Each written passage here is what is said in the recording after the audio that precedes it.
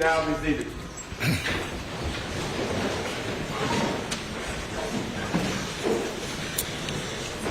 All right. Good morning. We can have our witness back, Doctor.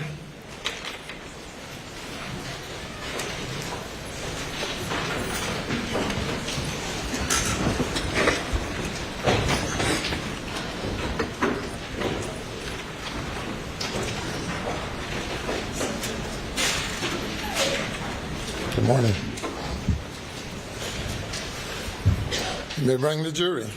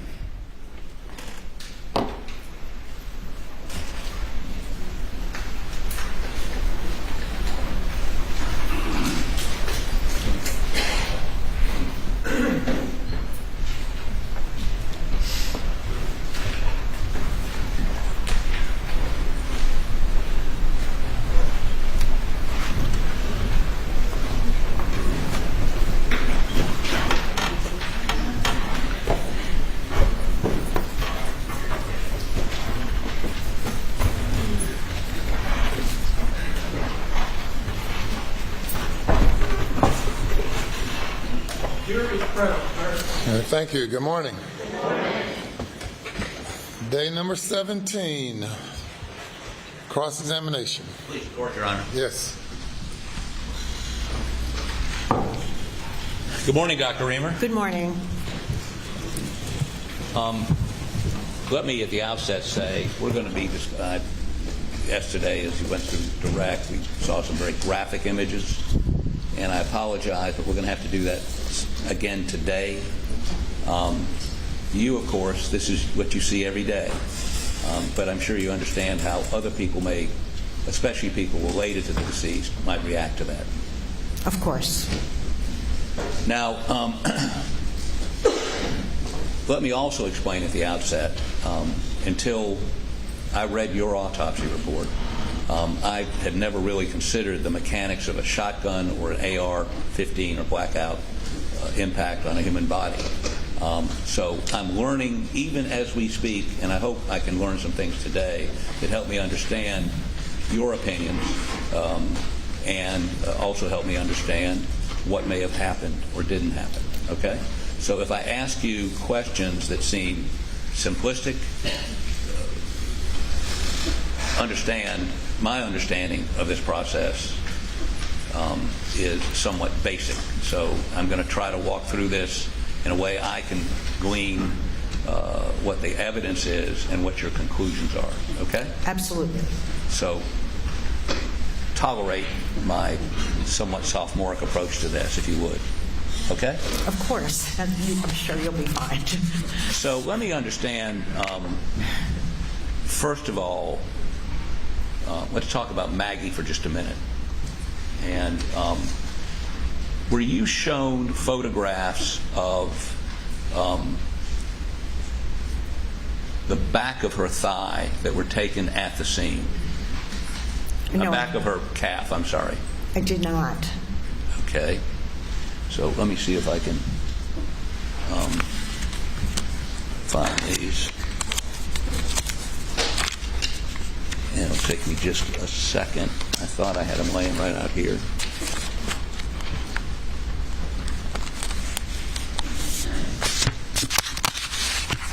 Beg the court's indulgence, one moment.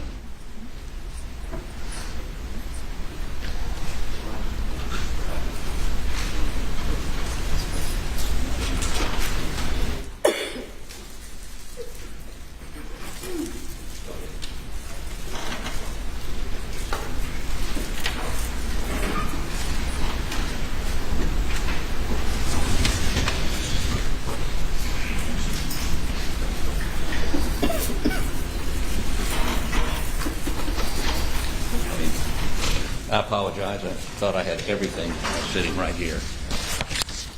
Apparently, I may.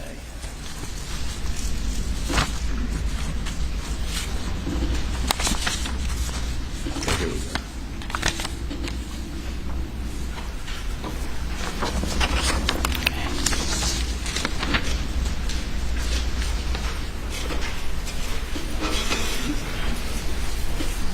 Harpoon, if there's an item in evidence, you don't have to show it to opposing counsel to continue with the witness. This is not in evidence.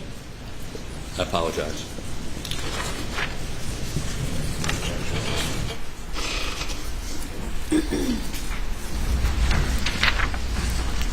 Your Honor, I would offer into evidence Defendant's Exhibit 115. Any objection? No objection from the state, Your Honor. And could I get that, please, on the screen?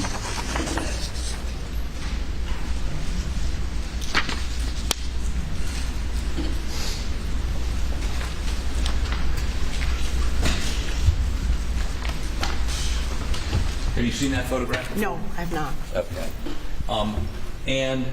In your, I noticed in your autopsy report, you remark that there is a bruise on the back of the leg in that similar position, correct? Oh, I don't recall. Could you look, please? Thank you.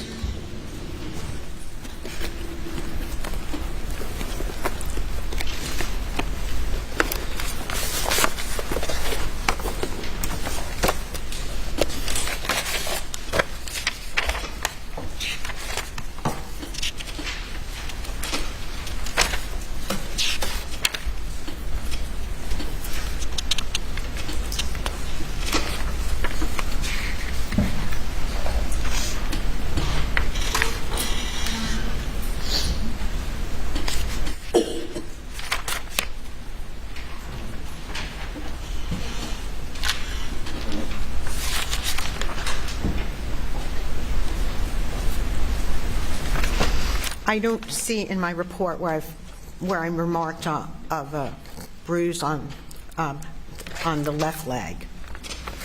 Okay, so was there a bruise on the right leg?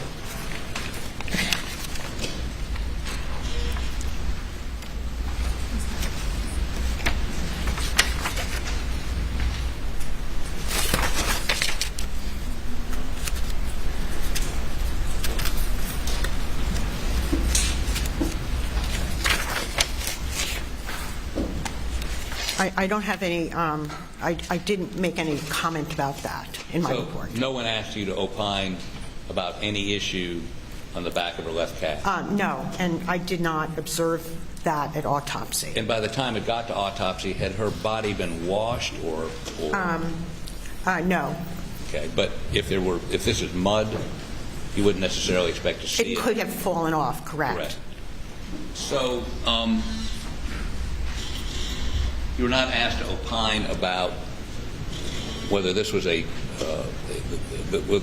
whether there was bruising on the back of the left calf, which would have been consistent with somebody stepping on her calf. No, I was not asked about that. Okay. And you were not shown this photo? Correct. Okay.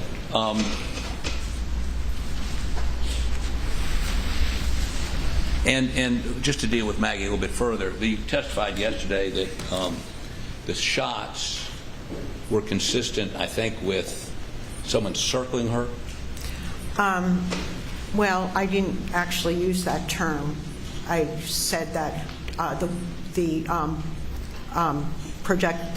she was shot from at one point from behind her and at one point from above her. So that could mean that there was it could mean that she was turning before she got the first one and then fell, because she could have also been moving.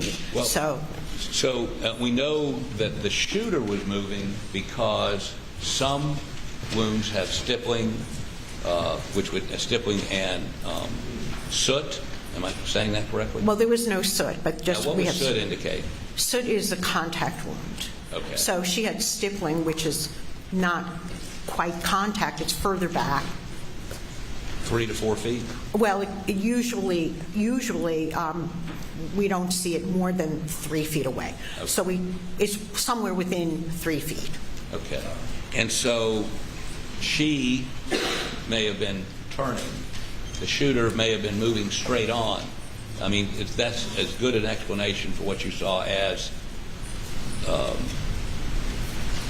somebody circling her, correct? Yes. I mean, from my perspective, based on the autopsy, that is a reasonable explanation. Of course. So the reasonable explanation is she's moving, trying to perhaps avoid being shot, turning around, trying to run, whatever, right? Well, she could be turning around after getting the initial shots. Right. And then if the shooter was still stationary, then she could have gotten that one. So it doesn't imply that she could have been moving, not just the shooter. Okay. And the ones without stippling were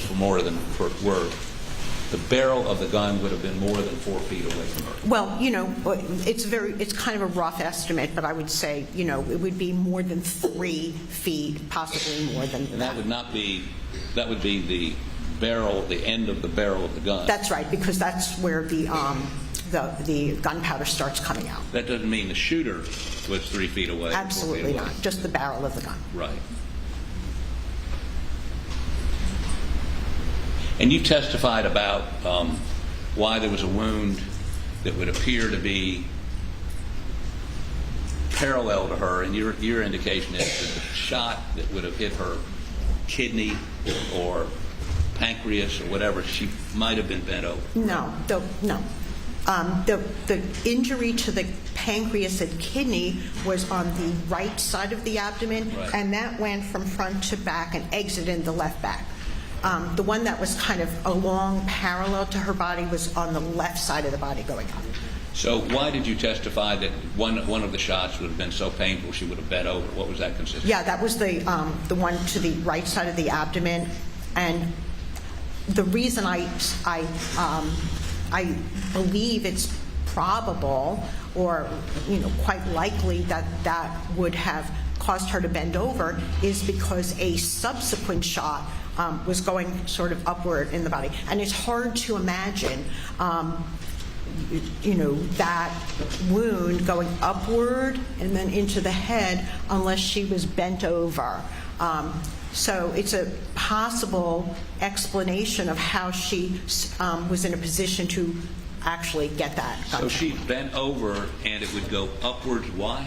Because if somebody is standing behind her, and there's no close range here, but at least a few feet away. So she got shot, turns around, bends over, and then you're saying... She could have turned around or not turned around, or I don't know if she turned around or the shooter's moving. Okay. Did anybody ask you to look at the pattern of ejected shells from the blackout? I wasn't asked to look at those. Okay. So your conjecture, opinion, is based on purely the wounds and trying to figure out how that happened. Yes. So I basically, I do the autopsy. I have everything to do with the body. And at the time, I never heard anything about, I composed my autopsy reports without any reference to the scene. Okay. So let me move along to Paul for the moment, okay? And you indicate that the first shot would have been buckshot to the chest. I believe that was most likely the first shot.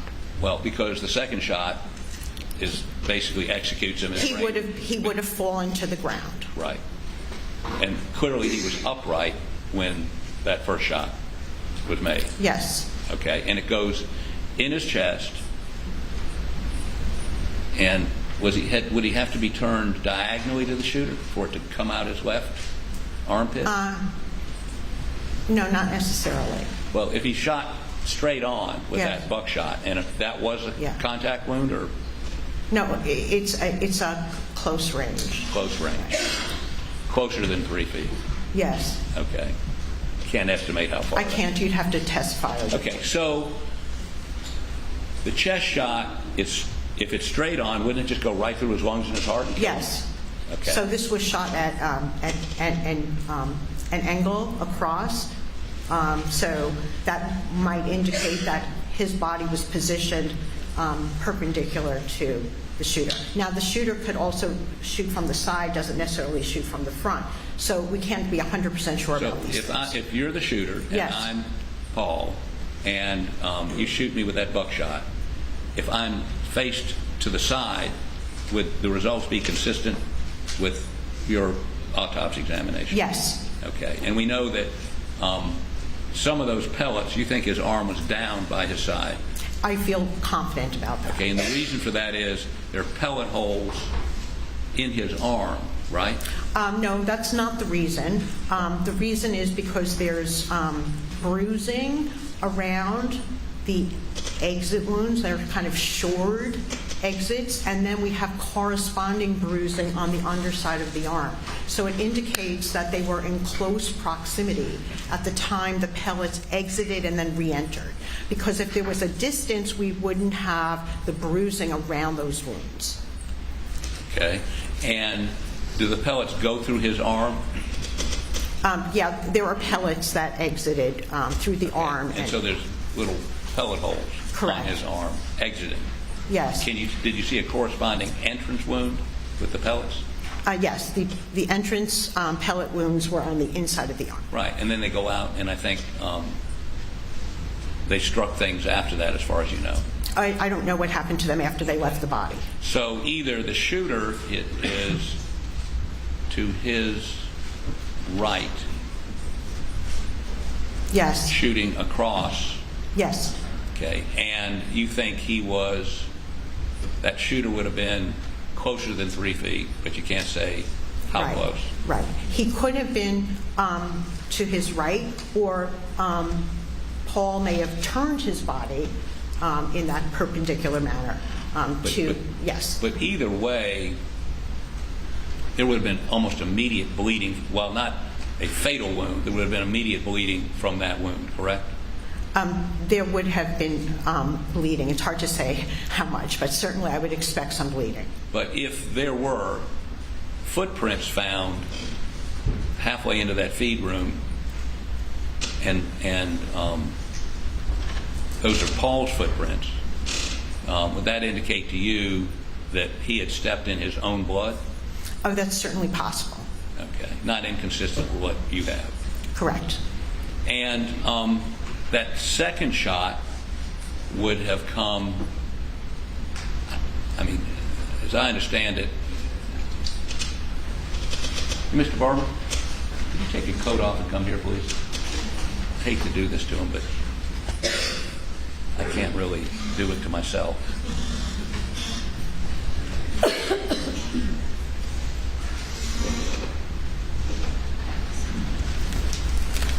So, if you would step down here, with permission, Your Honor, may she step down? Okay. And what I'd like to have you do is, we need to not block these folks over here. Let's see how we do this. Or that gentleman right there. You want me to stand back here? That would be good. And he's fine. They're fine. Well, unless I get in their way. Let me see if I can avoid not falling over. Okay, so we've already talked about this wound. Left side. Okay. This wound, which goes in right about here. Show the jury where the wound went in. Yeah, it was like between the sternum and the left nipple, so kind of right over there. Right over there. And Mr. Barber's a little bit taller. He was, I think, 5. Yeah, I measured his height. I don't recall. We'll talk about that in a minute, but I believe Mr. Barber's a little bit taller than he was. But I think we need to know that, because I'm going to ask you to sort of chart things out. So the entrance wound is here, and is consistent with him being, how about Mr. Barber, turn just a little bit that way. So the shot would have gone like this? Yes.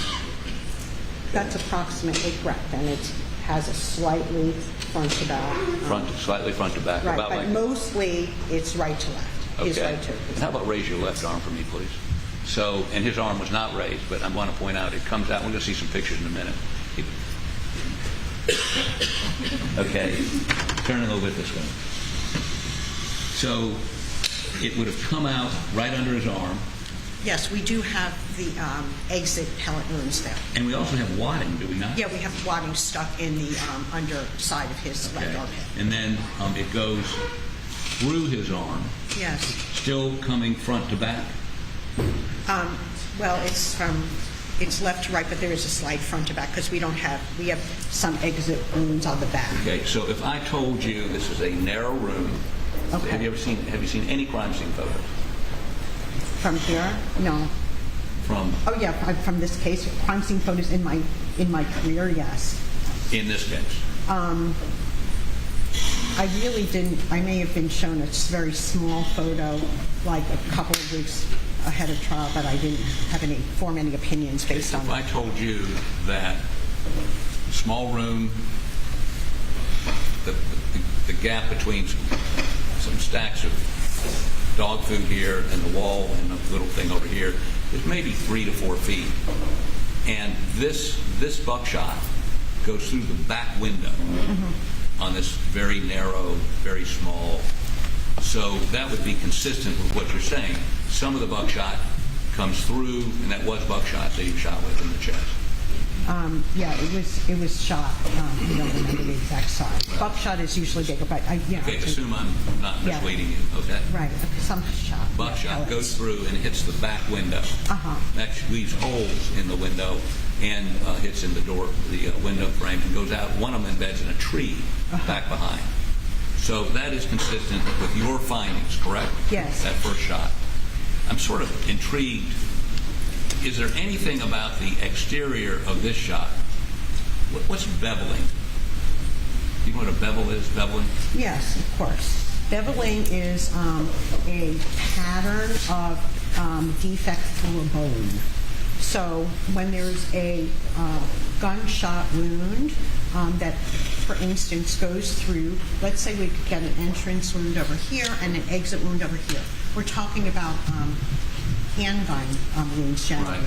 Right. The way when there's basically a hole in one side of the skull, I can tell which is an entrance and which is an exit, even without looking at the skin.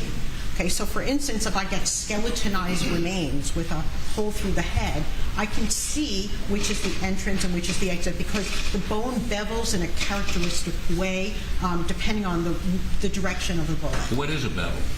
Yeah, bevel is like an angled chipping away of a hard surface. So as a bullet goes through, and I guess the head is all bone, right? Well, it's like a solid bone, right? Right. So you can tell this is the entrance because, I mean, is it like? It's the entrance, on the outer table of the skull, it's a smaller hole. On the inner table of the skull, it's a bigger hole. So the bone is beveling outward as the bullet goes in. So it would bevel in on the entrance and bevel out on the exit? Yeah, well, bevel in, meaning sometimes people don't always use these words consistently, even forensic pathologists. But there is a inward beveling, but means it's kind of beveled outward. So Bevel outward, inside the wound, you see something that would indicate wider, yes. Wider. It's wider on the inner table of the skull than the outer table. And when it exits, do you have a narrower bevel, if you will, or defect on the inside than on the outside? Yes. That was a lot. Okay. So, was there, since this didn't enter bone, is there beveling with the flesh? No, it doesn't bevel because there's too much elasticity Okay. and also just shredding. Frequently, we can't see beveling on long bones either. The skull is kind of a flat bone, so it has that characteristic. Okay, and the second shot, as I understand it, you indicate is, can you, well, first of all, assume that he is, no, you can't assume that. So maybe we just forget about the feed room for just a minute, okay? So show the jury, please, where the initial, I mean, there's a shot, it's shot with a shotgun, Yes. and it is more than, since there's no stippling or soot or anything that would indicate a close shot, correct? Correct. So more than 3 or 4 feet away. More than 3, yes. More than 3. And where is the initial shot? Where does it hit him? On the top of the left shoulder, When you say the top, the apex. okay, are there pellets in here? Yes. In the apex? Yes. And I'm going to show you an X-ray in just a minute and have you demonstrate on Mr. Harper, where that hit. And there's shot in here. Yes. And you indicated you thought his chin was bent to the Yeah, left. this is something that I believe not necessarily have to be bent, but I do think it was at least tilted in this direction. The reason being, if this is in a horizontal direction and then goes through his cheek, let's say he's just your head up. And let's say it's just going through here, and it would just kind of hit like over this side of his head, okay? But meanwhile, it's kind of over here. So, and then the exit wound is back there. So at least we have a little bit of directionality like this. I don't know, if he was completely turned to the left, it would have gone through his face. But I think it makes the most sense knowing that a wound travels in a straight line, basically. Of course, these are pellets, so there's going to be a lot of destruction. But the fact that his face was spared from damage indicates to me that he had his head somewhat turned. I don't know exactly how much, but that it kind of coursed the top of the left shoulder into this left, neck, cheek area, and then exited the back of the head on the top. Let me find the X-ray pictures while he's standing up there. Here we go. Good. Wait, give me 1 second. Excuse me, Dr. Murdaugh.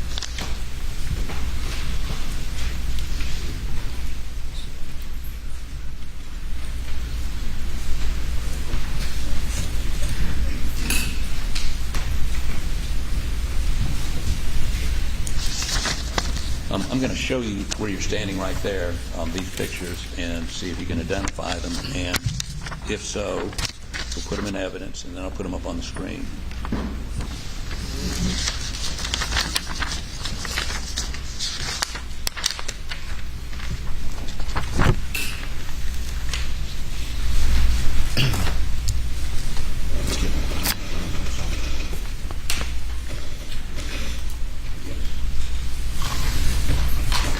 So I'd like you to look at these 3 photos and tell me if you can identify them. Am I speaking loud enough for the court report? Am I speaking loud enough when I'm facing that way? Okay. Yes, these are X-rays that were taken at the commencement of the autopsy. Okay. Your Honor, I would offer defendant's exhibits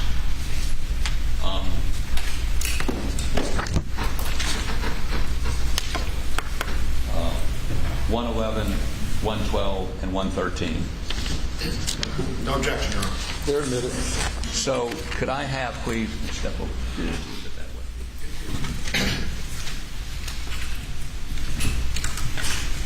There's no screen. There is.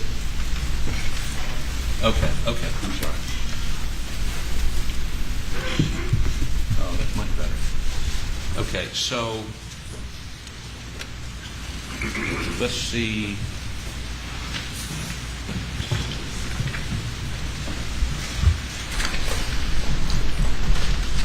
Okay, let's see 113, please.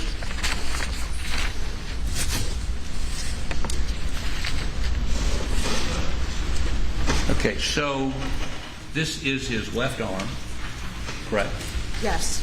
And this material up here, we see these little dots.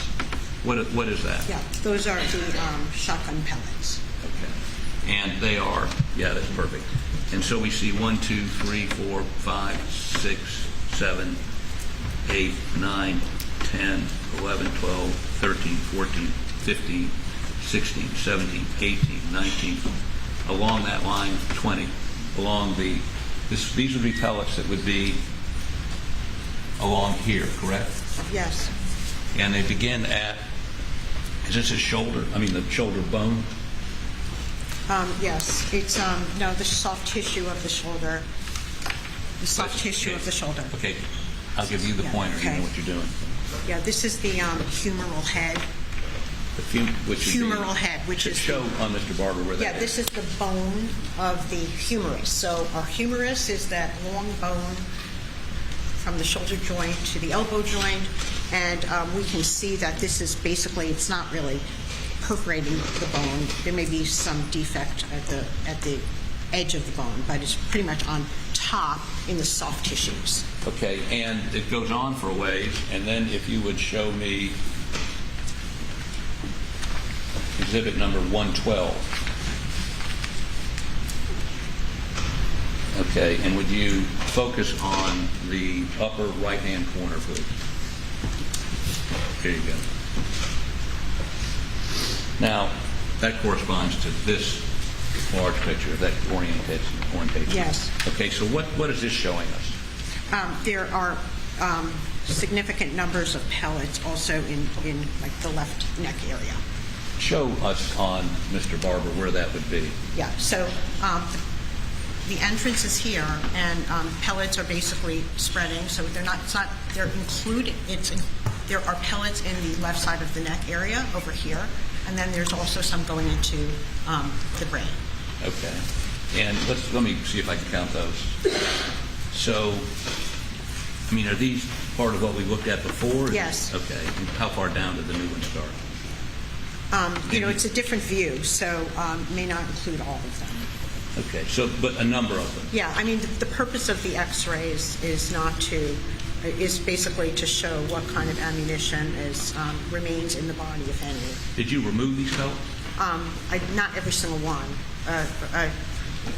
A representative numbers. Okay. So there's an exhibit that was shown to you by Mr. Waters of some pellets that you Yes. recovered, but that's not all the pellets you recovered. That's all the pellets I recovered.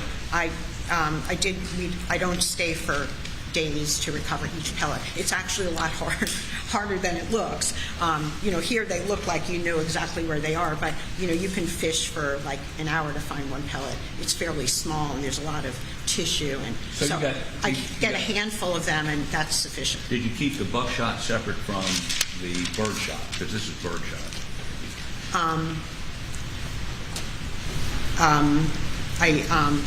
I don't think any of it was actually buckshot. Buckshot is very large, so they were all. I believe they were all collected together. Okay, so you thought they were all birdshot?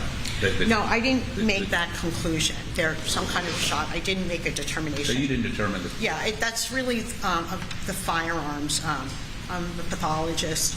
It's the firearms expert to determine what kind of shot it is. So... I said shotgun pellets, and that's right, so sufficient. If previous expert testimony was that the chest was a buckshot and the head was duck shot or some sort of bird shot, you're not going to disagree with that?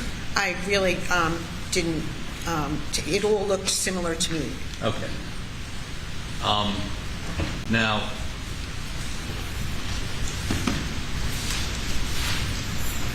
let me see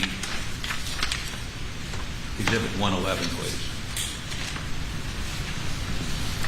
And can you, I guess the lower left, well, maybe not.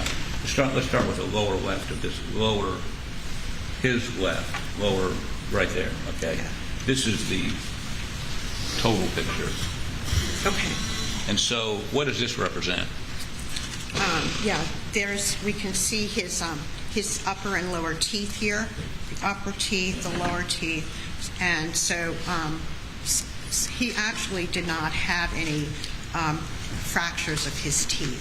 So the projectiles were going behind the teeth. His teeth were not all fractured out. So would you show on Mr. Barber where these pellets would have been? This is just a two-dimensional image. So they're anywhere between, like, here and here. Okay. It's hard to say based on a two-dimensional.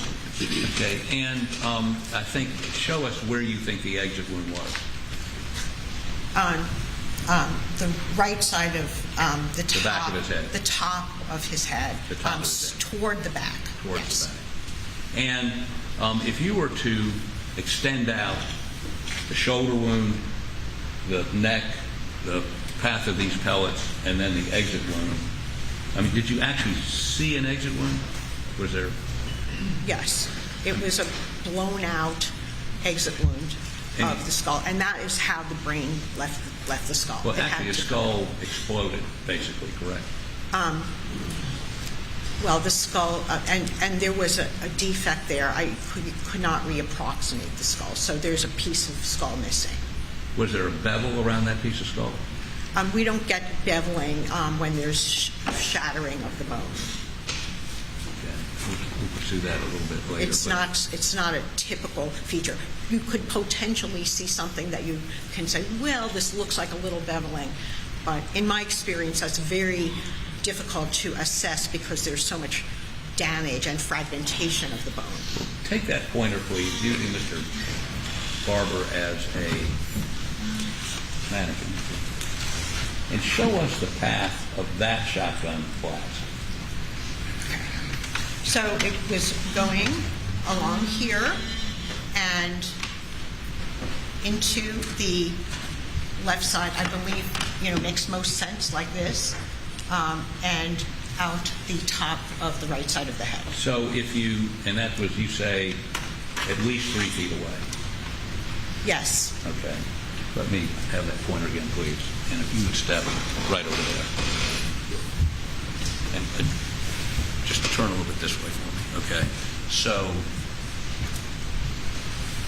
your testimony is, and correct me if you need to step over here and correct the angle. No, I don't like that. Okay, well, show me what you like. All right. I like this straight. Right. And then, because this is basically not, it doesn't look like it's going upward. It's going straight and then entering around there. So we have two distinct defects, a defect here and a defect there. So I believe the head was at least angled a little bit like that in order for the corresponding continuation of that defect to go in there. But I don't think it's going upward. I think looking at the left shoulder, it looks like it's kind of and if it was going upward, we wouldn't have as much in the neck as we do. So I think it's more like straight on. But that would still be coming upward at some angle, right? No, I think it's more straight.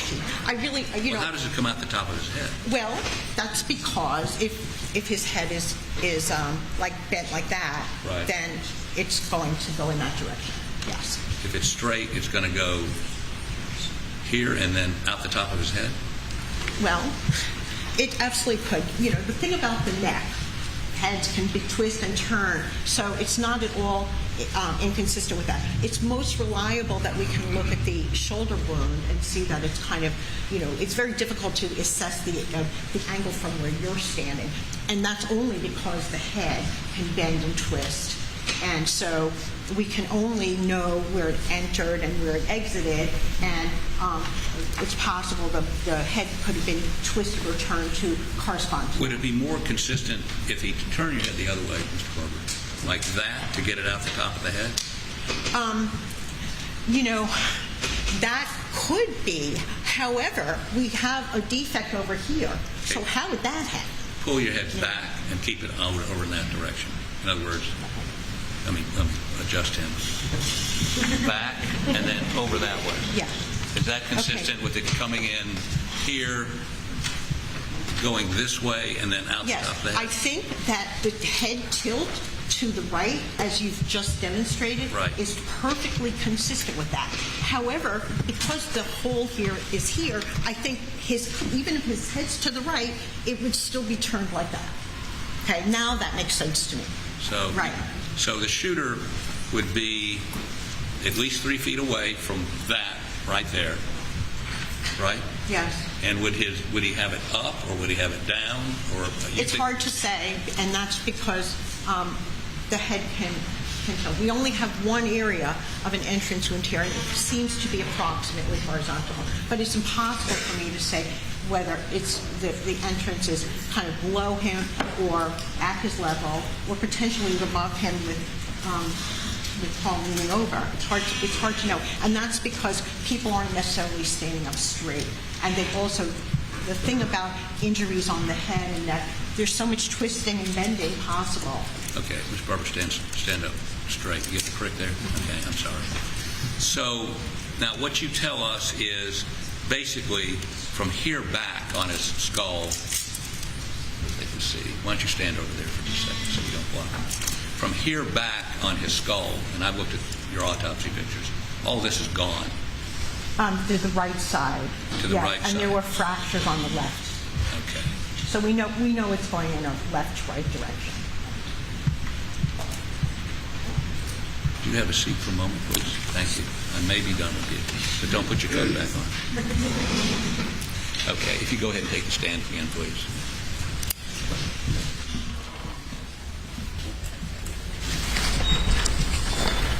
Okay, let me ask you a couple of preparatory questions. Are you familiar with this book? Yes. Okay, and it is like a definitive, I mean, I'm told most pathologists have read this. And Yeah, it's a highly respected book on gunshot wounds. Okay. So, if you go to page 228 in this book,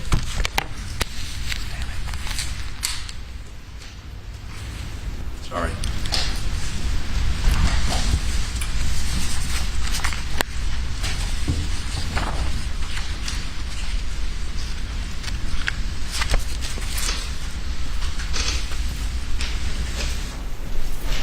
Can you identify this as page 228 in this book? Those images? Yes, 228. Okay.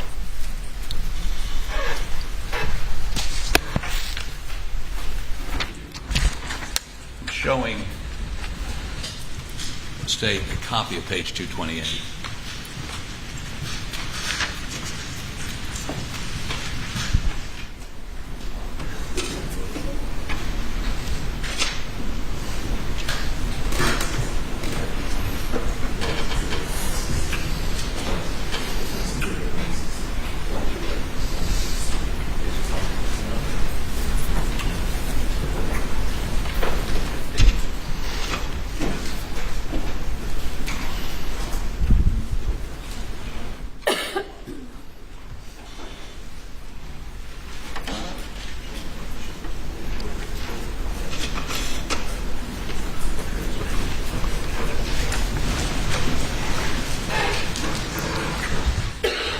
Defendant's Exhibit 116.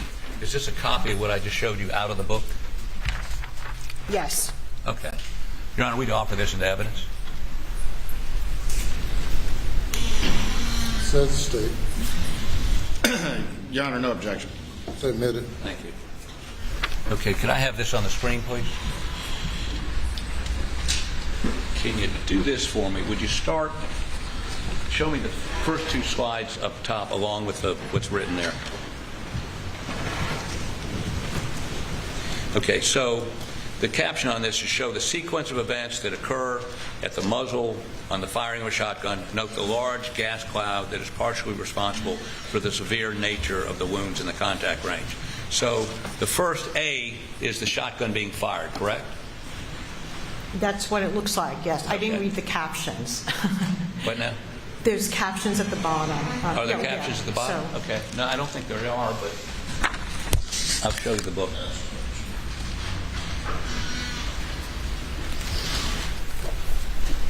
Okay. Okay, so I imagine that's sequence right. Okay. I didn't write the book. No, that's great. Okay. So the sequence of a shotgun shell being fired are, the first one is it being fired. The second one, note the large gas cloud that is partially responsible for the severe nature of the wounds on contact. and the third one is at contact range. And then you see on the last one. I don't see them on my screen. I'm sorry. Okay, Yeah. go down to the last two. There you go, C and D. You see I guess at the front end would be the pellets, and the gas would be preceding the pellets. Is that correct? No, I don't think that's correct. This is depicting contact range. It specifically says at contact range. Right. So pellets are not yet released from the wadding. Okay, well, we're going to go a little bit further on that in a minute. Let me, Yeah. referring again to, well, let me ask you this question. If this book says contact shotgun wounds of the head are among the most mutilating firearm wounds there are, you would agree with that? Yes. Extensive destruction of bone and soft tissue structures with bursting ruptures of the head are the rule rather than the exception. Correct? Yes. These are the wounds of which an individual is said to have had blown his head off, right? Yes. In some cases, this is almost literally true. The skull may be largely fragmented and the brain pulpified. Large fragments of the cranial bulb and cerebral hemispheres are often ejected from the head. The scalp is extensively lacerated due to two factors: the charge of the shot entering the skull and the gas from combination of the propellant. Objection to form of the question, Your Honor. What is the question? Does this, and one pathologist told me this is the Bible of gun wounds for pathologists, is that correct? Well, there's a lot of literature, and this is a highly respected primary source. It's not the only. But what are you asking me about? Does the shot, well, are there two factors which contribute the things we just talked about, the shattering, perhaps even the ejection of the brain?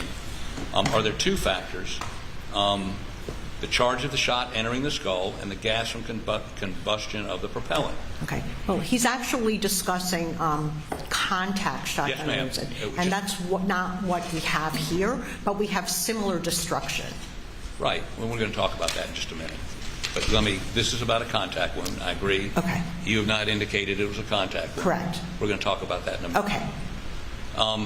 The shot, the shot directly, does the shot on a contact wound from a shotgun directly fracture the skull and shreds the brain while at the same time producing pressure waves that increase the severity of these injuries as well as ejecting the brain tissue? Yes, it frequently happens that way. Okay. The gas entering the closed chamber of the head expands rapidly, let me make this a question so we don't get objected to. Does the gas entering the closed chamber of the head expand rapidly, adding to the pressure waves, acting on the bony framework of the skull? The only way for the skull to relieve the pressure produced is to shatter. I would agree with that. Okay.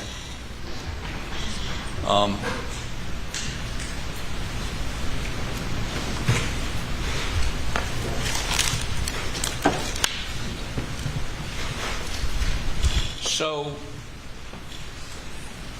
it's your opinion that, well, let me ask you this. If the shotgun muzzle was 3 to 4 feet away, would gas have entered the body?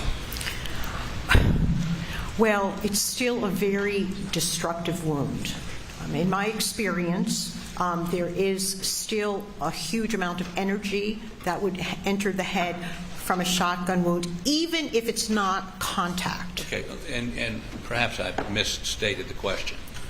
Would gas, just a yes or no, Yeah. be fine, from 4 feet away enter the body and be destructive? Yeah, I don't know if it's gas that's causing the destruction, but there must be some amount of energy that's causing this destruction, because a shotgun wound to the head, no matter what the distance, causes. But whether it's due to a gas or not, I really can't answer that question. This is not something I've done not experiments like this as in the book. But this is a book you check for reference, correct?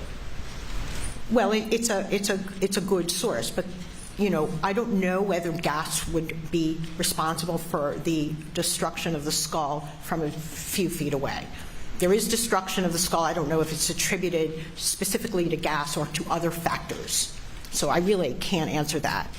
And if he says that, that's fine. But I don't know. He's talking about a contact wound. I can't not necessarily extend that conclusion to what would happen a few feet away. But there is frequently destruction of the head. I understand that there was massive destruction of the head.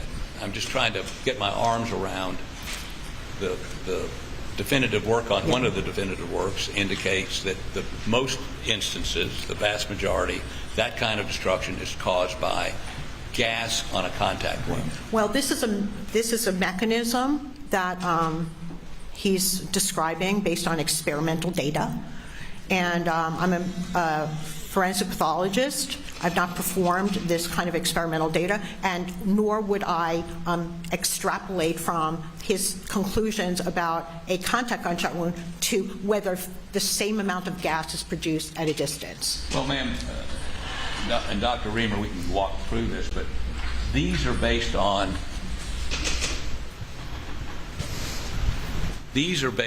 not on some experiment, but actually on people that typically shot themselves in the head, contact wound with a shotgun. Would that surprise you?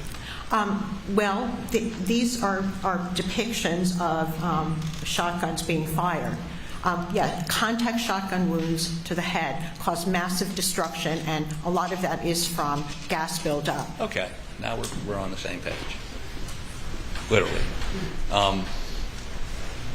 So it's your position, there's a lot of energy when it's fired from 3 or 4 feet away, hits the shoulder, hits the neck, comes through and hits the head, and the head explodes, correct? Yes. And have you had a number of autopsies you've done of victims whose heads have exploded as a result of a shotgun? Yes. Okay. And many of those were contact suicide wounds? Yes. Okay. Have you ever had one, and we're going to talk about the details of that, where someone was shot from 3 or 4 feet away, no initial contact with the head? You would agree, no initial contact with the head? Correct. It goes through the shoulder, the neck, and then the head explodes. Have you ever had one of those? Yes, these are very dynamic, and he still actually had a lot of his head there. Sometimes with the shotgun wound, the entire head is basically, you don't really see very much up above like the teeth. Right. So this was, there was obviously horrible destruction of this skull, but his face was intact, and frequently a contact causes fractures of the face. So, I don't see any evidence of contact range discharge on the left side of the neck. So it was not my conclusion. That was not my opinion that this is a contact shotgun wound. Well, let's talk a little bit about this. Your position is the energy by a shotgun blast that went through the arm, through the neck, and then up to the brain still had enough energy. Is it the energy caused by, is it pellets going into the brain? Yes, well, not just pellets, but there's also fracturing of the base of the skull, which is a bone that holds underneath the skull, and that fracturing with sufficient force can actually push the brain out. And so it's a variety of mechanisms that could contribute to the destruction and the loss of brain tissue.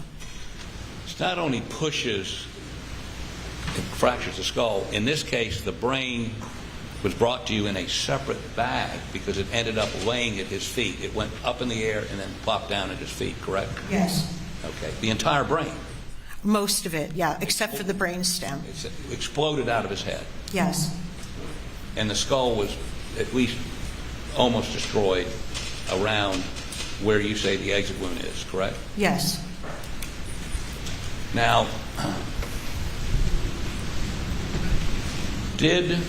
you've indicated the state did not show you any crime scene photos, correct? I really didn't look at them. Yeah. I mean, they might have said, oh, here, this is a picture of the wall, but I didn't look at them. And they were thumbnail size.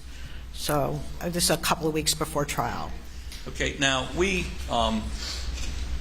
if you would put back up exhibit number, here we go. Exhibit number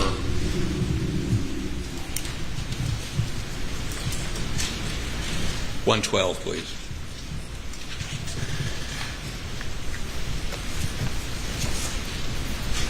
No, I don't think, is that 112? That's the chest. I apologize. 113.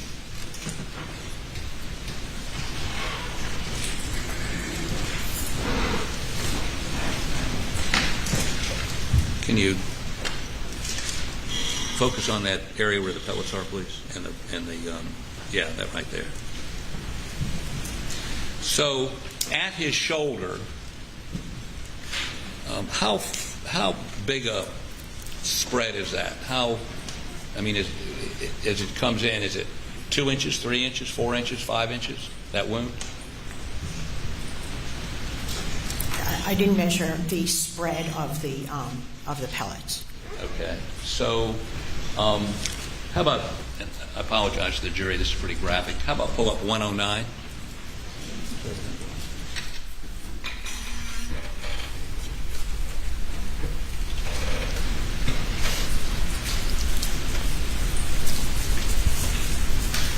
Okay, so this depicts a very big wound in the shoulder, correct? Yeah, that's a typical appearing shotgun entrance wound. Okay, and would you come down here for just a second, please?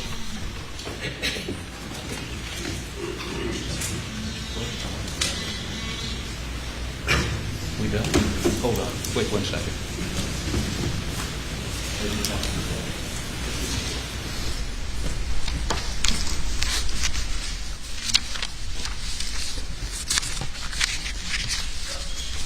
You're right. I need to offer these. Your Honor, the statement requests that the defense give an exhibit and evidence before the show to the jury. I apologize, Your Honor. And this is exhibit number. Got multiples of these. What's this exhibit number? I'm sorry. 109. 109. Okay. Yeah. Here it is.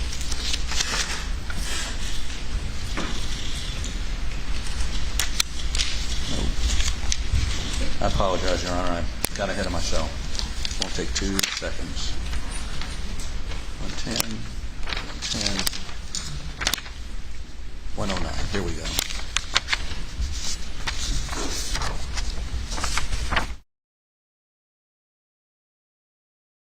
This is state defense exhibit number 109. Have you seen that before? Yes, this is my autopsy photo. Offered in evidence, Your Honor. Submitted. Would you put it up the screen, please?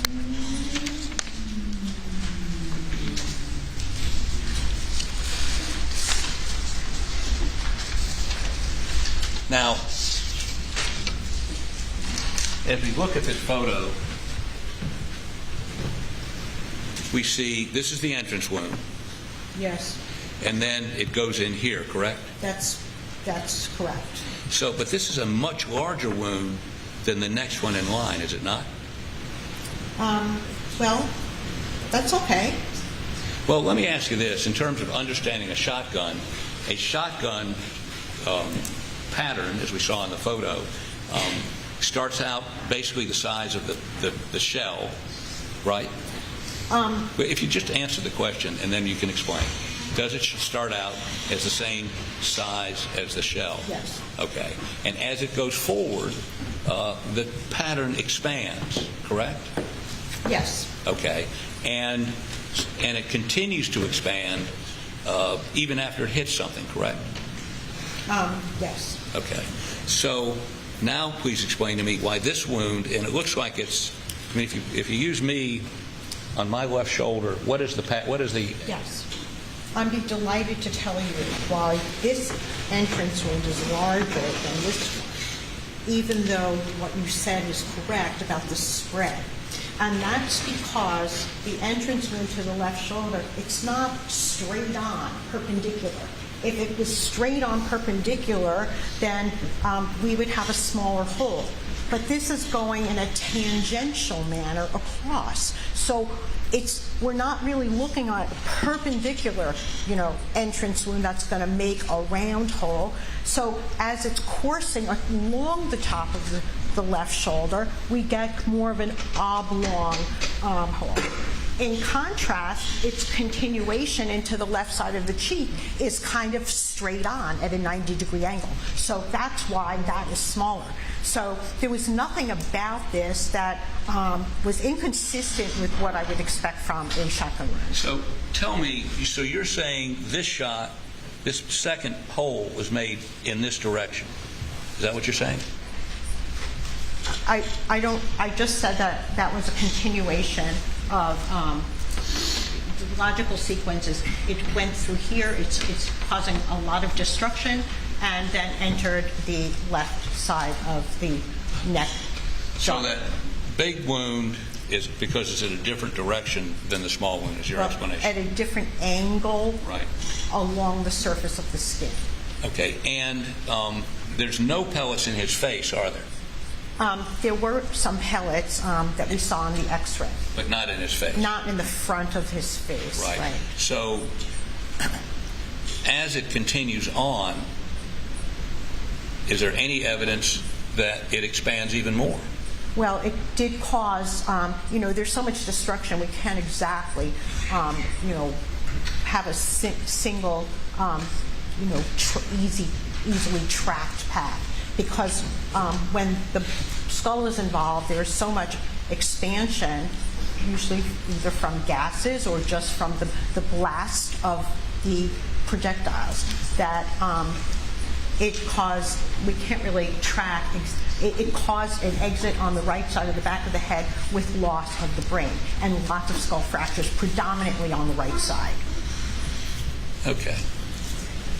But you would agree with me that wound appears to be much larger than the next one? Oh, absolutely, yes. Okay. And you have an explanation for that. Could the other explanation be that this is an exit wound and that is an exit wound? Could that be a reasonable explanation? I'm going to show you something in a minute that may assist you in making that decision. But is it a possibility? That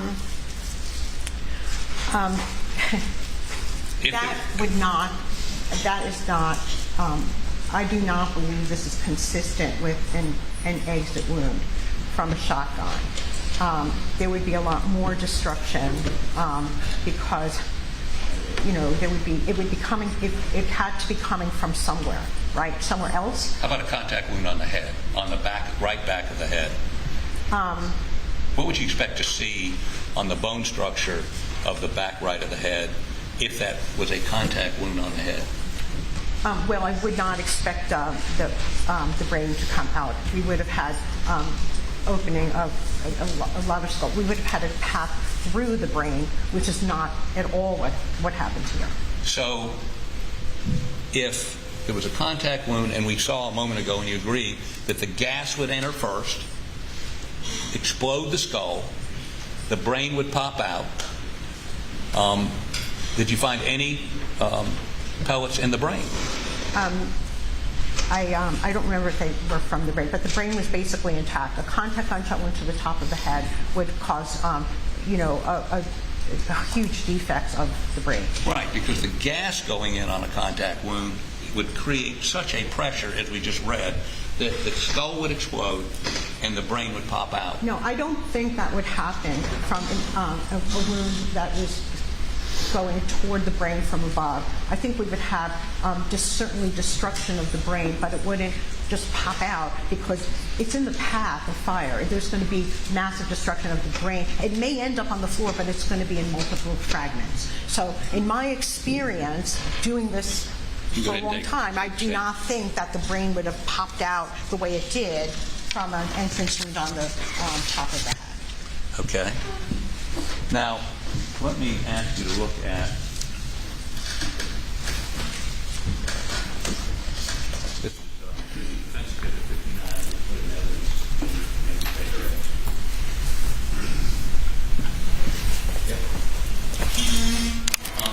put, and this is under seal, and I would also, Your Honor, ask the other photos I put in be put under seal.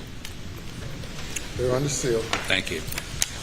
Would you put defense exhibit number 59, and I apologize to the jury for the graphic nature of this. Go ahead. Okay, I would like you, do you recognize this?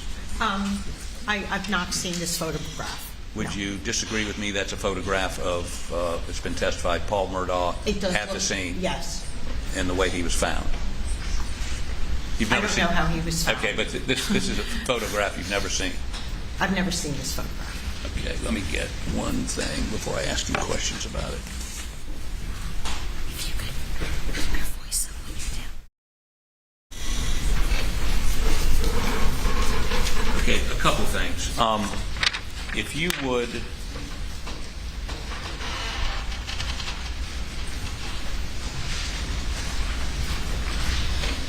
center on his head. Okay. And make it a little bit, can you make it a little bit bigger, please? Okay. So, do you see a sort of semicircle defect in the skull right here? You see where I'm looking? Do it again. Right here? I do see a defect, yes. All right, in the skull. Yes. Semicircle. It does have a semicircular. Okay. Can you determine from looking at the photograph any beveling? As I said earlier, beveling is not really too reliable when we have so much destruction of the head. But if you're asking me if that could have been a contact shotgun wound to the top of the head with a kind of curved entrance, I would expect to see soot. We always get soot from contact wounds, and it's deposited on the outer table of the skull. So there is no burning, no soot on the outer table of the skull to Did you support that. take an autopsy photo of this area of the skull? Well, when he came in, I do believe I took an area of the skull, but it may not have caught that perfectly. Okay. Did you shave his head? No, I did not. You did shave Maggie's head for a head wound, correct? Yes. Okay. And why didn't you shave his head? To examine this, you would agree with me, had his head been shaved, you would have had a better look at this wound. Well, I believe that my assessment of it was correct, and without usually shaving is along an entrance wound, not an exit wound. So I determined this was an exit, and shaving is not done on exit wounds. I shaved Maggie's because that was an entrance wound, and it gives me an opportunity to see the margins of the entrance defect. I guess what I'm asking is, you decided that that was an exit wound without shaving the head, without looking for stippling, without looking for soot, because you would agree with me that to do that, effectively you'd have to shave the head. To observe marks on the skin, yes. But Okay. also there would be soot on the outer table of the skull. Well, did you look for it? You apparently had already decided. Yeah, well, I did look. I didn't take a picture from this angle necessarily. I did take a picture after from the top of his head. But my determination, based on my experience, was that the entrance wound was over here. Doesn't mean somebody else cannot disagree with me. But that's my opinion. Somebody could disagree with you, and that would be a reasonable disagreement. Well, I would say that people can disagree, but that doesn't mean that doesn't change the truth.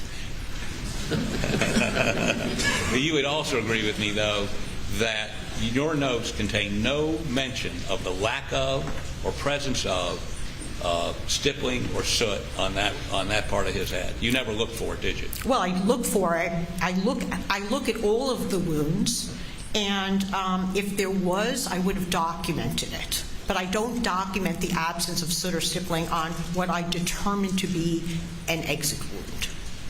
And I don't see any note of yours where you examined that exit wound in detail. I mean, shaved his head, looked for some distortion that would be inconsistent with the conclusion you'd already come to, correct? Well, I came to the conclusion based on my examination of the entire area.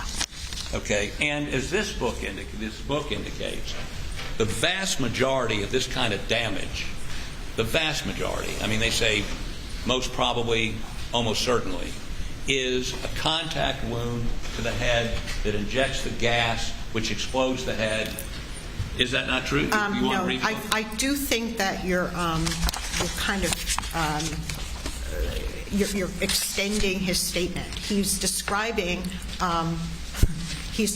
contact gunshot wounds to the head. Actually, a contact gunshot wound to the top of the head like that, like I told you, it would have caused fragmentation of the brain, not ejection of the brain, based on my experience. And then there would be a lot more, we would have a lot more fragments. It would never have just left the rest of the skull intact. We would have had fractures of the face. There's massive amount. I don't believe that the fractures of his skull are consistent with that being a contact shotgun wound. I understand that that is a massive destruction of the head from shotgun wounds, but in this case we do have the brain basically left intact. We don't have a path through the brain. It's a very dynamic, there's gases, there's pellets, there's fractured bone, but in my opinion, based on my experience, that was not an entrance wound, and that this was not an exit. And you indicated, I looked at your autopsy report, that, well, first of all, do you believe this was caused by pellets entering the brain cavity? No, I think it's a combination of different things. I don't think it's from pellets specifically. What was it? I think it's from the gas buildup in the brain and fractures of the skull, and that just basically a lot of gas buildup. So where did those gases come from? Yeah, it's a huge amount of energy from a shotgun. I'm sorry. If you'd answer my question, where did the gases you just testified that caused this destruction come from? From the shotgun wound. A shotgun wound you testified was created by a weapon that was more than 4 feet away. The gases traveled through the air, traveled through that shoulder wound, traveled through the neck, and then exploded his head. It's not just gases, but it's a combination of gases and the pellets as well. But there would have been a significant amount of gas involved to explode his head. Yes. And there would be pellets. Would they be present in the brain after that brain exploded? The brain, the pellets may not have reached the brain. The brain may have been ejected just by virtue of the skull fragmenting and the base of the skull pushing it up. It's not possible for me to say exactly why the brain came out here. But you would agree with me, based on the literature, it's much more common for a contact wound where the gas goes in contact to explode the head. Well, in my experience, a contact shotgun wound could cause this type of damage, but it would frequently cause even more damage. Like a lot of times there's just massive destruction of the entire head. At least the front of his face where bones were intact. I hear what you're saying is that it would have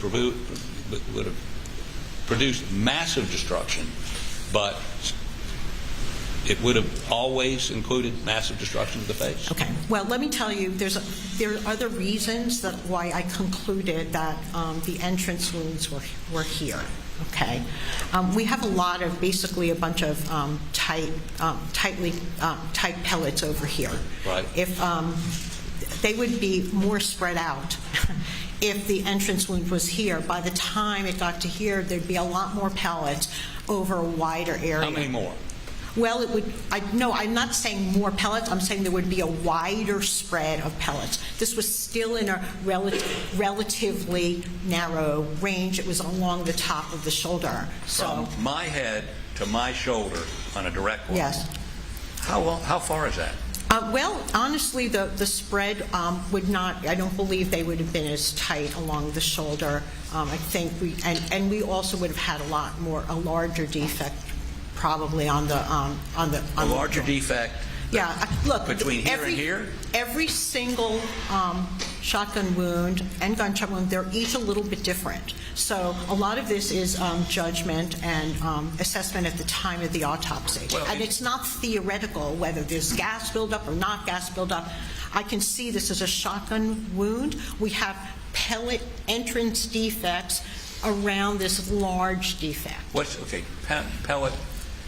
You just told me you couldn't do a bevel assessment on skin. How do you know they're entrance rather than exit on the skin? Well, I'll tell you. Good.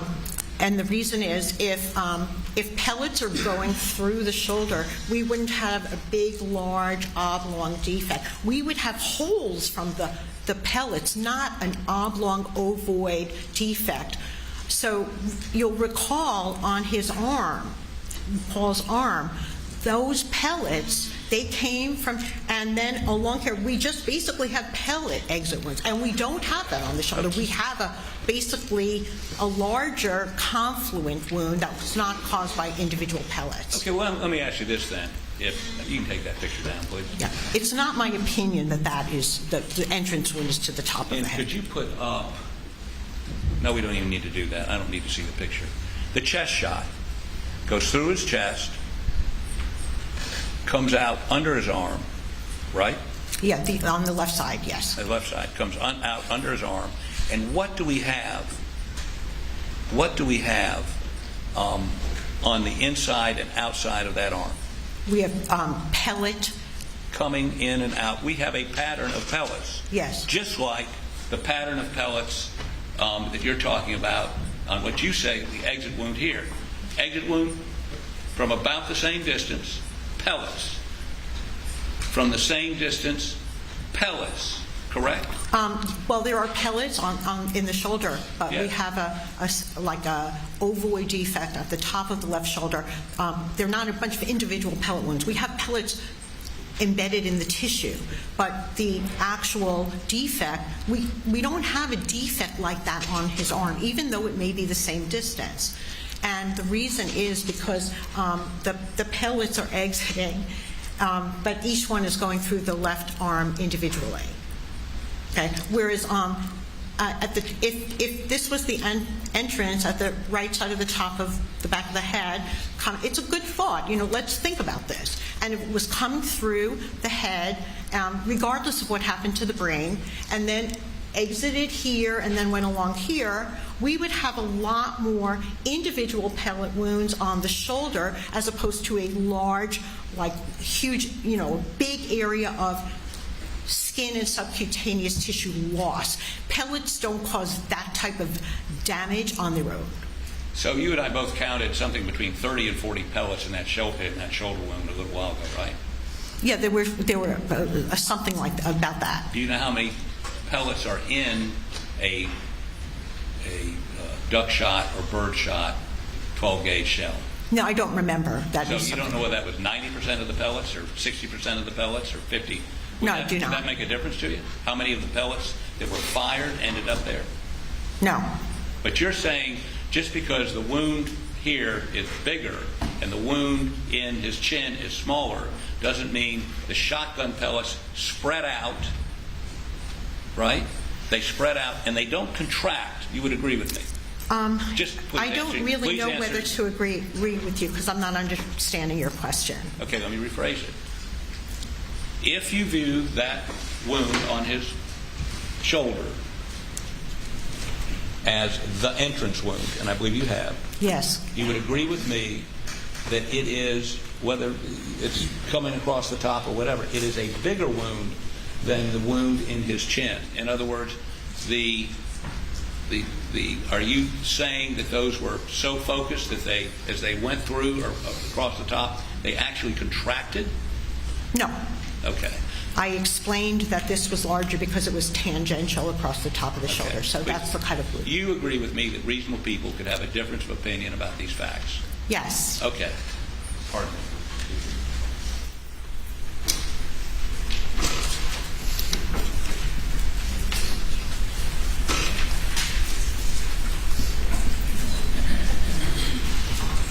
2 seconds to make sure I put everything into evidence I want in.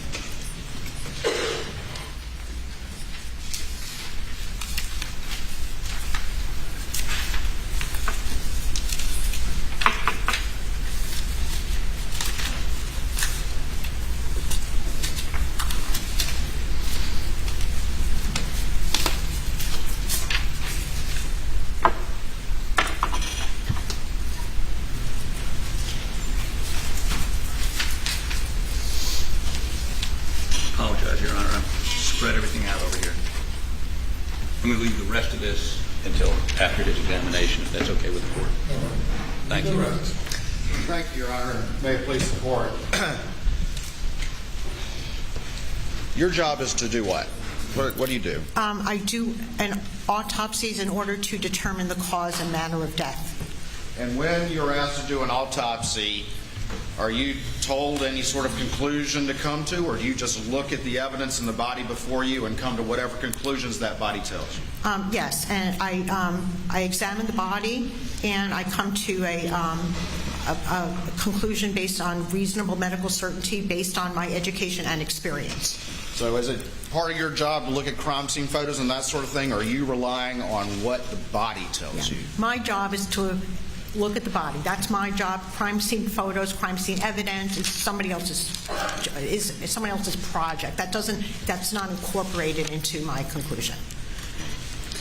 I want to talk a little bit. We've gone into a long examination about the top of the head, and you talked about soot and stippling. So I want to make sure the jury understands the difference between the two.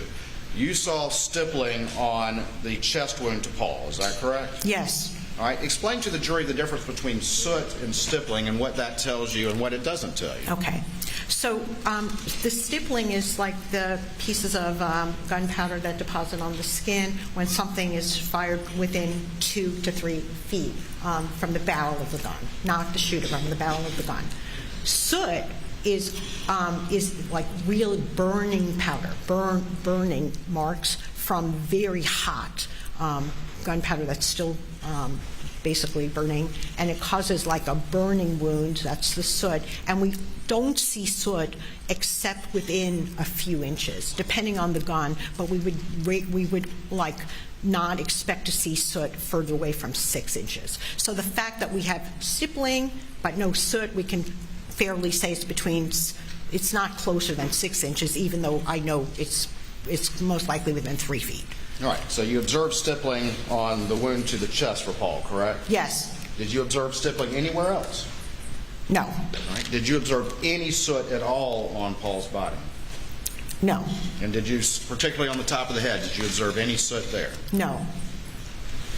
You were asked a little bit, and you had testified yesterday about the tilting of the head and the manner in which the shotgun blast went through the chest, through the shoulder, into the neck, and then out the top of the head. Yeah, I think that's a reasonable conclusion. All right. And that still is your most likely conclusion, is that correct? That's my most likely conclusion, all right, to a reasonable degree of medical certainty. It doesn't mean it's 100% the only thing, but that's my opinion based on my experience. All right. And how many autopsies have you done? Approximately 5,500. And how long you been doing this? 20 plus years. Okay. Dr. Reamer and Professor Reamer, correct? Yes.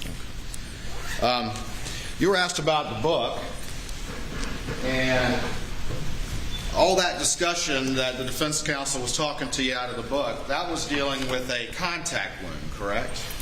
Yes. I mean, I'm not going to disagree with a book, but the discussion is regarding a contact shotgun wound. All right. And when your expert opinion, to a reasonable degree of medical certainty, you saw no evidence of a contact wound in this particular case with Paul, is that correct? Correct.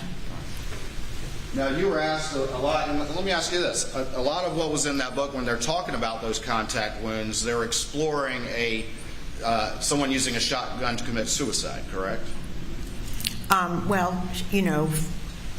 Frequently contact wounds do indicate a suicide, but potentially people can be shot by another also at contact range. All right. And your manner of death that you determined for Paul to a reasonable degree of medical certainty was what? Homicide. Homicide, which means? Death at the hands of another. All right. And did you see, with this shot to the chest or the shot that went through the shoulder into his head, any evidence whatsoever that this could potentially be a suicidal wound? I do not believe that it was at all consistent with a suicidal wound. To a reasonable degree of medical certainty? Yes. In your expert opinion? Yes.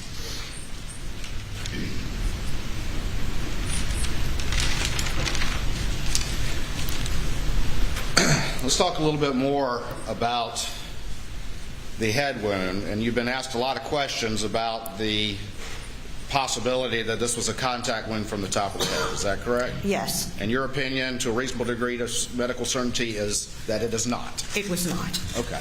And let's talk about, just very quickly, without belaboring the point, some of the reasons. First of all, you saw no soot, correct? Correct. And then also, with the damage inside Paul's head, did you see any evidence that would indicate that the force... bleeding, Your Honor. Did you see any evidence that would indicate to you, from the damage that Paul suffered, that the force of the shot was going this way as opposed to that way? Going down from the top of his head as opposed to going... Yeah, I don't believe that it was going from the top of his head down. I don't think the damage to the head was consistent with that. Okay. And with the brain, you said that the brain came to you in a separate container. Is that correct? Yeah, most of it. All right. Yes. And did you, in examining the brain, did you see any evidence whatsoever that would have been consistent with the force of the shot, including the pellets and everything else, going into the top of the head and into the brain that way? No, I did not see any evidence of that. To a reasonable degree of medical certainty? Yes. Did you find any wadding in Paul's head cavity? I don't think there was any wadding.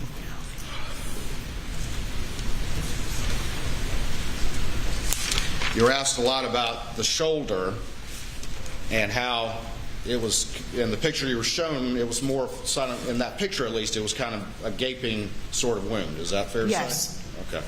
And his shoulder, was it kind of squinched up in that picture a little bit? I don't know if that's a technical term, squinch, but... You mean the photograph? The photograph that you were showing. Well, I took a picture of his the shoulder area. Yes. Okay. And just so I understand, as opposed to a direct-on wound and the sort of the size of that, and then a wound that goes along the side of the shoulder, like you identified in this case, explain to the jury again how those are going to create different shapes of wounds. Yes.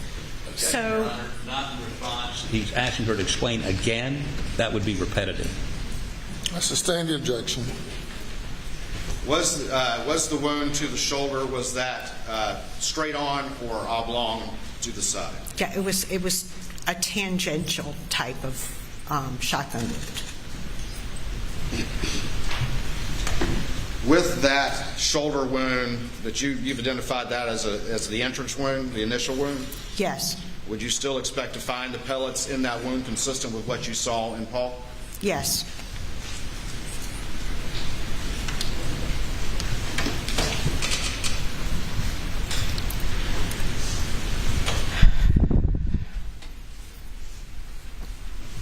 Thank you, Dr. Raymond. Nothing further. Yes.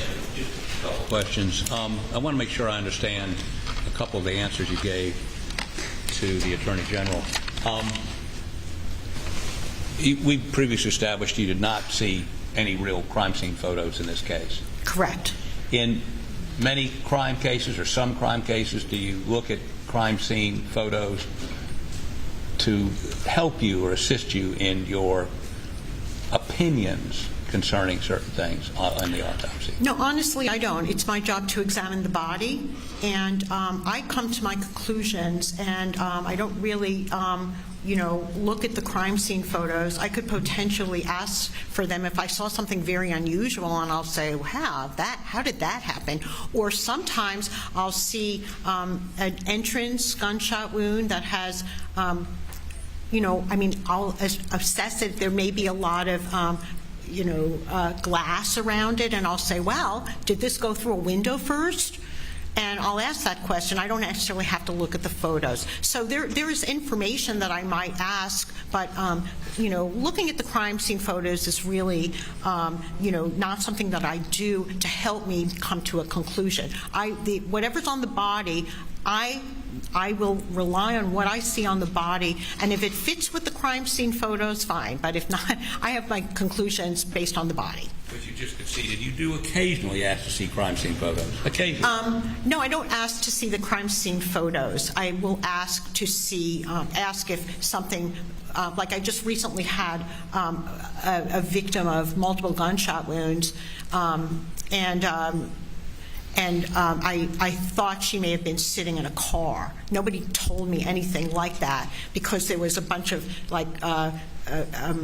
glass fragments kind of on it. All the entrance wounds were to the left side and all the exit wounds were to the right, and then there were like fragments of glass and kind of car parts, banging into the skin. So I was like, was she in a car?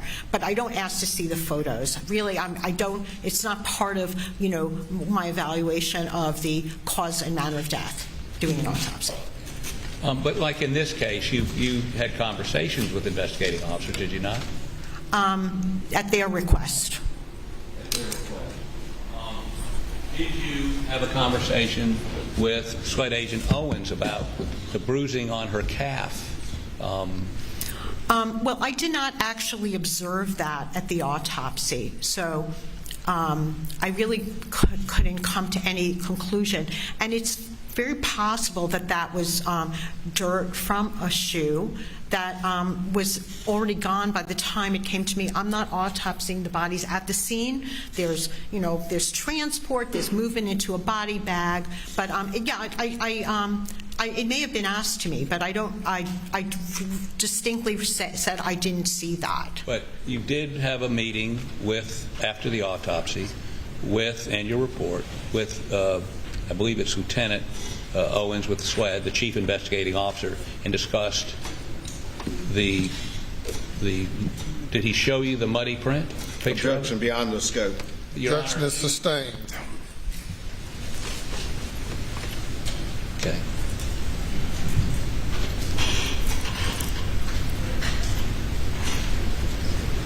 Well, I think that's probably all I have. Thank you so much for being here today. But an opinion is an opinion, right? Yes. Thank you.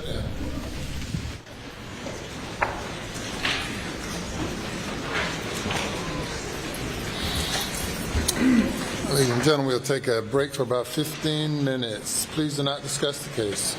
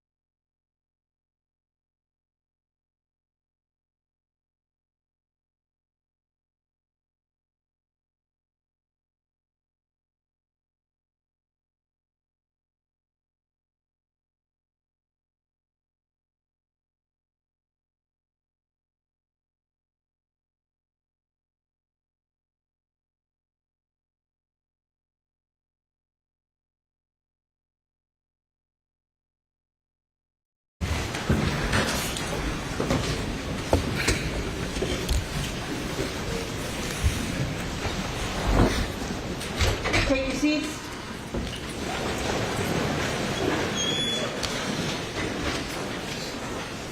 Let me bring the jury.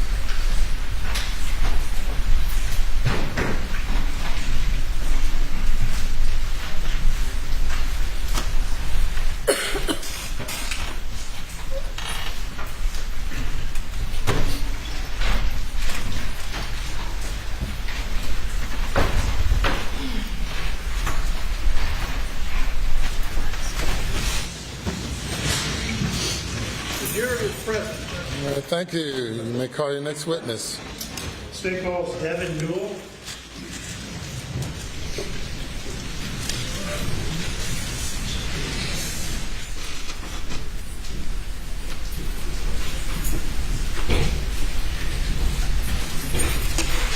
Good morning. Raise your right hand. Left hand on the Bible. Your present testimony about to give the court in this trial shall be the truth so help you God. Yes. Thank you. Take a seat in the witness stand, please. You can adjust the microphone. State your name again for the record. Devin Patrick Newell, Newell. All right. Good afternoon, or excuse me, almost afternoon, Mr. Newell. Good morning. All right. Where are you employed, sir? General Motors. All right. And what are your duties there at General Motors? I'm a senior technical expert in advanced driver assist systems. All right. And can you just give the jury a very short version of what that entails? Very short, please. I investigate field performance issues and concerns with our advanced driver assistance systems. All right. And as part of that role, do you help maintain certain records that are kept by GM in a normal course of business? I don't necessarily maintain those records, but I'm aware of records that we keep on servers relative to vehicle data that can be of assistance in our field performance investigations. Okay. And when you say field performance investigations, that's something you do, correct? That's correct. All right. And that references generally what? What does that mean when you say field performance investigations? Understanding how our vehicles may perform in the field. Active safety systems include things like forward collision alert and automatic emergency braking. So as we look at how those things perform in the field, vehicle data and other data we collect can be helpful in understanding what is occurring with those events, understanding how our systems are performing. Okay. And do modern GM vehicles, under certain conditions, upload information to GM servers? That's correct. We've got telematics units in our vehicles. That's a fancy name for sending information over the air. Those, as part of a normal course of business, those electronic modules in the vehicle collect lots of pieces of data from different sensors and modules in the vehicle, and that information can be sent via cell phone networks and or Wi-Fi back to servers at General Motors. And General Motors then keeps that information in the course of normal business, correct? That is correct. Now, if someone buys a GM vehicle and they're not comfortable with uploading certain types of information, can they opt out of some of the things? Yeah, certainly privacy, customer privacy is a big concern at General Motors, as you would expect.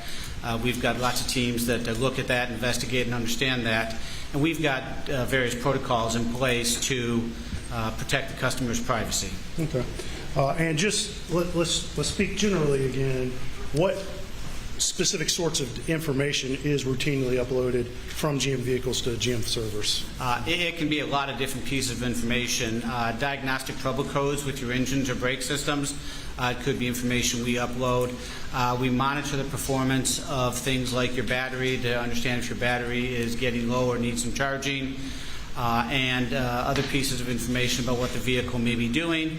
That can and does include, I would say, GPS information, your vehicle location, and potentially speed and things like that. Okay.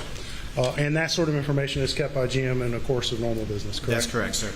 All right, and I'm going to draw your attention to March of last year. Are you aware, at least as of today, that SLED sent a search warrant to GM?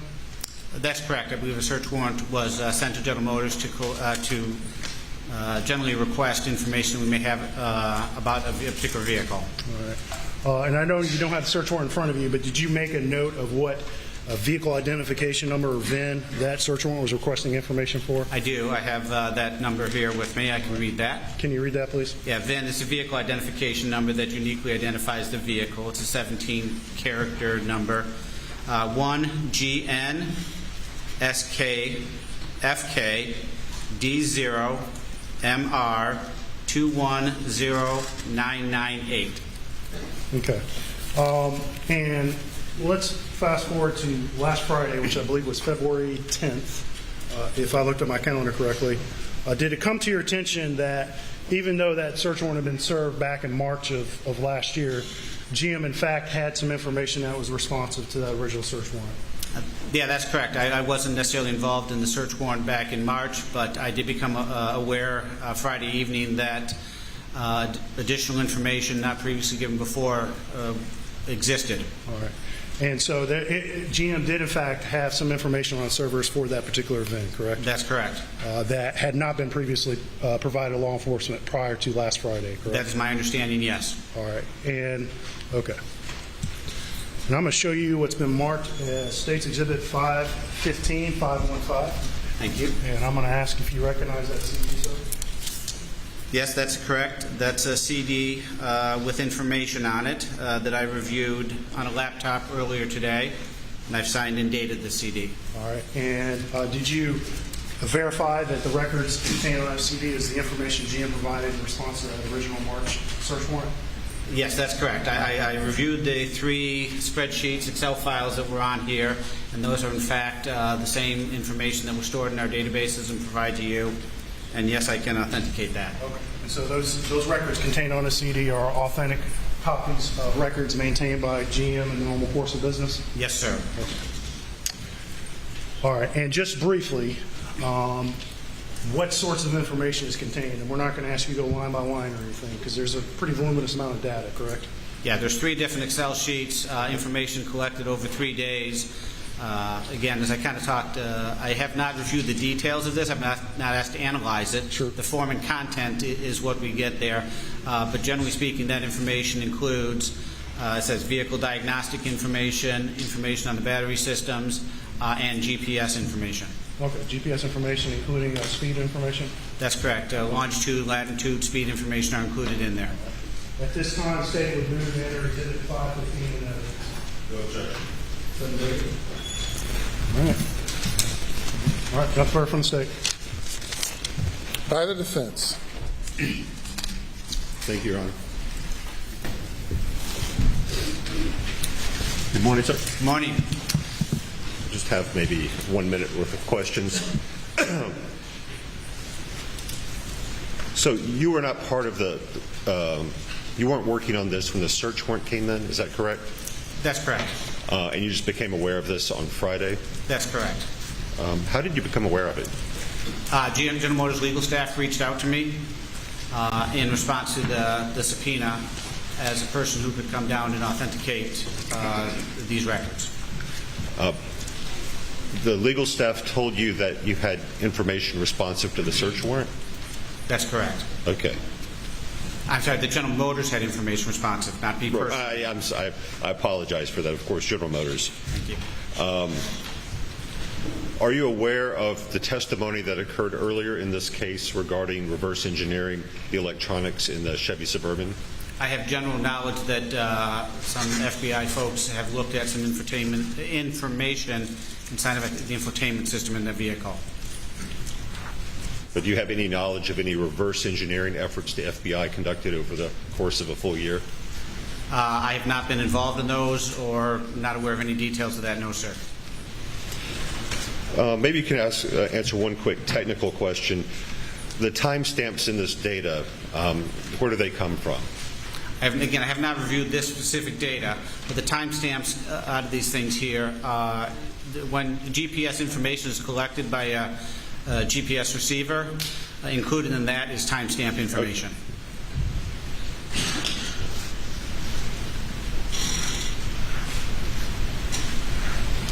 And then finally, this is information that was uploaded to a server at GM. That's correct. No further questions. Anything further? Nothing stated. You may step down.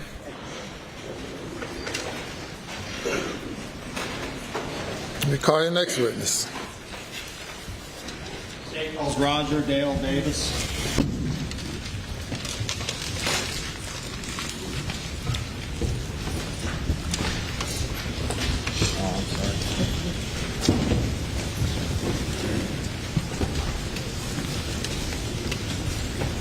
Raise your right hand and raise your hand, Bible, please. Do you swear or affirm that any testimony you give today be the truth, whole truth, and nothing but the truth, so help you God? Yes. If you would, please, sir, be seated. State your full name for the record, spell your last name, and adjust the microphone so they can hear you.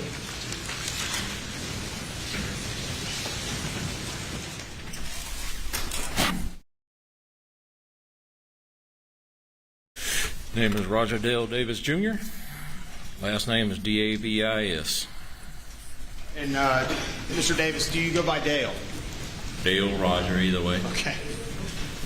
Or Mr. Davis? It don't matter. If you could do me a favor, because it's a little hard to hear some folks in this courtroom, if you make sure that microphone's pulled close to you and speak into it, we'd all greatly appreciate it. All right, Dale, why don't you tell us a little bit about yourself? Where were you born? Where were you raised? I was born in Hampton County. I was raised in Hampton. Went to Hampton High School. Okay. And again, if you would, please try to get a little closer to that microphone. I know it's tight in there. I know. All right, what line of work do you have you done?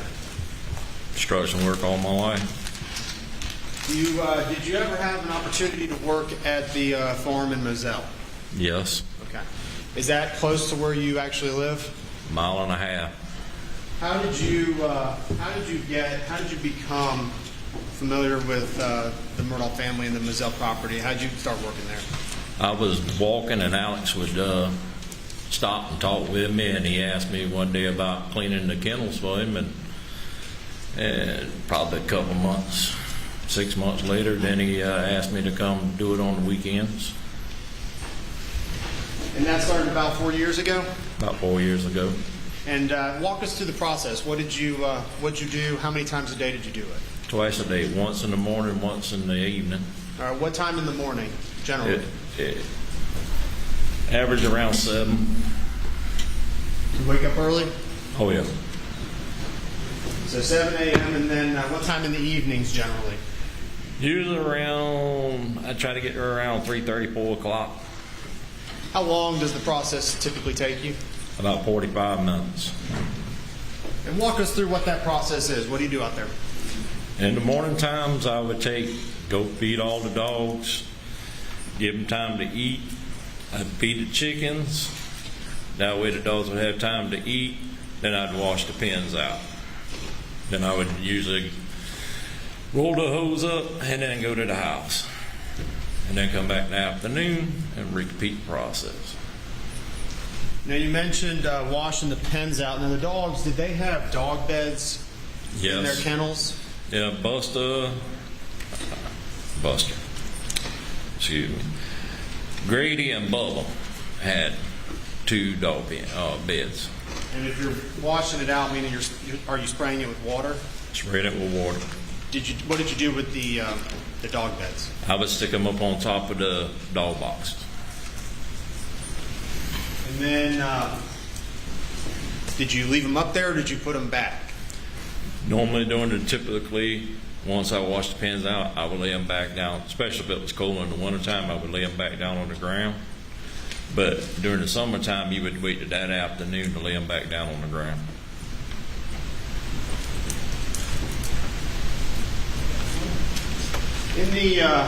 In the 4 years you worked there, did you get to know the property fairly well? Yes. Did you get to know the folks that lived there pretty well? Yes. Did you get to know Maggie Murdaugh at all? Yes, sir. All right, well, tell us what your experiences with her were. Normally, she was just so laid back. She would talk to you like a normal person. We'd sit down and talk about the dogs. She'd talk about sometimes where she would be at the beach. But she normally would tell me, I'm going to the beach. I'm taking Bubba and Grady with me or whatnot, or I'm going to leave them. Or if it was real hot, she would want me to put them over there in the ice house, turn the air conditioner on where they have the ice, the coolers at. Did Maggie like to spend time with the dogs? All the time. And you mentioned the ice house. Was that the processing house kind of on the back of the hangar? Property. That was the. And why was it air conditioned? Is that why you said she put them in there? Yeah, during the summertime, if it got real hot. And that house, does it have air conditioning? That shed? Yes, sir.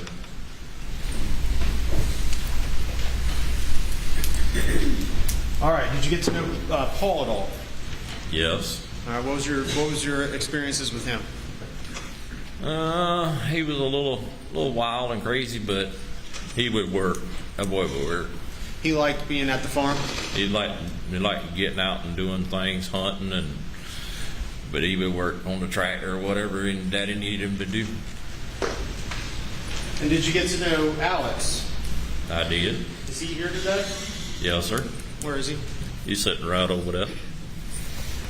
Do you explain what he's wearing? Wearing a suit, a pair of glasses, blue-looking shirt. And what were your experiences with Alex? He was always very particular. He would want the dog buckets washed out. If they looked like they started getting any kind of green or brown-looking stuff in the water, he wanted to make sure, which I usually washed them out every 2 weeks anyway, with bleach. But I always dumped them every day. Was Alex easy to get a hold of? No. All right, explain that. What do you mean by that? He would either be in court or doing something with business.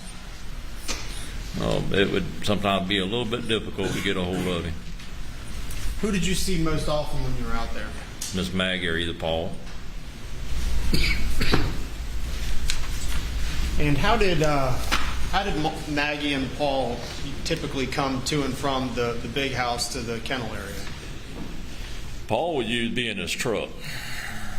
We've heard a lot about trucks. Which truck was that?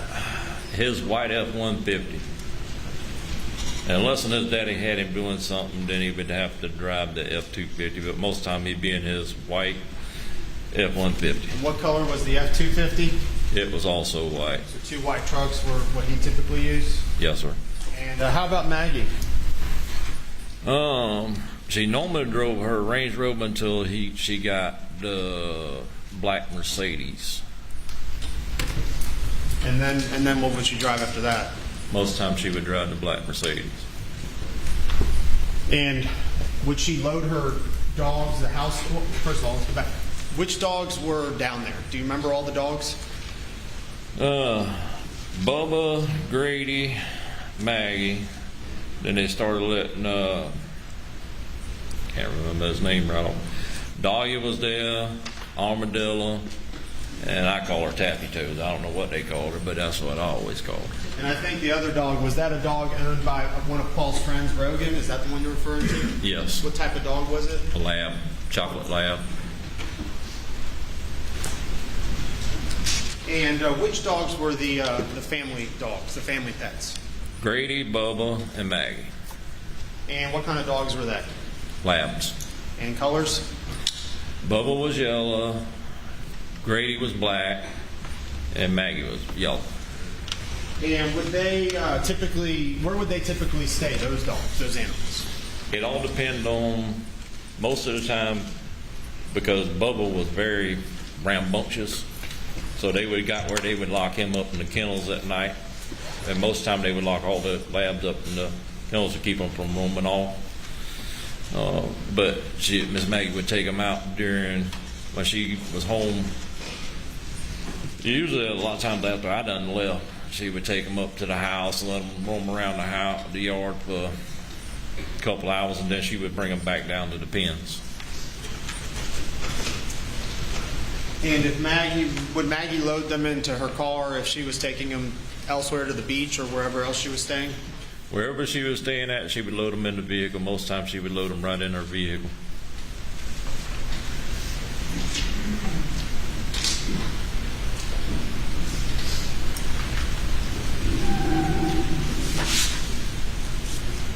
Dale, I'm going to hand you what's been marked State's Exhibits.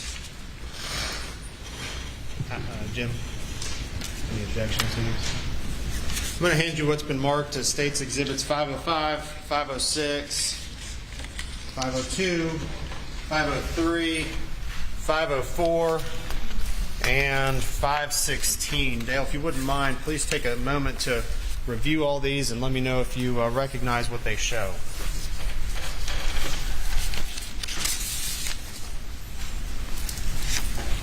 They showed a kennel. Okay, and then I believe there's one diagram there, if you recognize what that shows. It shows diagram drawing of the kennel. Very good. Your Honor, we'd move to place all those exhibits into evidence, I believe, without objection. No objection, Your Honor. They're admitted without objection.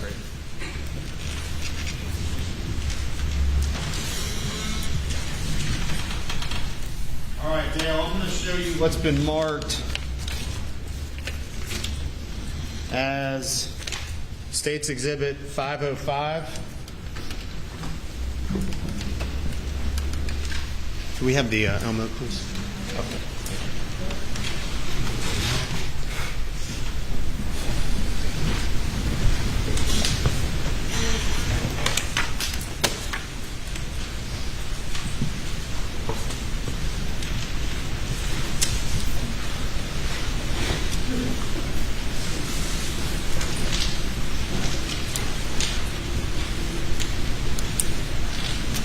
Dale, while we get this loaded up, tell me a little bit. I know, did you have a particular way of hosing down and with dealing with the hose? Tell us a little bit about what that was about. The particular way of me putting the hose away, or right.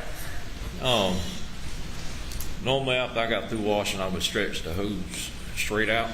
Into which direction? Back towards the shed room right there, the dog feed room. All right, and we now have the Elmo up. We're looking at Exhibit 505, and the feed room, I believe, is what you're referring to. Is that the structure on the far right? Yes. Okay. All right, and then where is, in this picture, where is the hose you're talking about located? It's back towards the left-hand side, back towards the forest end. Is that yellow? That's that yellowish green-looking hose. All right, go ahead and explain to us what you would typically do after rinsing off and putting the hose away. I would stretch the hose out back towards the feed room. I would cut the valve off at the top, which is right up above as the hose come in. Then I would walk back down and cut the valve on at the end of the hose. That way it would release the pressure, and then I would roll it up slowly until I had it uniform. Were you pretty particular about how you wound that hose? Yes. And why would you do it that way? And did you do it that way every time? Every time. And why would you do it so particularly? Because if you notice how the hose right now is kinked up, it would start making the hose, if you didn't do it right, eventually would it keep kinking, it would start making it where it didn't want to, and it would cause the hose to start having little splits in it. The picture that you're seeing there, that hose, is that the way you would rewind it up? No. How do you know? I'm very particular how I roll that hose up, and it's kinked up. If you notice, there's pressure on that hose. Somebody used that hose after I did because it is twisted, and the nozzle is too far up. The nozzle, I would always have it made sure it was laid down flat. That nozzle is too far up. Dale, I'm going to show you what's been marked as State's Exhibit 516. And again, please briefly explain what it is we're looking at there. The drawing of the kennel. Okay. I'm going to hand you a pen, and with the court's permission, I'm going to ask you to go ahead and fill in the. Well, first of all, let's back up. Did you work the? Were you aware of the events surrounding June 7th, 2021, where Maggie and Paul were murdered? I received a phone call from CD that the sled wanted to see me because Miss Maggie and Paul had been murdered. And I thought he was joking, but he told me no. I told him, give me 5 minutes. I'll be up there because I was going to carry my trash off at the time. And I got up there, and the dogs was raising Cain, and I asked them, could I go ahead and feed the dogs so they would quiet down? And they told me to give them a few minutes, and then they gave me permission to feed them. As soon as I fed them, they just quiet down. They bark no more. Okay. So you were familiar about that incident? Yes, sir. And you went out there what day? That morning. Was that the 8th, the morning of Tuesday? When the murders happened, yes. Did you work every day leading up to that day? Yes.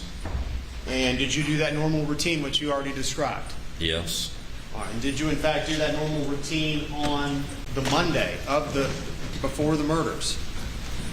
Yes. Okay. Walk us through that day. What did you do in the morning? I got there probably around 7:27, 8 o'clock. It all depends on when I got up.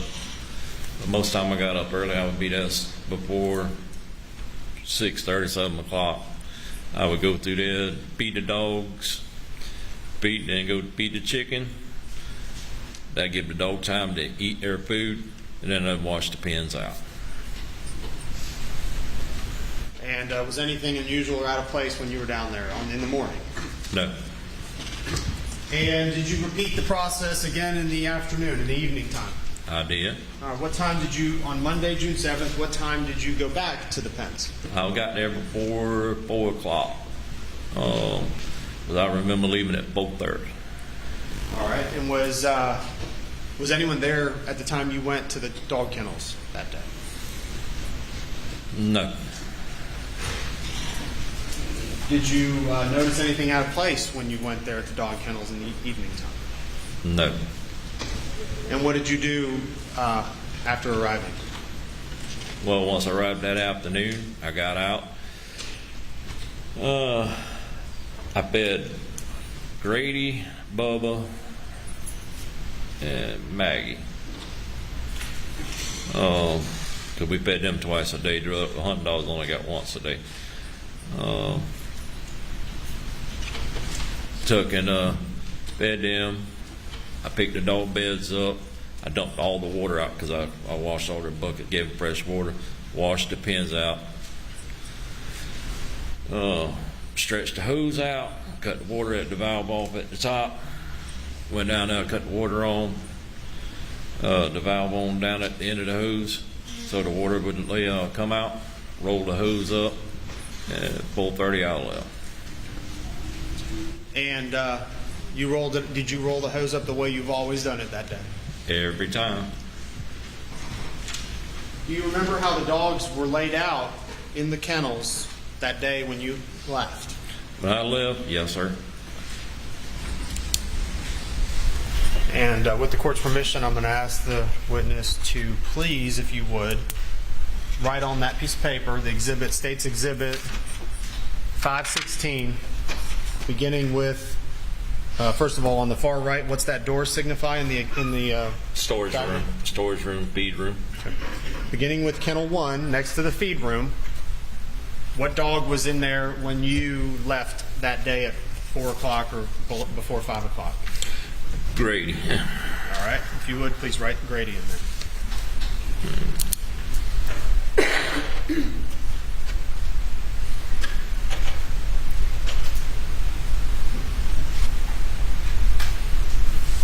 Okay. And then moving on to Kennel 2. What dog was in Kennel 2? Bubba.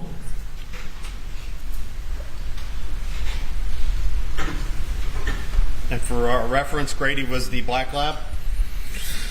Grady is the black lab. Okay. And Bubba is a what? Yellow lab. Okay. And who was next to Bubba in pen 3? Maggie, because he was getting bigger than Bubba. And Maggie is a what color? The yellow lab. All right, were there any dogs next to Maggie? No. Okay. And that would be kennel 4 was open? That'd be, that one should have been open. The next one down should have been Rodin's dog. Okay, can you write that in there? Just write chocolate lab? Or Rogan's dog, whatever you want to write.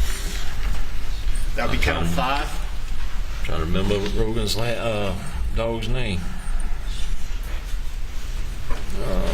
That should have been there.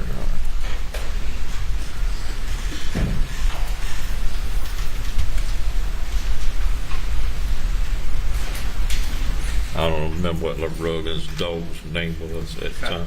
Was there any dog located in kennel 6?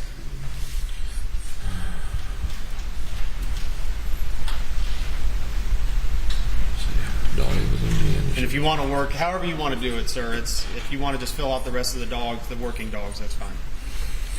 Well, Dahlia was at the very end, kennel 10. I know that.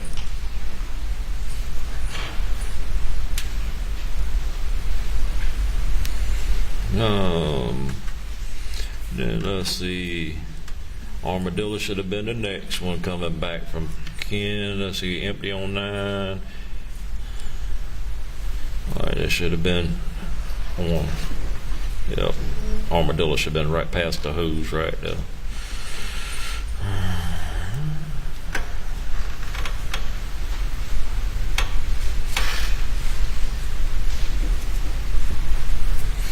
And then it would be Tappy Toes. It would have to be Tappy Toes right there because they always kept Rodin's dog and Maggie. There was a kennel in between them. So that should have been Tappy Toes right there. Okay. Thank you. I'm going to put this on the screen. Just verify that that was what you filled out.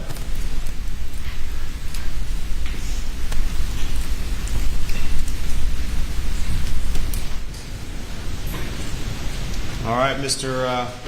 Dale, I see starting with number 1, Grady, then Bubba, Maggie, then 5 is Rogan, 6 is Tappy Toes, 7 is Armadillo, and 10 is Dahlia. Is that correct? That's correct. All right. And that's the way it was when you left the property at around 5 o'clock that Monday, June 7th. Yes. And for our reference, on this diagram, that green circle, that represents what? The hose. Garden hose.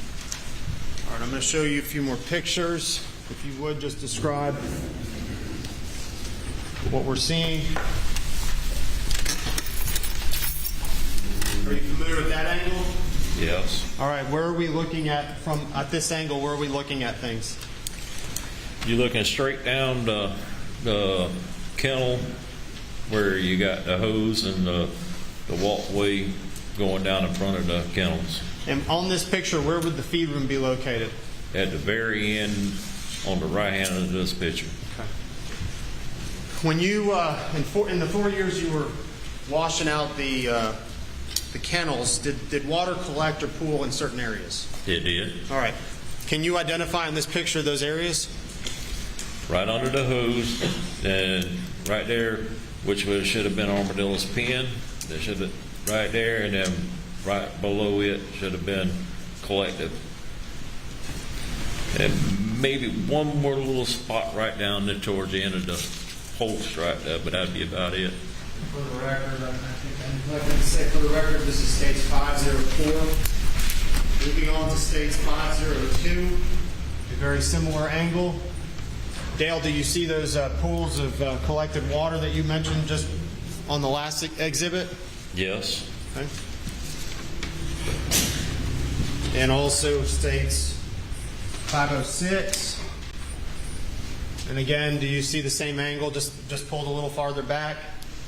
Yes. Who's the dog there on the last pen that we can see in the dog shed, in the dog house? Dahlia.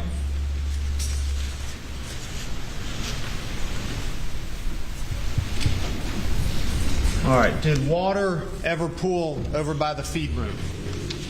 No, because usually that's the reason I would go in the afternoons, the sun would come down and beat. It would dry it up a lot quick. Especially in the summertime, it would really dry it real quick. In the wintertime, the sun would actually still hit the concrete around 3 to 4 o'clock. It'd be usually around 6 or so before the sun wouldn't be hitting on the concrete. Did water pool in the front of where Bubba would have been located or Grady? No. Showing you State's Exhibit 503. Dale, are you able to see the water located near the feed room and in front of the two kennels, 1 and 2? Yes. Is that how water would normally pool when you washed the kennels for 4 years? Normally, no. There's too much water right there. You can tell when the concrete's already done started drying, but there's too much water right there around the second and third pen. Looking at this picture, what dog do we see in kennel 1 and what dog do we see there in kennel 2? You see Bubba in kennel 1 and Maggie in kennel 2. And again, Grady is what kind of dog? Grady is a lab. What color is he? Black. Black. Is that the? And when we say the spots where you would put them or they were located, were there assigned kennels necessarily to the dogs? Not really, but most of the time Miss Maggie wanted Grady to be in that kennel right next to the feed room. And then we'd usually put Bubba or Maggie in the following. So that was just out of habit, mostly Maggie's habit? Yes, sir. All right. Did anyone else in the family put the dogs in a specific location, or did they put it wherever they could find a spot? They would put it wherever they could find a spot. But Maggie was particular about where she put them up? Most of the time, yes.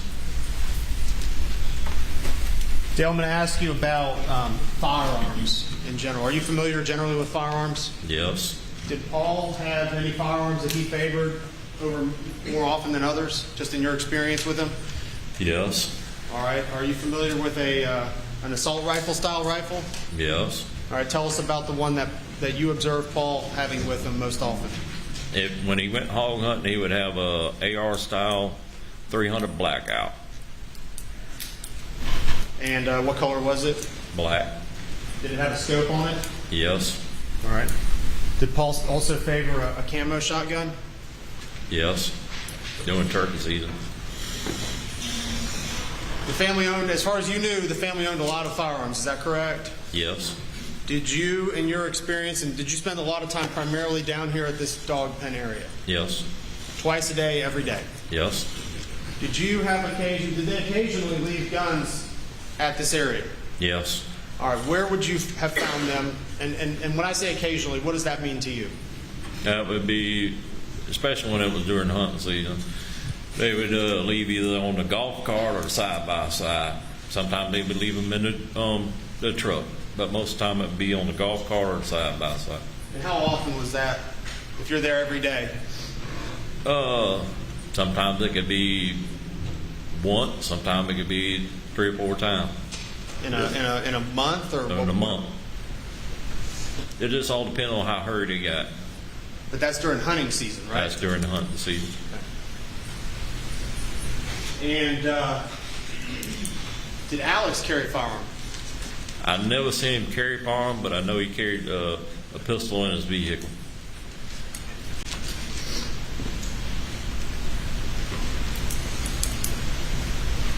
Did you have a chance to listen to a kennel video in meeting with law enforcement? I did. And did you identify the voices on that kennel video? I did. Whose voices did you hear? Paul, Maggie's, and Alex. In all the time that you spent out there in the 4 years, every day, twice a day, did you ever see a gun left in the feed room? No. And you went in the feed room every day, twice a day for 4 years? Yes. Beg the court's indulgence.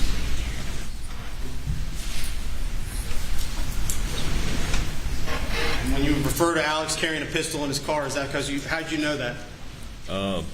One time I had to drive his vehicle over to the law firm, and then every once in a while he would happen to roll up the window or something up, it go to rain or something up, they happen to not be home. You mentioned the vehicles. Were the vehicles unlocked? All the vehicles on the farm? All the vehicles on the farm, keys in them. Keys in them, so someone could just open the door and drive them? Oh yeah. If they wasn't in the switch, they would be in the center console. And in this picture here, that's still on, do you see the dog beds located in those pictures? Yes, they on top of the dog kennel. They haven't been put down? Haven't been put down. Nothing further. Thank you. By the defense. Board.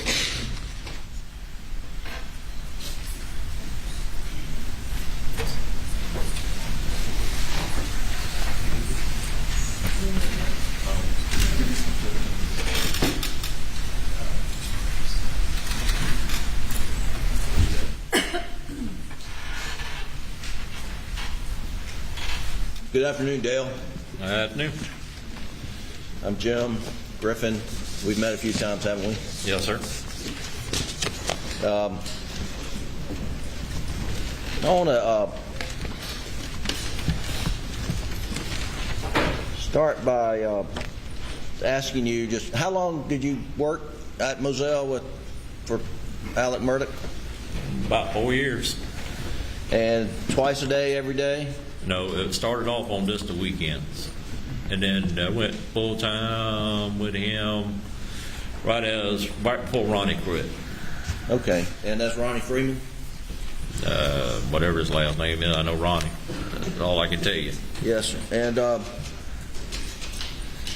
couple things. You've said you've never seen guns left in the feed room, but you certainly seen guns left down in the work shed and yes, and then the what you call side by side, and that's a off-road vehicle that two people can sit beside each other. yes, And then I guess they had golf cart down Yes. there, and you seen them left guns there. yes, And you have seen guns left in their vehicles, Yes. unlocked, right? unlocked.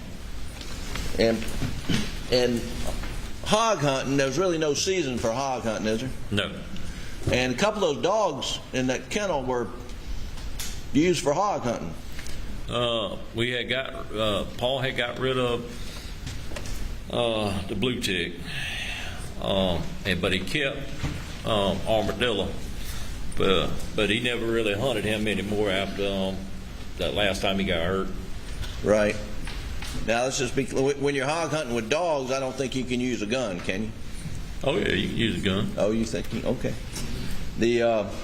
Unless you're man enough to go in there and catch him by the foot and bring him out. Well, somewhere along the way, I heard you had to use a knife as opposed to a gun, but I don't.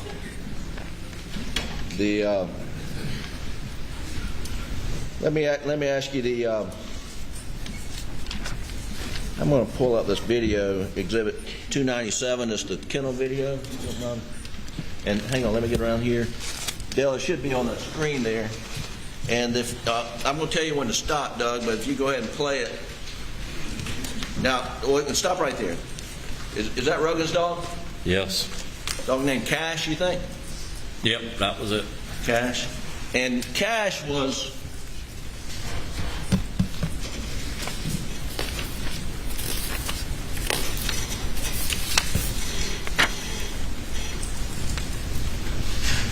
I'm saying, but what you've got labeled on Exhibit 516, Cash would be in kennel number 5. Is that right? Should have been. Around. And that's a few kennels up from the hose. Is that right? Yes. Okay. All right. We're going to run this, continue, and I get ready to stop when I tell you, Doug.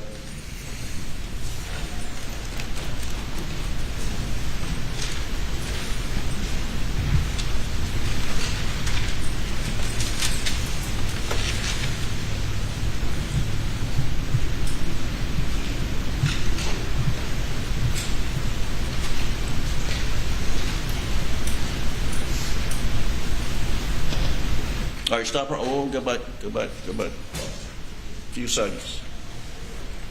Well, right there. What do you see up there in the top left on that picture, Dale? Hose. That's the hose? Yep. Now that hose is on the ground, isn't it?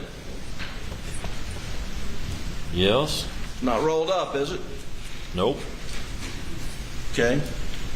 And there's water around there, isn't there? Yes. Okay. So someone, before this video was taken, had taken the hose down that you meticulously wrapped it up. Is that right? Yes. Okay. You can take that down. Now, you said Mr. Alex was particular about how the hose should be wrapped. Is that right? Well, not particularly him. He liked it to be wrapped up, but he wasn't very particular how, as long as it was wrapped up out of his way. Okay. But I was very particular how I wrapped it. You were very particular? Yes. Okay. How about Paul? Was he meticulous how he wrapped it? No. Okay. All right. The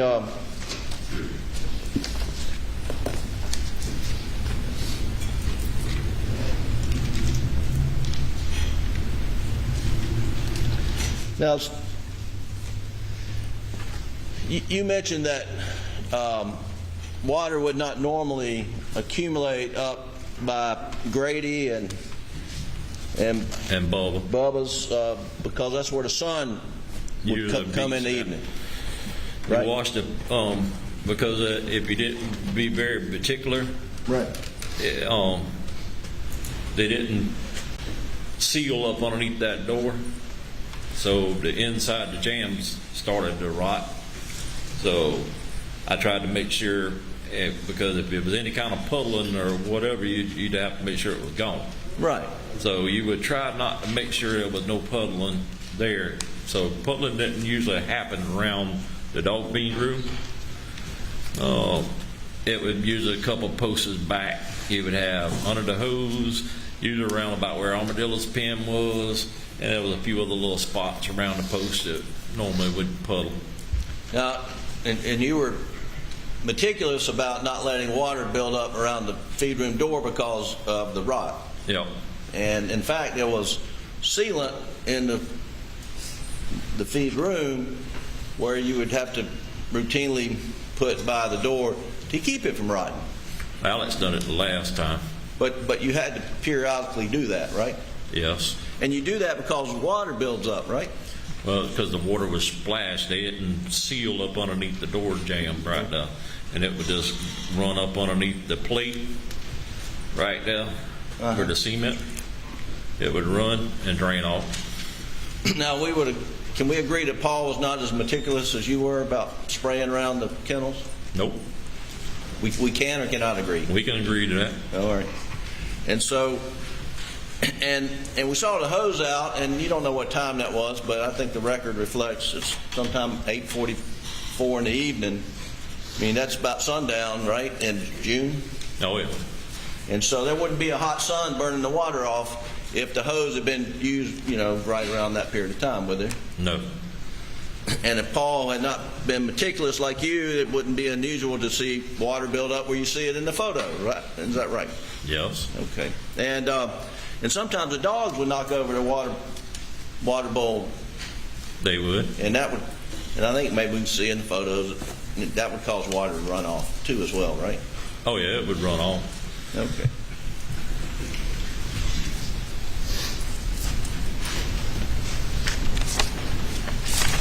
Now, Dale, what's lovey-dovey mean to you? What did it mean to me? When you use the phrase lovey-dovey about Alex and Maggie, what does that mean? It means they loved each other. What in your presence, you described them as being lovey-dovey, didn't you? Yes. And tell the jury what you meant by that. Every time I always see them, I've never seen that man even raise his voice at his wife or kids. Or his wife. I've never seen him even, none of them argue. But he always, anything she wanted or the boys wanted, he would try to get it. And what was your observation about his relationship with Paul? they like to hunt and fish together. I mean, they drink beer together. Okay. And his relationship with Buster? I didn't see Buster as much, but it was always friendly. I mean, just never seen any harmful way or anything with them. You remember, Dale, one time one of the hunting dogs got hung up in one of the kennels. Yes. Choking to death. Yes. And that dog was badly injured, wasn't he? It was. It didn't survive. And the decision was made to mercy to put the dog down, wasn't it? Yes. And Mr. Alec couldn't shoot that dog. He asked you to do it, didn't he? Yes. And did you do that? Yes.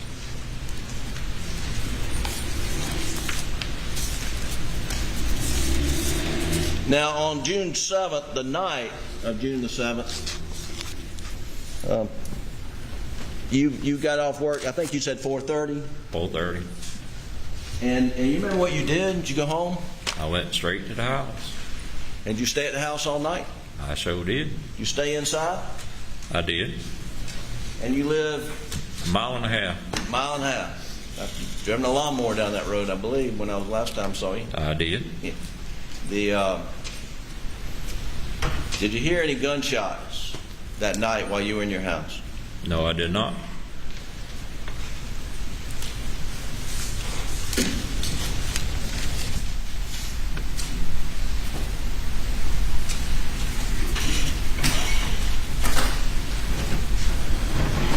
Now, you mentioned Paul liked to hunt with a blackout, 300 blackout, I guess? He did, hog hunt. Yeah, before the murders, when was the last time you saw that gun? You remember? I cannot remember exact, but it was quite a few months. He had said something about going hog hunting. He had it in his truck. Right. Okay. But it was a couple months. I know at least 5 or 6 months. All right. Two last points. Bubba's been getting a bad name, but Bubba's a little stubborn dog.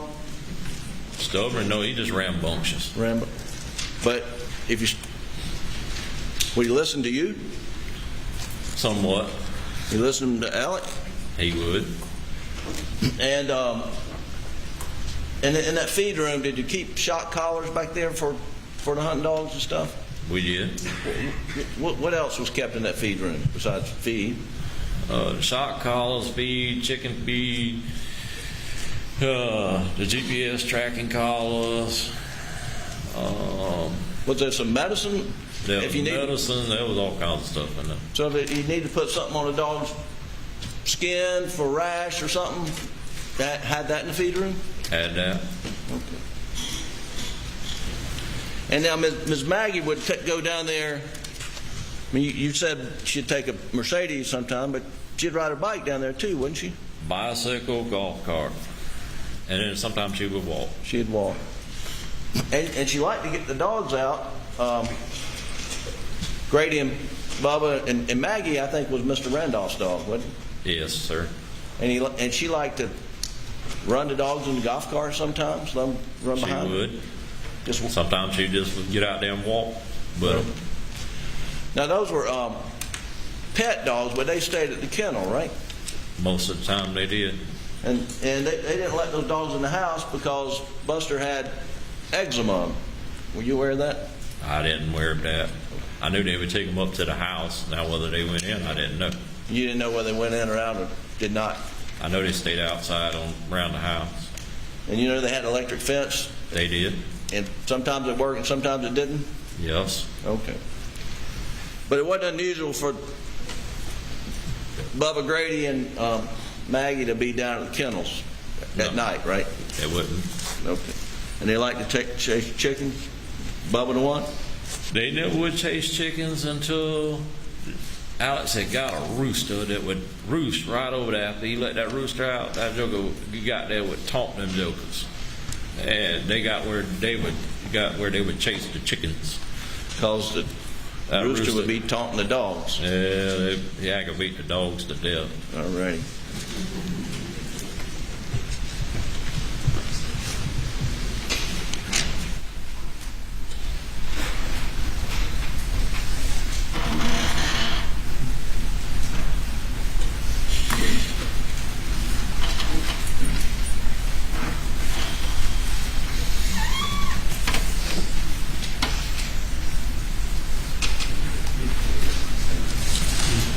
That's all the questions I have, Dale. Thank you so much. Redirect. Curious, Dale, what happened to that rooster? I can't remember if Grady got him or Bubba got him. The rooster got his, apparently. One of the dogs ended up getting the rooster. All right. We heard a little bit about, well, first of all, did Alex do a lot of hunting? I don't know how much hunting he done, but I know he done hunting. Okay. And hunting involves killing animals? It did. So as far as you knew, he was a hunter? Yes. The slope of the concrete, the concrete out there on the dog kennel, did it have a slope to it? Yes. And that would be for what reason? To run the water off. So the water would naturally drain out there even if it wasn't sunny? It would. And I think you mentioned and talked at length about the feed room and how there was issues there, but were the issues caused, the Whiting Road, was that caused because it was actually draining? When they done that room, they didn't, like I told that gentleman over there, they didn't seal that bottom plate like it should have been, and it would allow water when you sprayed the concrete off. That water kept just slowly getting underneath the concrete until it started rotting out around the door jambs and stuff. If Maggie was down there at the kennels, would she have put the dog beds down for the dogs? She would have.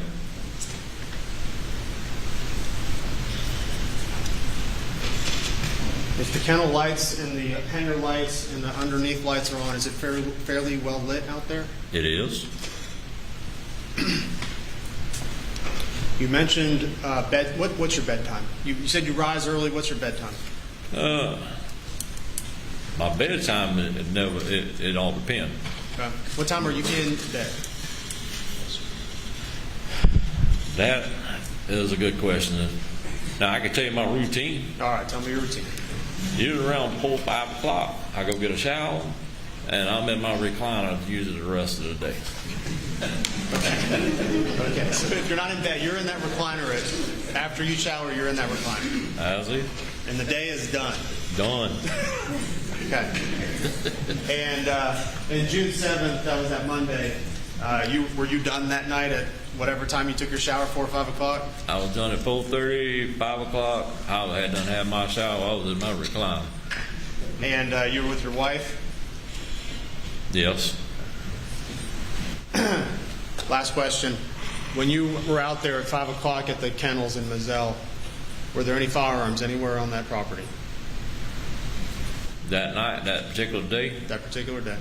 I did not see none. Thank you. Anything further? No, Your Honor. Thank you, sir.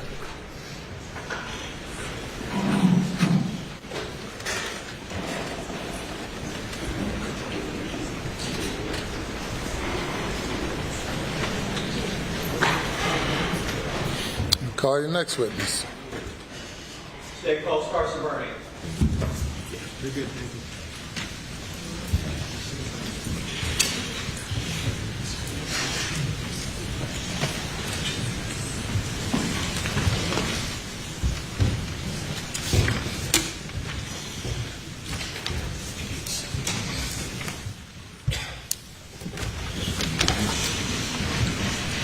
Do you swear or affirm that any testimony you give today will be the truth, the whole truth, and nothing but the truth, so help you God? I do. After you would, please, sir, be seated, take your full name, spell your last name, and then leave the microphone where they can hear you.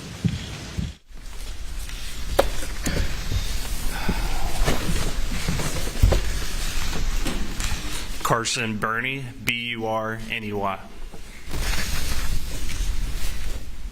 Now it's the afternoon. Good afternoon, Mr. Burney. Afternoon.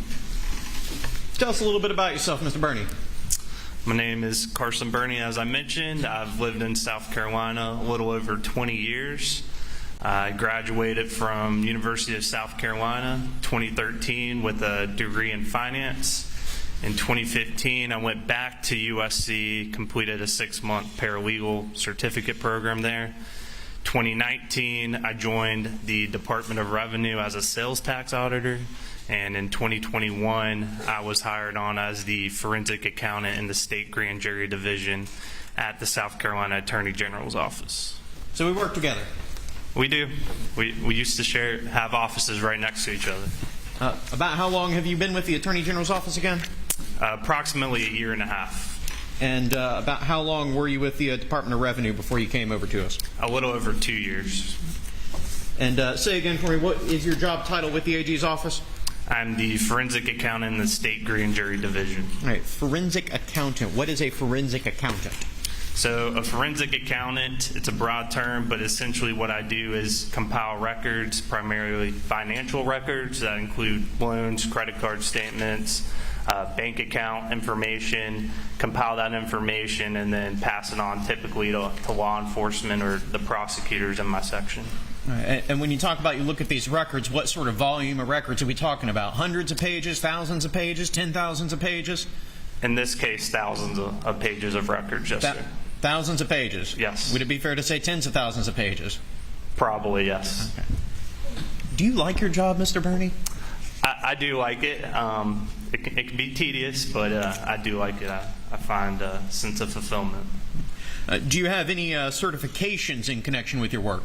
I do. I am a certified fraud examiner, which is a test. Essentially, you learn and you are tested on different fraud schemes, how to investigate those fraud schemes, the law surrounding that, and then different fraud prevention and deterrence methods.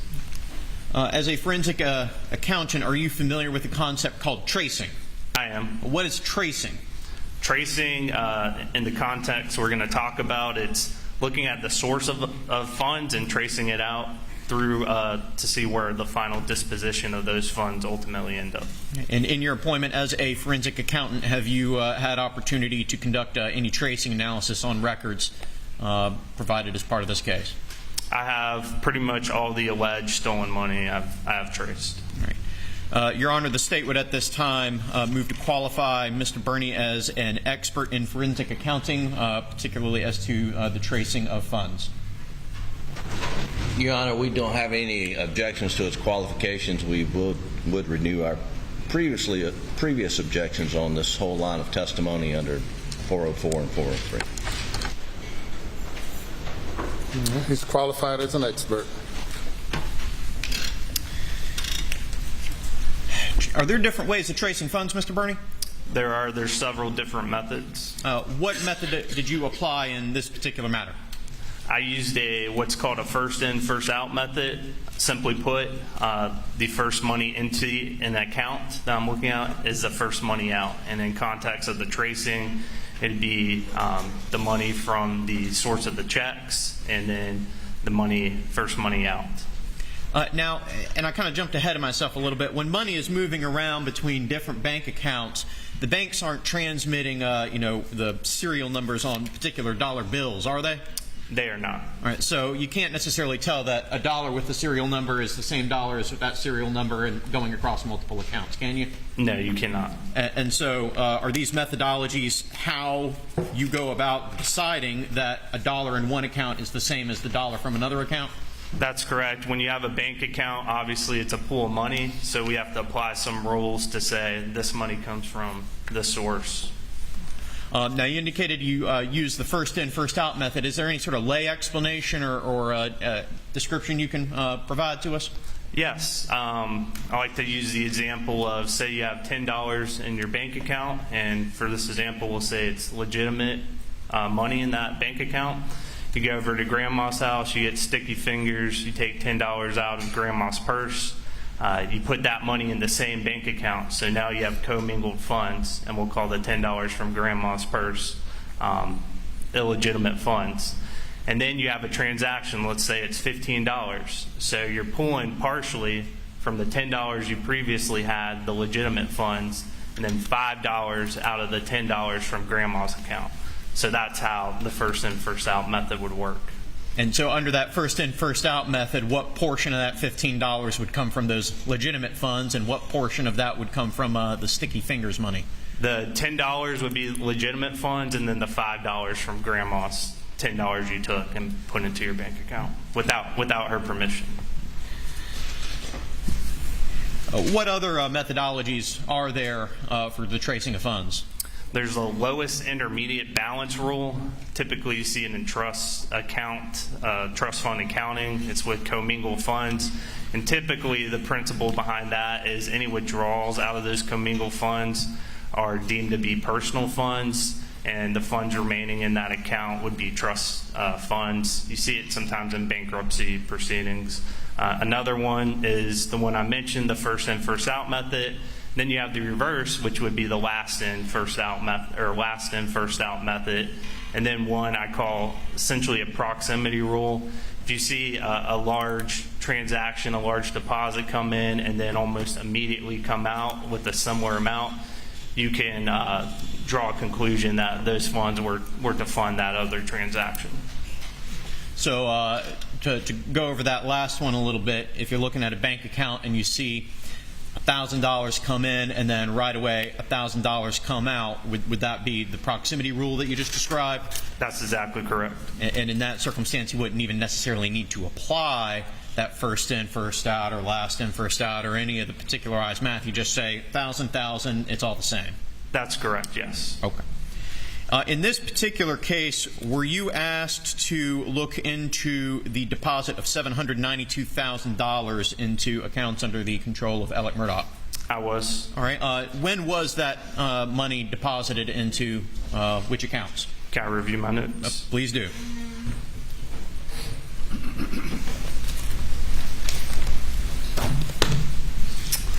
Okay, the $792,000 you are referring to it has been called the Ferris fees in previous testimony. It was 3 different checks, all from the Wilson Law Group. The dates deposited were March 10th, 2021, March 23rd, 2021, and April 20th, 2021. The first check was $192,000. The second, $375,000. And the third was $225,000, and all had a check date of March 10th, 2021. And I'm sorry, what was that last date again? The last date, the $225,000 was deposited on April 20th, 2021.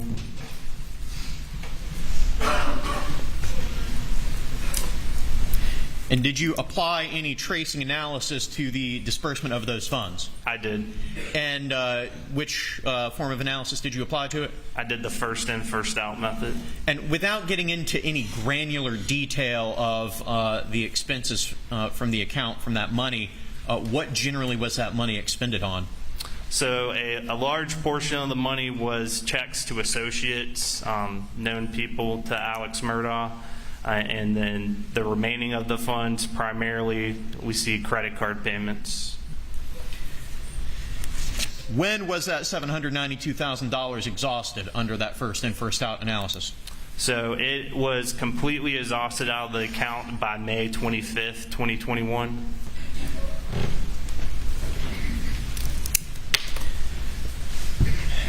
There's been a lot of attempts at math from the stand over the course of this trial. Am I correct in judging that to be roughly a month apart from the date of the last check deposited? Yes, that would be approximately a month from April 20th, 2021. So $792,000 exhausted in just a little bit over a month from the date of last deposit. And what was the date of the first deposit again? I apologize. The first one was March 10th, 2021. So from that date to the last date, I believe 2.5 approximately months. Were there into which account was that deposited again? So all 3 checks were deposited into a Bank of America account ending in 6779 under the name of Alex Murdaugh. Right. Now let's take a step back and talk a little bit about the accounts of Alex Murdaugh. Was that Alex's only account at Bank of America? No. All right. What was his other accounts at Bank of America? He had other accounts that have been called the fake forge accounts. There are 2 of those accounts, and the accounts seemed to run consecutively. One account ended, and then a second one was created. The reason, I'm not exactly sure just from looking at the statements, but there were 2 different accounts. There's also a credit card account at Bank of America. And did Mr. Murdaugh have accounts at Palmetto State Bank? He did. He had several accounts at Palmetto State Bank. Was there a particular account there that appeared in your analysis to be his primary account? Yes, an account ending in 6092, checking account. Generally speaking, when following funds from Bank of America, well, let me rephrase that question. Was there any pattern in the flow of funds after they were deposited into either the fake forge account or into that Bank of America checking account? Yes, so when checks were deposited into the fake forge account, typically they were transferred out or withdrawn in cash. If they were transferred out, normally they would go to his personal banking account ending in 6779. Occasionally we would see cashier's checks come out of one of the forge accounts. Now, on those cashier's checks, would it say, hey, this is from the fake forge account on the face of it? No. When he would cut checks on that personal banking account, would it say, hey, this is stolen money on the face of those checks? No. Okay. So in those who would receive those checks, it would just say something to the effect of Alex Murdaugh or something of that nature? That is correct. Aside from those Bank of America accounts, did any money make it to Palmetto State Bank? Yes. Occasionally, once the checks went into the personal account at Bank of America, another check would be written, typically just to Palmetto State Bank, and then ultimately it would be deposited into one of his accounts at Palmetto State Bank. And would the funds thereafter be dispersed from that account? Yes. Circling back around to the $792,000 of Ferris fees or Mack truck fees, were you able to determine when any of those fees or other replacement fees were returned to Chris Wilson? Yes. All right, can you tell me a little bit about that? Yes. So previous testimony had mentioned a $350,000 wire from Palmetto State Bank that went to the Wilson Law Group. And from which institution did that wire originate? Palmetto State Bank. And, well, that's $350,000. Were any additional funds provided to Chris Wilson? Yes, so in Alex Murdaugh's account ending in 6779, we see a check was mobile deposited for $250,000. And then the next day, on July 16th, 2021, there's a wire for that same amount of money, $250,000, that went directly to Wilson Law Group, IOLTA account.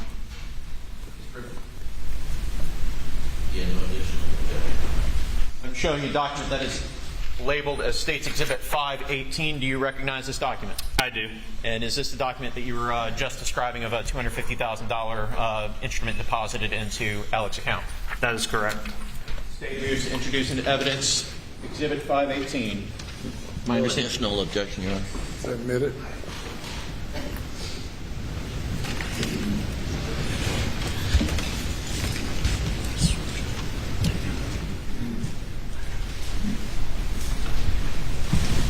And is that the instrument you were just describing a moment ago? It is. Can you pull it down a little bit? We got a touch of glare. Thank you, Mr. Waters. All right, and that is a check made out to Alex Murdaugh for $250,000. What's the name at the top of the instrument? It says John E. Parker. From your work with investigators throughout this case, do you know who John E. Parker is? I do. All right, and who is he? He is a former law partner of Alex Murdaugh's at what we've been calling PMPED. All right, and right here above Mr. Waters' cuticle, there's something written in the memo line. What does that say? It says loan. All right, so on the face of this check, does it purport to be a loan to Mr. Murdaugh? It does.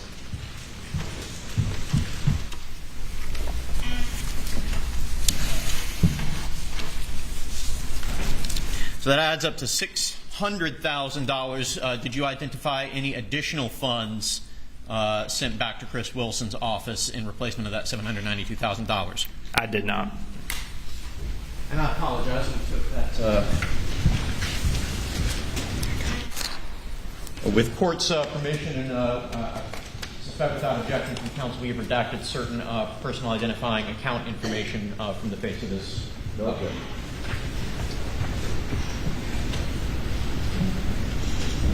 What's the date on this instrument, Mr. Burney?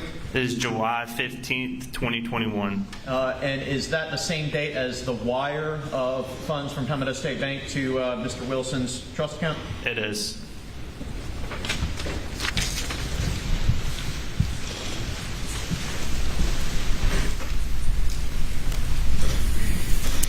In the course of your analysis, did you have an opportunity to look at Mr. Murdaugh's balances on or about June 7th, 2021? I did. And did you look at his balances on all of his deposit accounts? I did. And did you look at his balances on all of his outstanding loans and lines of credit? Yes, all that I've identified, I reviewed them, yes. In your opinion, Mr. Burney, on June 7th, 2021, across Mr. Murdaugh's deposit accounts and demand lines of credit, did Richard Alexander Murdaugh have $792,000 available to return to Chris Wilson? He did not. On that same date, June 7th, 2021, across his deposit accounts and his demand lines of credit, did Richard Alexander Murdaugh have $500,000 available to give to the sons of Gloria Satterfield? He did not. On June 7th, 2021, did Richard Alexander Murdaugh have, across his deposits accounts and his lines of credit, did he have $10 million available to meet the settlement demands of Mark Gensley? He did not have $10 million. And it might seem obvious, given that we went through each of those individual scenarios, but on June 7th, 2021, did Richard Alexander Murdaugh have enough money to fulfill all three of those conditions? He was not able to fulfill all three conditions. That's correct. No further questions for this witness, Your Honor.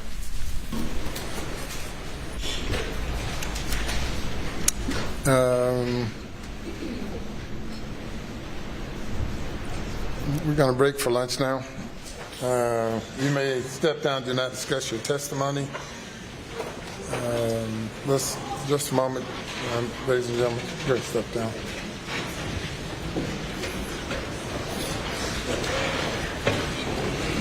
We'll resume at 2:15.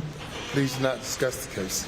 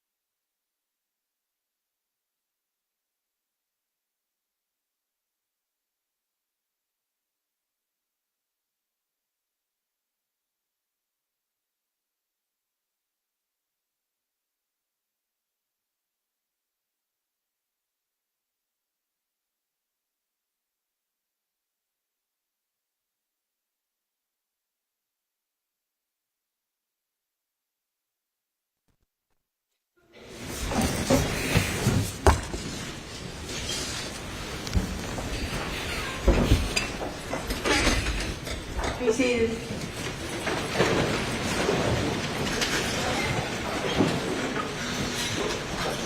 Okay, our witness.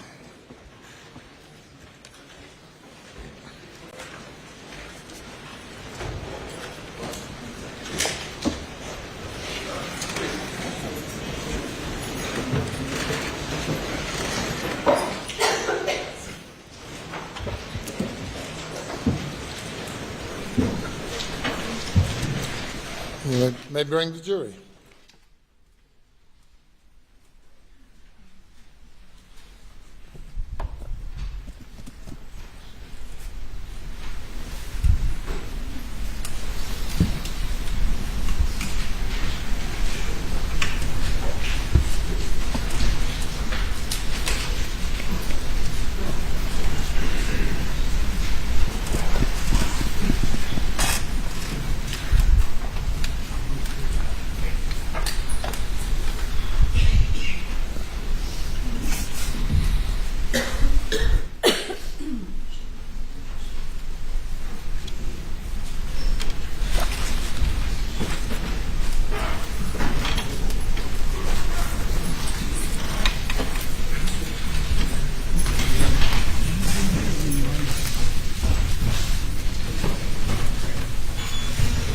Jury is present, sir. Okay, very good. Cross-examination. Thank you, Your Honor. Yes, sir.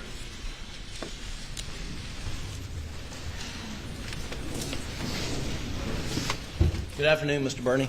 Afternoon, Mr. Griffith. I want to be sure we understand what you've done. You did a analysis of various bank accounts, seeing deposits in and money out. Is that correct? So for the tracing, it was specifically the alleged stolen funds. I would just trace them out as they went through the bank accounts using that first in, first out method. I mean, did you analyze any accounts that were stolen, what you contend to be stolen funds were not deposited into? There's probably one or two accounts, maybe stolen money didn't hit, but any account under Alex Murdaugh's name at Palmetto State Bank and Bank of America, those were the primary two accounts. But, I mean, you're aware that he earned income as a practicing attorney? Yes, yes. And did you segregate that monthly income from? Yes, so what I would do is prior to these funds going into those accounts, using that first in, first out method, I would completely deplete whatever income or deposit was in that account prior to, so we could separate each check out. And you, in your testimony here today, you for the most part, limited your analysis to the $792,000 of the Ferris fee. Is that right? Yeah, that's the only tracing we went over to. Okay, and then at the end you testified about essentially Mr. Murdaugh's, I guess it was a analysis of liabilities versus assets, right? About whether he had enough to pay A, B, and C. Right. So what I did for the date of June 7th, the accounts we had, I looked at balances in addition to outstanding loans. So that's how I was able to determine that. And that was just purely balances in financial accounts. Is that right? That's correct. And did that include any analysis of his 401k or retirement account? No, in the balance sheet I had no, because those were in retirement accounts. Okay. So obviously, you have tax implications and penalties and fees associated with those. And did that analysis include the value of any real estate holdings? So I was just looking at outstanding, what he owed the bank. Did that? I didn't have up to date June 7th, 2021 appraisals for every land he owned. Sure. And I think we all understood your answer, but your answer is no, it did not include an analysis of any equity in real estate holdings. Is that correct? No, because I would not be able to determine that to the date. And your analysis also did not include any interest he may have in real estate partnerships, correct? Such as Redbeard and Zero United. Well, let's start there. Redbeard and Zero United. So I just had the loan statements and outstanding principal on that, and as we know, they were charged off, I believe, in 2012, and interest was accruing, but this is just a principal balance that I was looking at. Right, but you didn't look to see what the value of Redbeard was and the value of United was. No, I had no idea what they would have been in June 7th, 2021. And were you aware that he was had an equity interest in a real estate partnership that owned the PMPED law firm building in Hampton? I became aware when I saw he was paid out of that account at the end in October, I believe. And then I would see occasionally, I called them rent checks. I think every month or so he would get a few thousand from that ownership. But in your testimony of sort of a snapshot on June 7th, you didn't take into account the value of his interest in the PMPED law firm building, did you? So I was looking at liquid assets, so would he have the ability that day to pay those amounts? Okay. All right. And I take it then you also didn't take into account his ability to raise capital through borrowing money from Palmetto State Bank if he needed to. So I was only looking at outstanding loans, so okay. I can't comment whether or not he could. We know after the fact he got a loan from the bank, but at that time I wouldn't know what he's eligible for or not eligible for if he wanted to take out an additional loan. Well, we know before the fact that he had never been turned down for a loan at Palmetto State Bank, correct? To my knowledge, no. Right. And we know before the fact that he had paid Palmetto State Bank in over $4 million in interest payments. Don't we know that? I've not calculated that myself, but if that's what you're representing. Okay. Well, we know before the fact that the chairman of the board of Palmetto State Bank's position was if Alex Murdaugh wants a loan from the bank, we'll make it happen. You're aware of that, aren't you? That's my understanding. So there was no, and just to be clear, you weren't telling the jury that on June 7th, Mr. Murdaugh's financial freight train was about to go off to the ravine. That's not what you were telling this jury, is it? I was just looking at the account balances, outstanding loans, the fact that money had to be borrowed to pay back the Chris Wilson fees. And he borrowed money from his partner, Johnny Parker. Is that right? That's correct. And you know before the fact that Mr. Parker frequently loaned money to other partners in the firm because the cash flow in their business was, not great until the end of the year. I know Johnny Parker loaned Alex money. I'm not sure about the other partners, but you are correct. He did loan him money. Now, in your analysis of the $792,000, you testified that that a large percent of the money went to associates, and then the rest went to pay credit card bills, right? Generally speaking, without getting into a granular level. Sure. Well, can you generally tell me approximately how much money of the $792,000 was sent to Curtis Eddie Smith? From my tracing, approximately $500,000. Of the $792? Of the $792, yes, sir. Okay. All right. 1 second, Your Honor.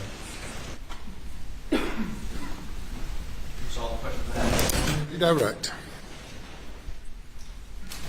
Mr. Bernie, you indicated that you were looking at liquid assets on June 7th, 2021. Is that correct? That is. Did I understand your testimony a moment ago correctly that that's what you were looking at? Yes.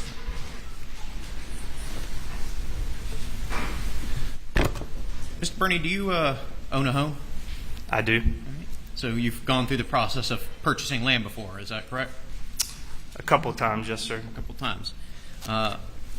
When you were buying, or let me rephrase my question here, did you ever sell any real estate? I have once. Was it an instant process, or did it take some time? It took months. Months? From listing to closing, yes. So did you get the money for your real estate right when you sold it, or did it take all the way to closing to get that money? Took all the way to closing. So if Mr. Murdaugh needed money from his real estate interests through sell, would that have taken some time? I imagine, yes.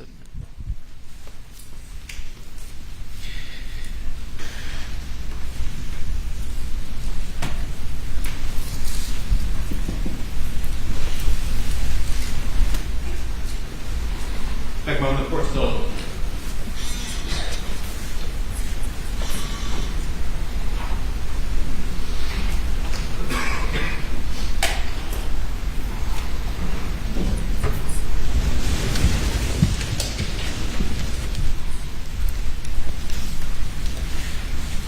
Did I hear you correctly a moment ago in your testimony, or acknowledge in your testimony the possibility that Mr. Murdaugh paid over $4 million in interest to Palmetto State Bank on various loans? That's what Mr. Griffin represented. I had not done the calculations myself. As you indicated a moment ago, what was your aim again in tracing these funds? Looking at their ultimate dispositions, where the money went to. Did you start with particular instruments and then go from there? I did. And in analyzing where the funds from those instruments went, did a portion of those instruments go to loan payments? Yes. At Palmetto State Bank?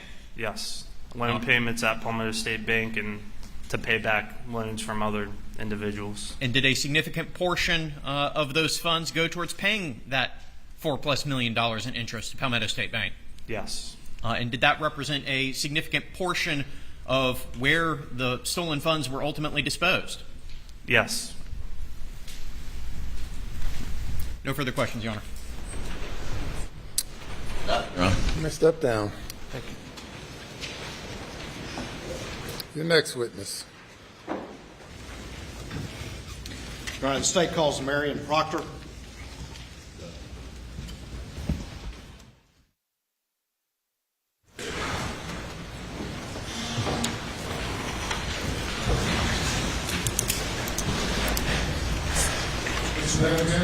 Marion Proctor. There you are.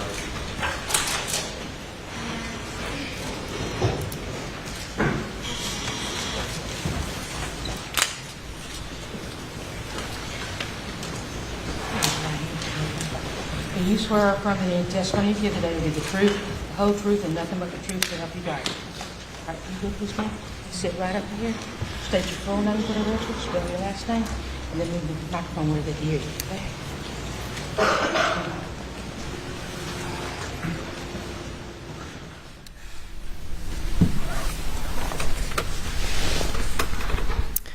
I'm Marion Proctor, Proctor. Good afternoon, Ms. Proctor. Hi. Go ahead and tell the jury, do you have any relationship to Maggie and Paul? I am Maggie's sister, and Paul is my nephew. Can you pull that mic just a little bit closer or slide your chair up just a little bit so you don't have to lean forward? Okay. And is that a fresh bottle of water there? It is. Oh, it is? That's your water? Yes. Go ahead and, if you would, tell us a little bit about yourself, just where you grew up, and just a little bit about yourself, so they get to know you just a little bit, please. Okay. I grew up in Wilmington, North Carolina. Maggie and I did. She was my only sibling with two parents, and we both went to college, both married, both lived in South Carolina. We've been here ever since. I'm married. I have 3 daughters, and we live in the Charleston area. Where did Maggie go to college? South Carolina. Did she go somewhere else and then transfer to South Carolina? She did. How far apart are you and Maggie? 5 years. And your parents, what are their names? Terry and Kennedy. And do y'all have any other siblings, or was it just you and Maggie? It's just Maggie and me. Growing up, being 7 years apart as younger folks, was that a bit of an age difference as y'all grew up? It was. For children, that's a lot. So, I was in college. She was in high school. So we weren't super close when we were children, but later on, as our lives became more similar, we became very close. And how long ago do you think that relationship grew very close? When the children were little, we did a lot together. It was easy. As they got older with, their commitment, sports and things like that, it was mostly holidays, Christmas, Thanksgiving. And then when we both became empty nesters, we were having a really good time. Y'all talk almost every day? Almost every day. Tell the jury a little bit about Maggie.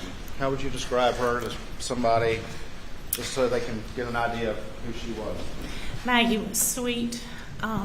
She was kind of a free spirit. She was always up for anything that was going on. She loved her family. She loved her boys. Buster and Paul were her world. She loved my parents. We, joked how we would grow old together and take care of them. And she was just a really, really good person. Was Maggie a tomboy at all, or was she more of a girl's girl? No, she was definitely a girl's girl, but she made the best of having two boys. She was right in there, fishing, hunting. She didn't grow up doing that. We used to laugh that she'd get in the deer stand with her Southern Living magazine, and the boys would tell her she was making too much noise turning the pages. And then, fishing, she loved going out on the boat. She loved being at the beach. She loved going to the islands. I don't know that she really fished that much, but she just wanted to do what they were doing. She wanted to spend time with them. What about the Gamecocks? She was a big Gamecock fan. Are you a Gamecock fan? I'm a big Clemson fan. Y'all still managed to get along, though? We got along great. We did. And we were together a lot on those Clemson Carolina days, and we would have a big time. Being kind of a girl's girl, did she like spending time with you and your daughters and getting a chance to do those sorts of things? She loved it. She and my girls loved their Aunt Maggie. She always, said that she was their favorite aunt, and she just loved catching up on all the latest makeup and, hair trends and shoes, and she just loved doing girl stuff with us. Did Maggie work over the years, or was she focused on taking care of the boys and raising them? She was mostly a stay-at-home mom. She had a little shop in Hampton for a while. She and Miss Libby did that together. So that was fun. She was real involved with the boys' schools, all their sporting events. I don't think she probably ever missed one, but she was mostly a stay-at-home mom.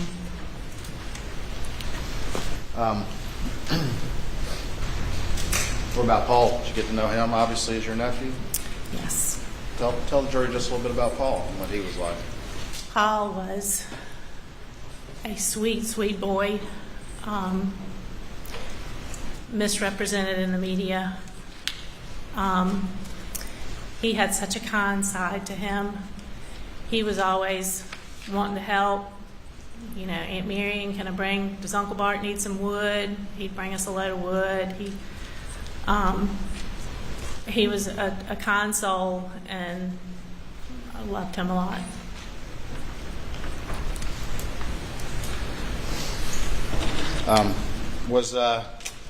Maggie very involved in the family finances, to your knowledge? Not at all. Explain to the jury a little bit, if you would. They had a comfortable life. Maggie was happy. It wasn't a lavish life, but it was a comfortable life. And, money just, it was never an issue for her that she knew about. That she knew about? Right. I think you said you don't think Maggie ever balanced a checkbook because finances wasn't. She didn't. So I was the sister who balanced it to the penny and went crazy if I made a mistake in my checkbook. Maggie's was in the floor of her car with all of her bills thrown all over it, and she didn't. Organization was not her best skill.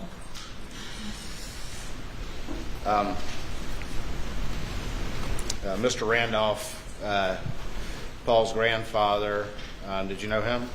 I did. And then his spouse was who? Miss Libby. Towards the end of Maggie and Paul's life, can you tell the jury just a little bit about Miss Libby's health? Miss Libby had Alzheimer's, and it wasn't too bad at first, but she's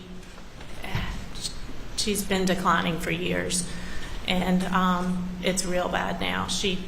I think she stays in bed all day. She doesn't recognize her family, and she has to be helped to do everything. She can't feed herself or go to the bathroom or do anything. Back in June of 2021, was her condition similar in that regard?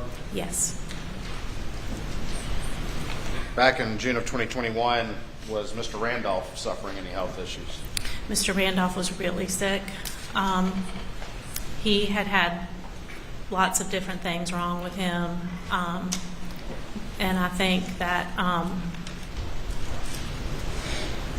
his days were coming close to an end.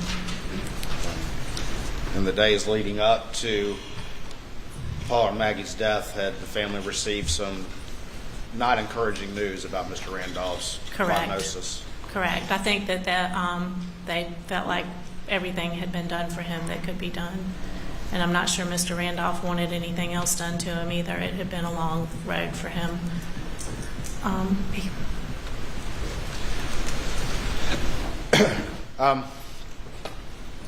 Backing up a little bit, the family, Alec and Maggie's family, properties, did they have a house in Hampton at one time? They did. They built that house. Okay. And did they have a beach house? They did. And where was that? At Stowe. And when did they get the beach house roughly? Do you recall? Oh gosh. I really don't know. They've had it for a long time. I really don't know. I'm sorry. And what about Moselle? They had that property as well? Yes, Moselle was their most recent property, and it was kind of a hunting plantation type place. Great setup for hunting everything, and lots of beds for Alec to have men come out and have hunts, and not Maggie's favorite place to be, but the boys loved it. Sure. And in the summertime, where did Maggie typically prefer to be? At a Stowe? She loved the beach, yes. Are you familiar with what people refer to as the boat crash? I am. And to your general recollection, that happened around February of 2019? Correct. After the boat crash, did the family, and particularly Maggie, feel like what she felt some sort of backlash in the community or some sort of negative reaction that bothered her? She did. That was a devastating blow for their family. It was a horrible accident, but it was an accident. And Maggie felt like the Hampton community had turned against her. And Paul was being mistreated. People would say mean things to him, call him names, social media, inappropriate things were said to him. Inappropriate things were said to him when he went back to school. And it was very hard on the family. It was very stressful. Is that also part of the reason that Maggie preferred staying in Edisto? I think so, yes. During this time period, did Maggie start looking for a house somewhere else? She did.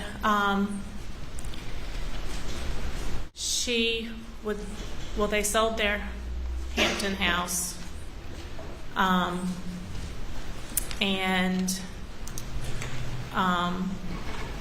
She was looking in the Hilton Head, Bluffton area for something.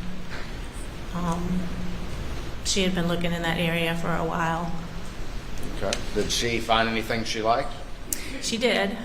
She found one house that she just loved, and she called me and my parents to come down and take a look at it. And I believe Alec was there too. And she really thought that they might make an offer on that house, but in the end they did not. I think Alec advised her that the timing was just not right with the boat case going on. The boat case going on?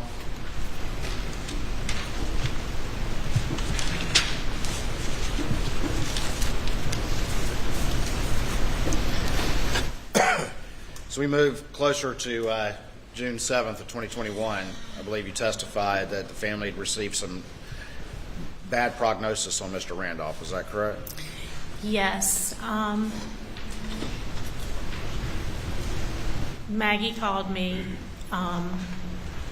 that day and said she was at Edisto. She had some men working on the house, and Mr. Randolph was not doing well at all, and Alec really wanted her to come home that night. She hadn't planned on it, but that he needed her to come home, and Paul was going to be there too. And I said, well, Maggie, I said, Alec and his dad are super close, and that's probably what you should do. Go be with him if he needs you. She said that Alec wanted her to come home that night? Yes. And what was your understanding of Maggie's intent or what they were going to do that night? I was under the impression they were going over to Alameda to visit his parents. And that's why Alec wanted Maggie to come home? Correct. And that was from your conversation with her? Yes. She called you to let you know that that's what Alec had called her about? Yes.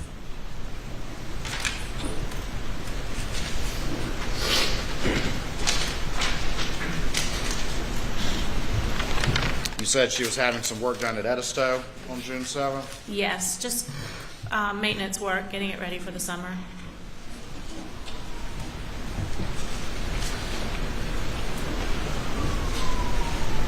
You encouraged her to go to Moselle? I did.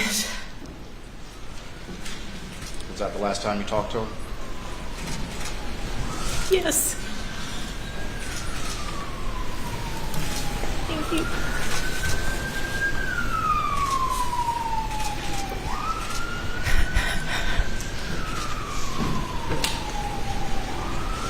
You all right? Do you remember about what time of day that was? I think it was around 4 o'clock in the afternoon.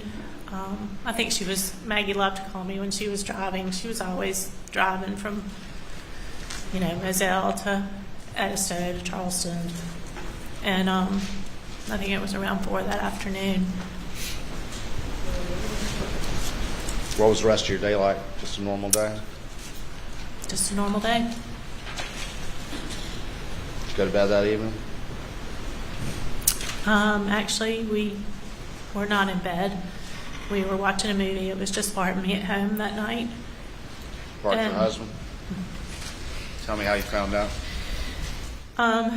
John, I didn't even realize this was going on. We were watching a movie, and Bart had gotten up to, I thought, go into the kitchen, and he had a text from John Marvin saying that a text from Randy saying that there had been a tragedy, and could Bart please call him on his cell phone. He had called on Alex's cell phone, but wanted Bart to call him back on his cell phone.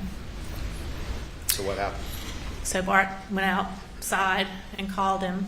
So I still didn't know anything was going on, and told him that Maggie and Paul had been shot. They were dead. What was your reaction? I just couldn't believe it. I didn't think it was true. I said, there has to be a mistake. I said, there's got to be some explanation. It just can't be them. What did y'all do after that? We gathered up our things and we went to tell my parents. And they live in Somerville. And my mom had just had knee replacement surgery. So when we got to Somerville, I called and I said, Mom, we're on the way, and we've got some bad news to share, but I want to be with you. And so she was sitting in her recliner chair with her leg all bundled up, and so we got there, and both of my parents were there, and I think my mom went into shock. She couldn't be still, and she just kept making these noises, and it was just the worst. Did you go to Moselle at any point? We pretty much stayed with my parents all night. We went back home, showered, and then we all went to Moselle the next morning.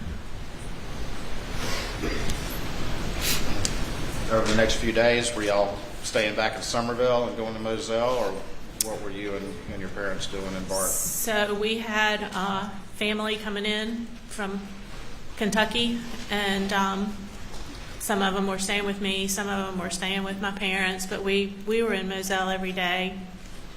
We were planning the funeral,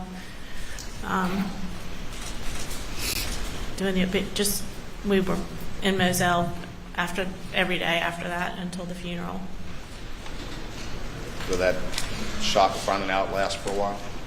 I'm sorry? Did that shock of finding out last for a while? It's still hard to face.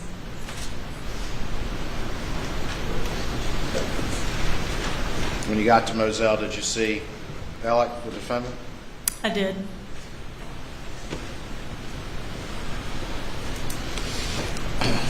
Did y'all hug?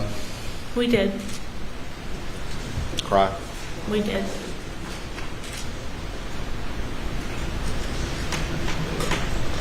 Over the course of the next couple of days, or in the aftermath, as the shock was wearing off just a little bit, did you have any conversation with Alec about what had happened? I didn't talk to Alec a lot. Alec was just really busy, and the whole town was coming to see him, and he was very, very, very torn up. I did at one point ask him if Maggie had suffered, and he assured me that she did not. Now, I don't know that I think that's true. And I asked if Paul had suffered, and he said no. And then later I asked him, I said, Alec, do you have any idea who's done this? I said, we have got to find out who could do this.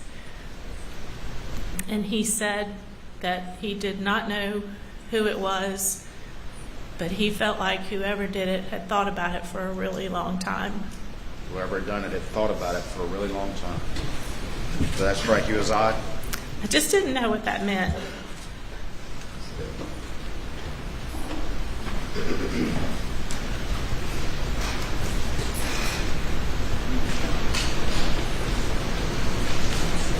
Were you ever privy or have any discussion with anything Alex said about whether or not he went to the kennels that night?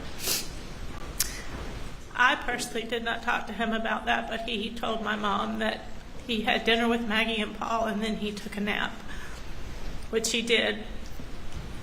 That was kind of a routine. He would lay down on the sofa at night after work and take a nap. But he said he never went to the kennel. Correct.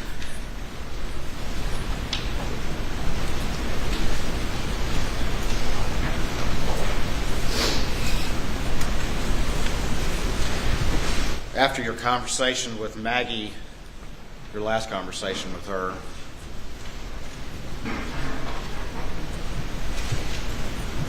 did it strike you as odd that she didn't go to the kennels or go to Alameda with Alec? Yes, And why is that? because that's the whole reason she went home that night.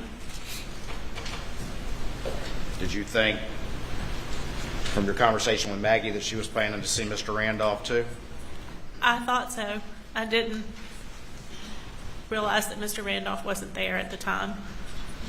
That was a surprise to you?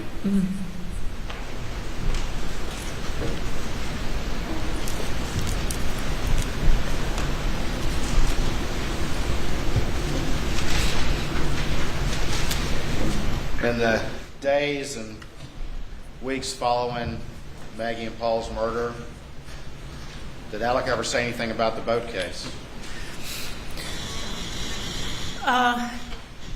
We would talk about the boat case, and he was very intent on clearing Paul's name. What did he say? He said that his number one goal was clearing Paul's name. And I thought that was so strange because my number one goal was to find out who killed my sister and Paul. But that wasn't Alec's concern, main concern? I know he must have wanted that too, but it just, I don't know how he could have thought about anything else. He talked about the boat case.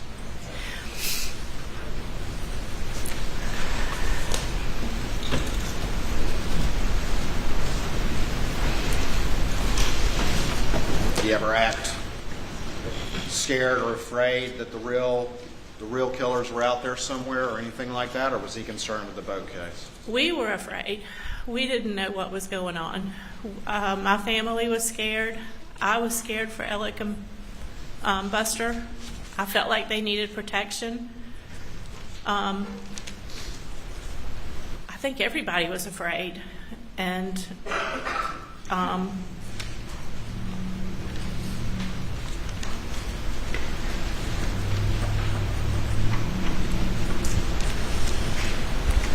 Alec didn't seem to be afraid.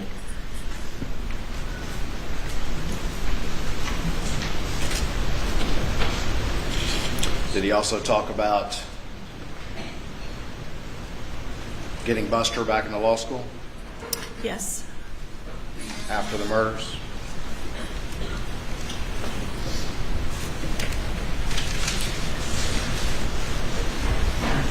Maggie loved those dogs, didn't she?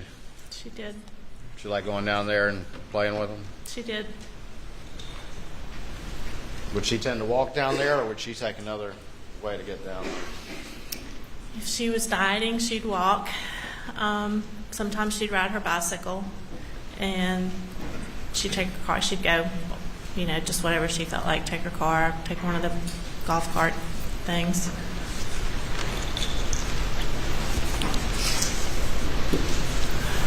She wasn't a hunter, though, was she? No. What'd she think about those AR-style guns that the boys said?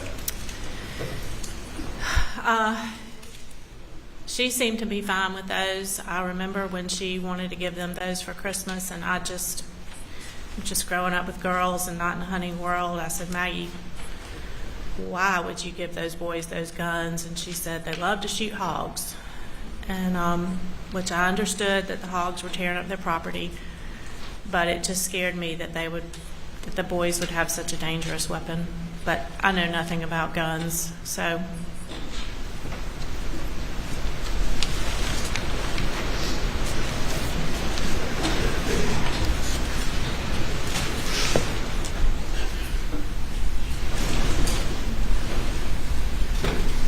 1 second, Mr. Brown.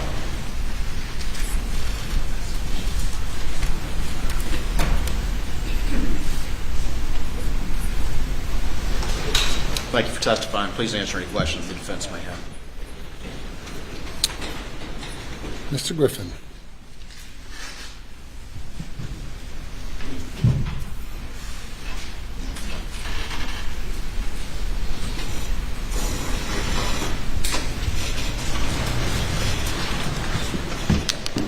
Hey.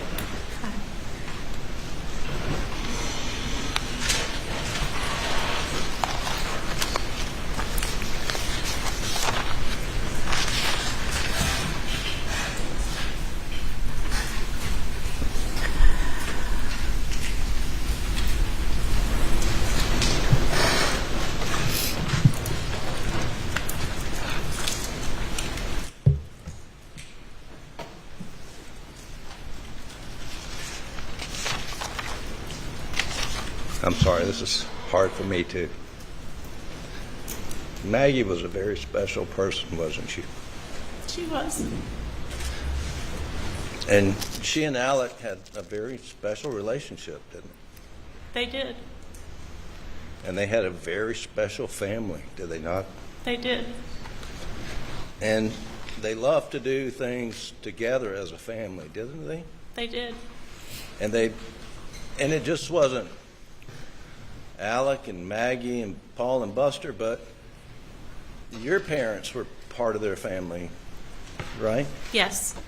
And I doubt you've heard all the testimony here in court, but a lot of Paul's friends referred to your dad as Papa T. Is that what people refer to him as? Yes. And your mother as Grandma. Yes. And it sort of seemed like Paul and Buster's friends were part of your parents' extended family. Is that right? Yes. And you and your husband and Bart and your children, y'all would all vacation together with, not necessarily with Buster and Paul's friends, but with Maggie and Alec and Paul and Buster, and y'all did things as a family a lot. Did you We know? did. And Alec was really close to your parents, wasn't Yes. he? And he considered your dad as one of his best friends, I believe. He was very kind to my dad. Right. And y'all would vacation. I think you and your husband have a house in the Keys. You would vacation there, right? Correct. And y'all would do a lot together. You place up in off Lake Kiowee, is that right? Correct.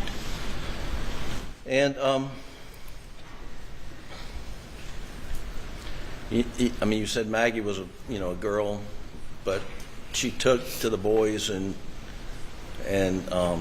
learned to be a mother of two rambunctious sons, right? She did. And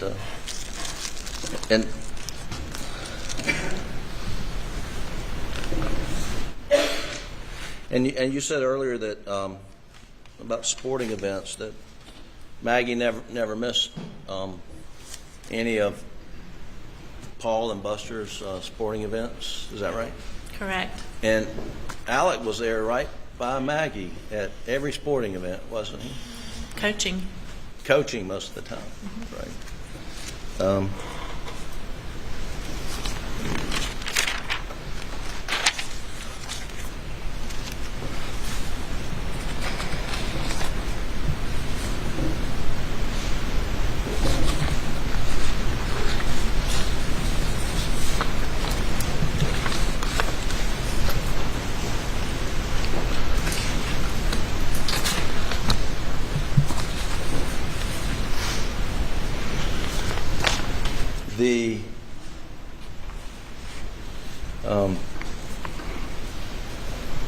The weeks leading up to the horrific day of June the 7th,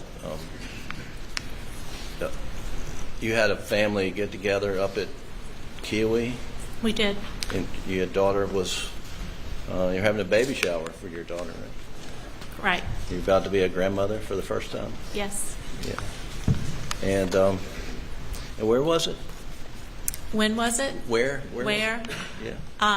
My daughter lives in Greenville. Okay. And the and it was the weekend, I think, of May 21st. I think it was the weekend before Memorial Day weekend. Right. And I'm going to show you a photo and see if you recognize this photo.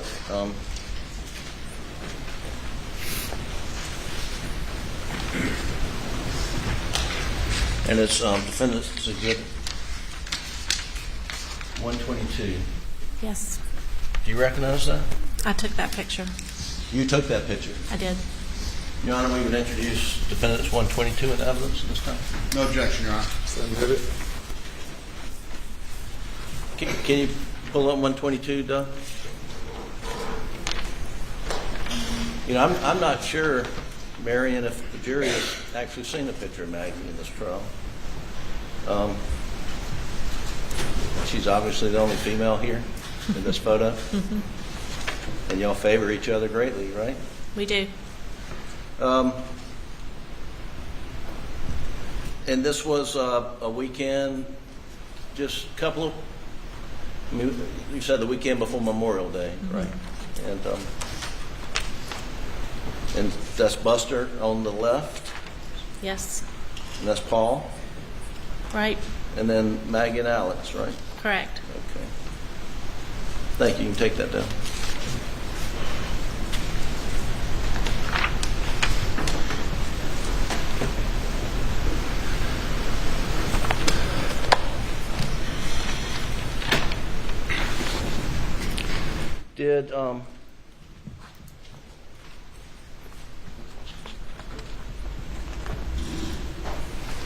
Did you see Maggie again after being with her up above Greenville? I did not. So that was the last time you were together with her? Mm-hmm. She, they were at Edisto for Memorial Day, and then the next weekend was my birthday, and we were back in the upstate. And then I got the call on Monday.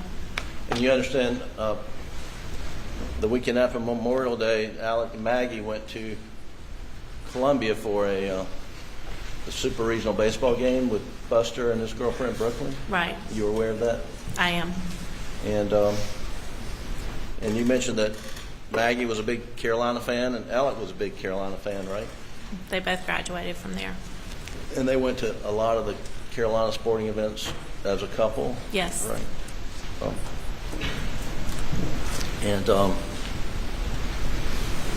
And leading up to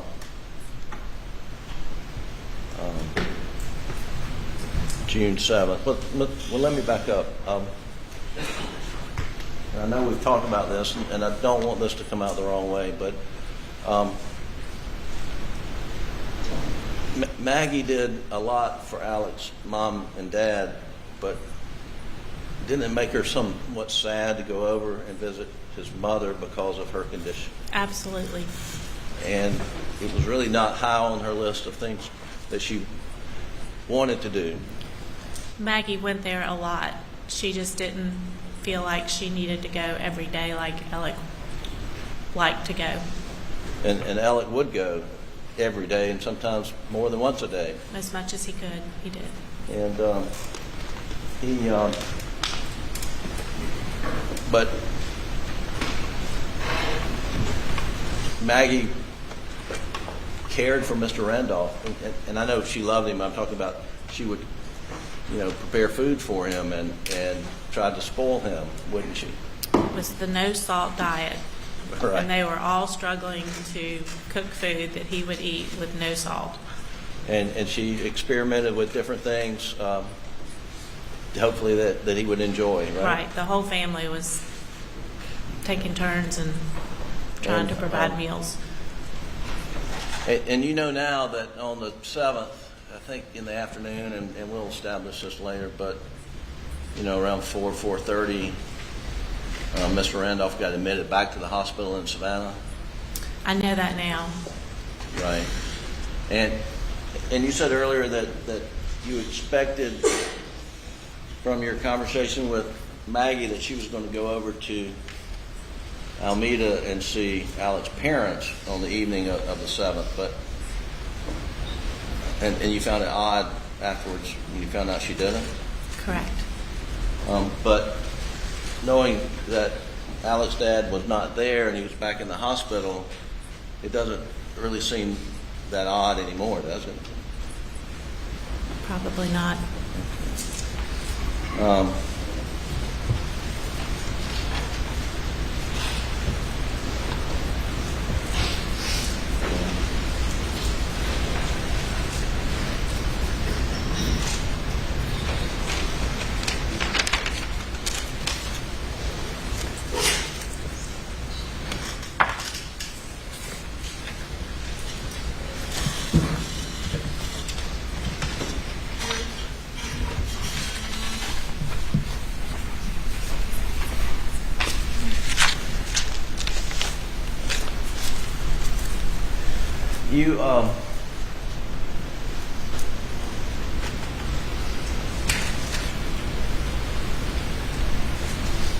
You and Bart received an awful phone call on the night of the 7th about Maggie and Paul's death, right?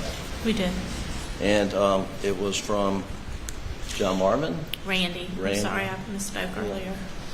And one of the requests was that you and Bart go and tell your parents in person, right? Mm-hmm. Well, I don't know that they requested, but I knew we had to do that in person. So you did that in person? Yes. And then the next day, you came to Moselle with your parent? Correct. And Alex, was he grieving greatly? Oh, terribly. I mean, people have We were all- described him as being destroyed. Would you agree with that assessment? Yes. And Buster was there? Yes. Okay. And I jumped ahead, but leading up, Maggie enjoyed being at Edisto over Moselle in the summertime. Correct. I think most people would. Yeah, right. Yeah. Enjoyed it a lot more than being at Moselle. Right. But Alec had to stay at Moselle, or did stay at Moselle, because his work was right there in Hampton, right? Right. And Alec was constantly wanting Maggie to come back and stay with him at Moselle, wasn't he? Perhaps. I'm not sure. I don't think he really liked being by himself. But when he asked Maggie to come back on the 7th, I mean, you didn't think that was really an unusual request, because he wanted to be with Maggie. Right. And didn't like to be by himself. I did not think it was unusual, and that's why I encouraged her to do so. Right. And you, from your conversation with Maggie, you knew that Paul was going to be there. Correct. Right. And do you know why Paul was going to be there? Had you heard? I didn't know at the time. Okay. I know now. That's it. But anyway, and you encouraged Maggie to go be with Alec, because his dad was in bad shape, right? Right. Now, after Maggie and Paul were murdered, Mr. Randolph died 2 days later, I believe, or 3 days. Mm-hmm. So it was a very difficult time for everyone, wasn't it? Very. And there were 2 funerals, one on a Saturday for Maggie and Paul, and one on Sunday for Mr. Randolph, right? And then after a day or so, did Alec and Buster come to Somerville and stay with your parents? Yes. And did they stay with your parents a lot after the murders? Yes, especially Alec. Yeah, Alec. And to your knowledge, did Alec ever spend another night at Moselle after the murders? He did not.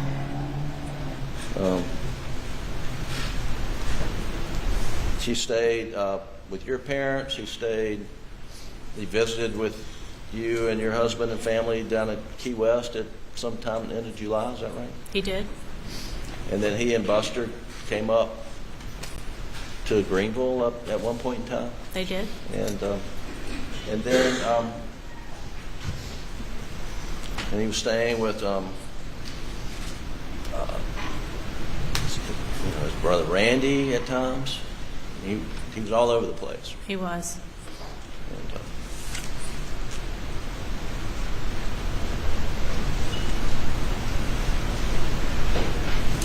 now you mentioned that after the murders that Alex said that he was very intent on clearing Paul's name from the boating accident, right? And you knew that Maggie felt very strongly that Paul was not driving the boat when the beautiful Mallory Beach came to her tragic death, right? Correct. I mean, Maggie was adamant. She was on a mission to clear Paul's name, was she not? Sort of. Sort of. And she was, and you're not critical of Alex for wanting to clear Paul's name after he was murdered, do you? Are you?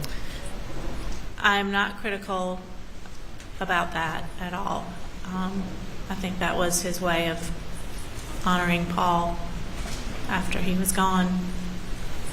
I just thought his priority should have been focusing on finding out who killed Maggie and Paul. And how do you know that wasn't a priority for him? We never talked about it. We never talked about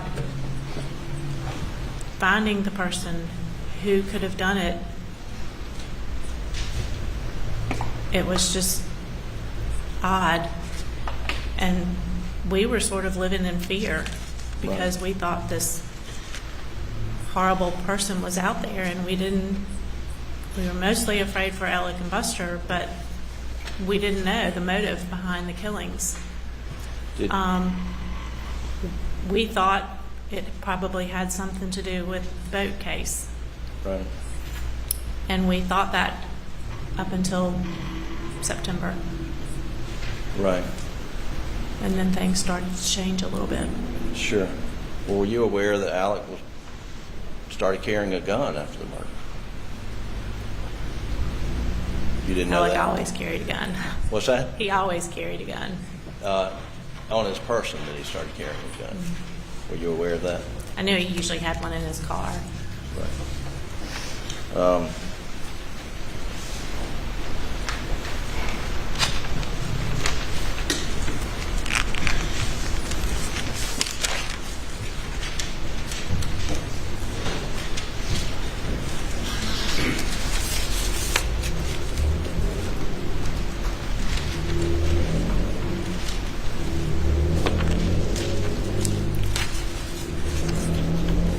I want to ask you just some sort of one topic kind of questions.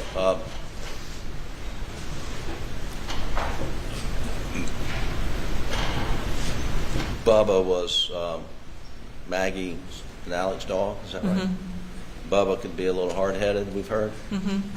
But I'm sorry. Yes, Bubba.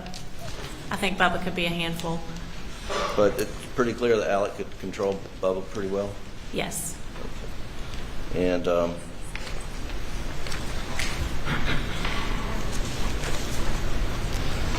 Maggie enjoyed going down to the kennels, as far as you know, to play with the dog. She did. Right. And she was a dog lover. She was. And you're a dog lover. I am. And you'll have dogs. What you know they didn't allow dogs in the house at Moselle Correct. because of, I don't know, Allergies, yeah, allergies. right. And- But they had a big porch, and there were dog beds all outside on the porch, and, Right. huge buckets of water. And when I was there, the dogs were always up there at the house. Did you know there was an electric fence around? I did not know that there was an electric fence, but And did Maggie and Alec let dogs in the house down at Edisto? I don't think so. They stayed mostly underneath the house. She They had had a like pen, Right. big pen down there. So they had a dog run type thing underneath the house? Mm-hmm. Yes. And did you ever go to Edisto and visit with Yes. Maggie and Alec and their family? Yes. And would Paul's friends and Buster's friends welcome at Always. at Edisto and at Moselle? Yes. And Maggie loved having the boys' friends around. and I think you mentioned this, but Moselle was Moselle Paul's passion? Yes. He loved that place, Yes. and Alec enjoyed being there with Paul. Is that Yes. He did. right? And, one second, Your Honor.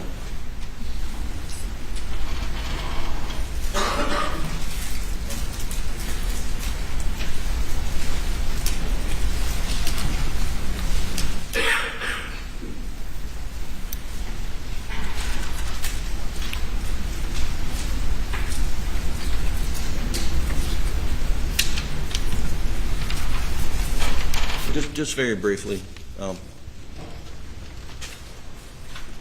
in your own words, you tell the jury what you believe Alec's relationship was with Paul.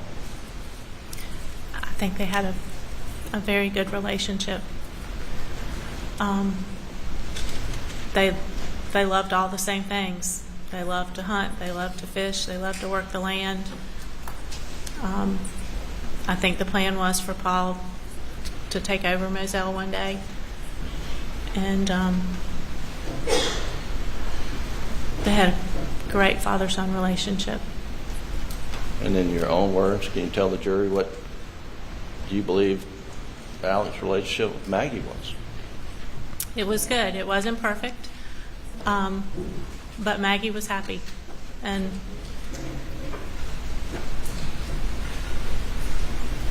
I think she was happy. Thank you. That's all the questions I have, Your Honor. Read that right. May it please court, Your Honor.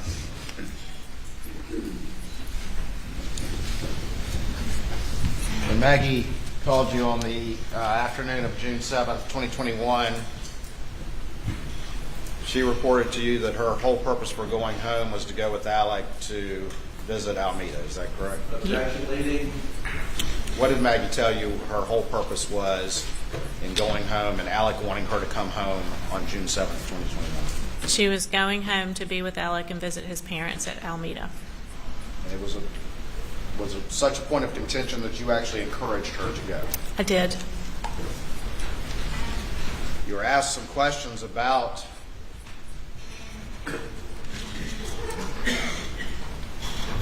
you testified about Alec not being focused on trying to figure out who killed Maggie and Paul, and then something happened in September. Is that right?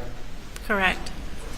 And that changed for you as you started to look at the motive. Is that correct? That's what you just testified, correct? Correct.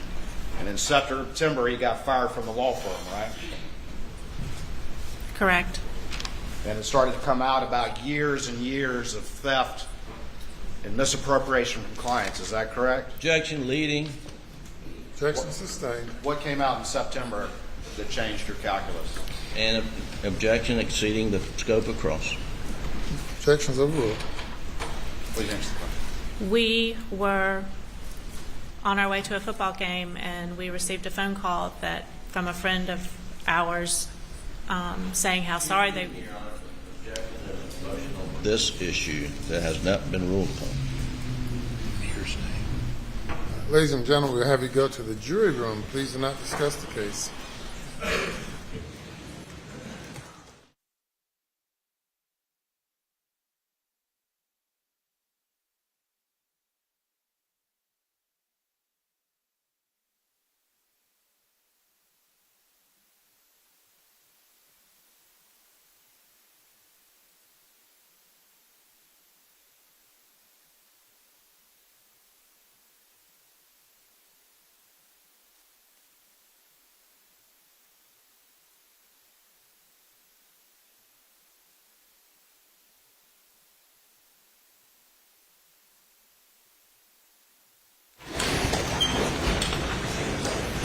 Nature of the objection.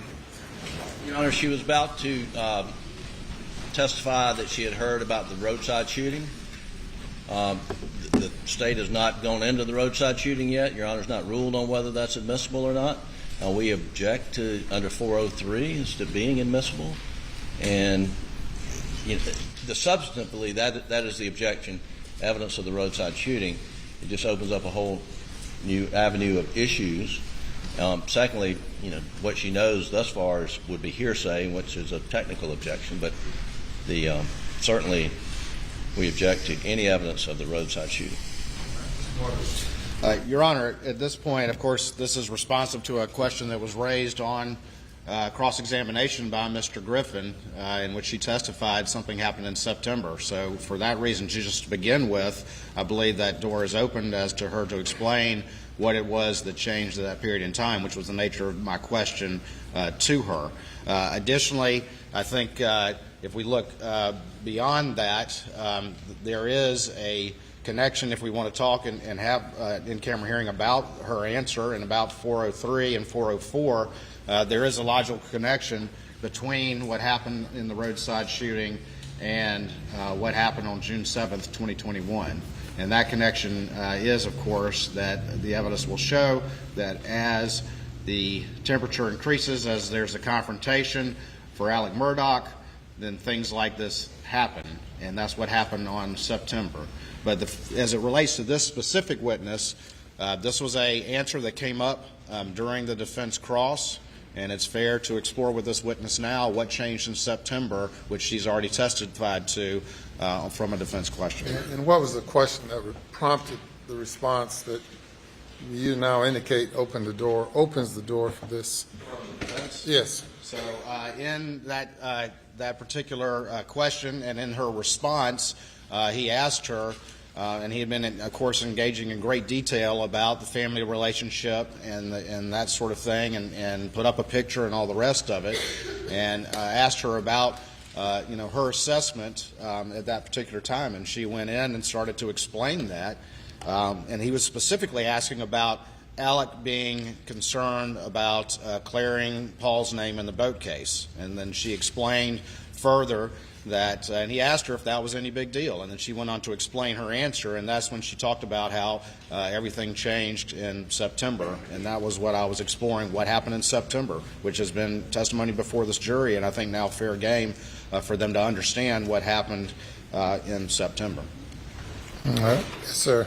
Your Honor, that was not the question. What was the question? That was my question to Mr. Waters, and he's explained a whole lot. I don't know if he responded to my question. Maybe you will.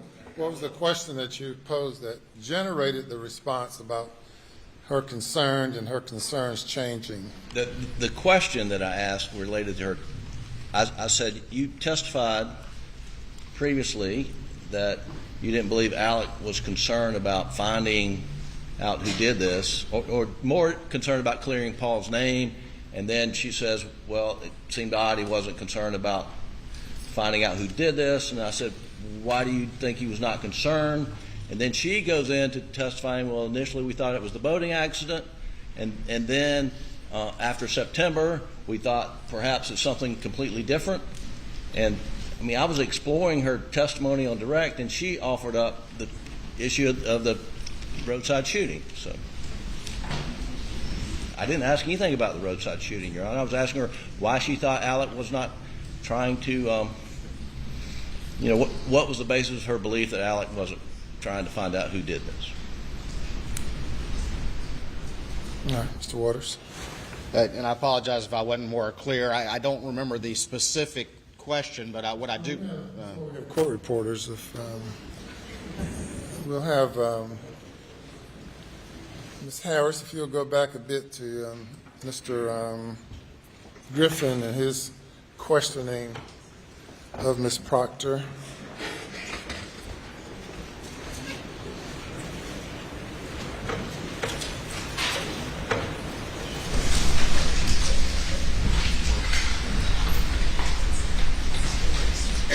Back to Maggie being solely consumed about the, I don't know how far that was, Maggie being consumed about the boating accident, and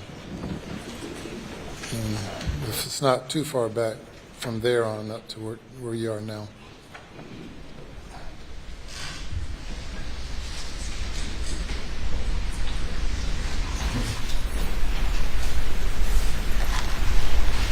And if you need a break, we can take one for you to locate it.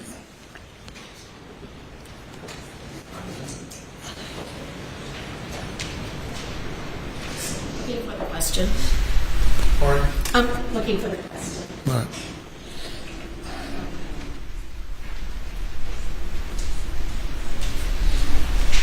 You're not critical about Alex wanting to clear Paul's name. You need to be loud enough for me to hear you at least. Go ahead. Sorry. Okay, this one. Okay. You're not critical about Alex wanting to clear Paul's name.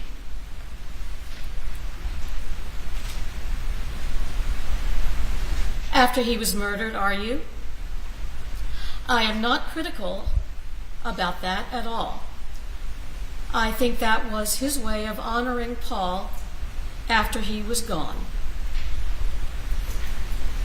I just thought his priority should have been focusing on finding out who killed Maggie and Paul.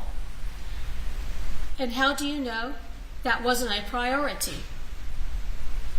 We never talked about it. We never talked about finding the person who could have done it. It was just odd.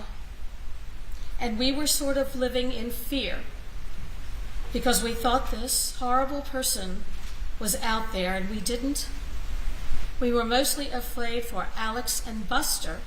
We didn't know the motive behind the killings.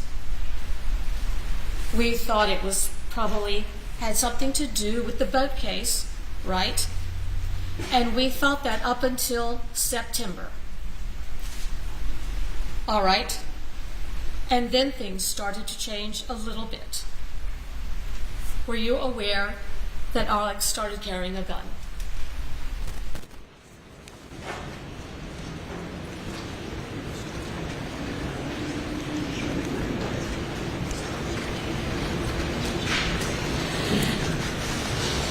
All right, Mr. Waters. Your Honor, again, these were in direct responses to his question as he was exploring her statement about his concern on the boat case. And in fact, the reference to September was actually in response to a follow-up question that the defense continued down that line of questioning.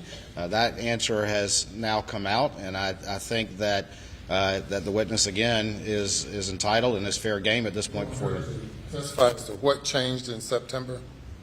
What she meant by that. Yes, sir, what she meant by that. And what changed in September? Do you want me to talk to them? Yes, ma'am. So we received a phone call from a friend of ours who said he was so sorry to hear about my brother-in-law. And the call came in to my husband, Bart. And Bart said, "What are you talking about? We don't know anything." And he said, "Well, your brother-in-law's been shot." And we literally stopped the car, pulled over on the side of the road, and it was just the worst feeling in the world because I thought whoever had killed Maggie and Paul had now shot Alec, and I was horrified that Buster was next. So we made a phone call to Buster, and Buster said his dad had been shot, but that he was okay. He was on his way or in the hospital at that time, I can't remember. And then at some point, and I'm not sure, I think I was in shock. At some point, we spoke with Jim Griffin that day, and he told us that yes, Alec had been shot, that he had been fired from the law firm because he had been caught stealing money. All right, thank you. Yes, sir. Again, that's her explanation, and I believe that's fair game in this particular instance to this particular witness's testimony that had come out on cross-examination. And I probably would have one follow-up additionally I should mention as well. I think there's two other matters that probably we should explore while the jury's out, in fairness to the other side and in court, that I wanted to inquire that were in reference to cross-examination. Those are different issues. I was going into them. Tell me what they are. So sure.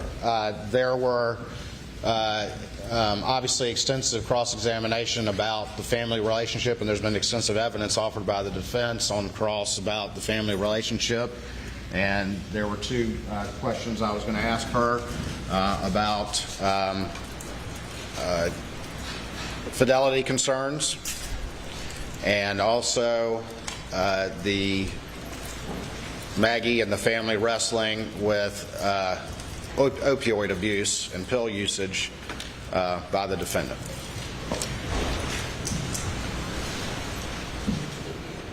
Both of those have been issues that Maggie had wrestled with and had expressed to her. all right, Mr. Griffin. Well, as to the, I don't know if you want me to address the roadside shooting, but that certainly, I mean, that opens up Pandora's box of 404B. They want to introduce the roadside shooting as motive. How can you have motive after the fact? And so it's not admissible. It should not be admissible under 403. But just what she says is not that harmful, but they're not going to stop there, Your Honor. And I did not open the door. I said... You're probing her about Alex's fears. Doesn't Alex, were you aware that he started carrying a gun? Well, he always carries a gun in his car. No, but then he started carrying it in his pockets.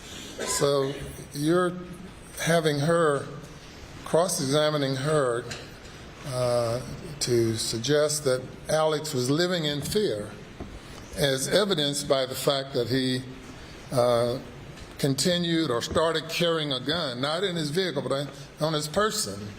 Sure. And she, in her response, says, well, I never,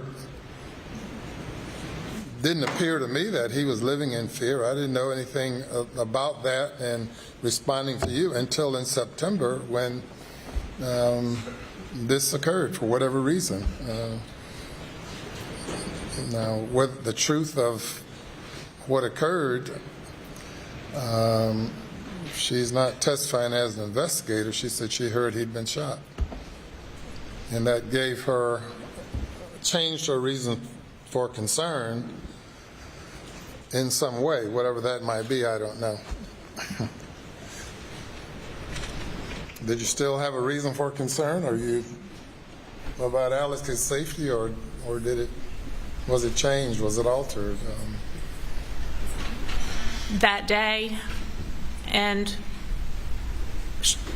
for some time after that, we were very concerned for the family. We felt like someone was after them, but then we started finding out about other things that had been going on in Alex's life. And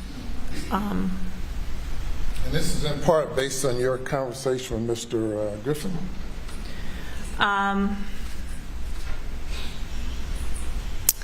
This is everything that has come out since then.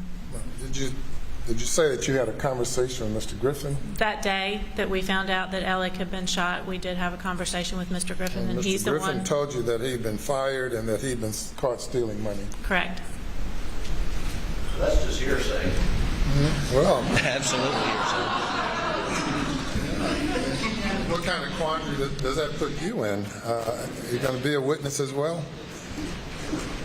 Well, that's a hearsay statement, Your Honor. I mean, without a doubt, it's classic hearsay.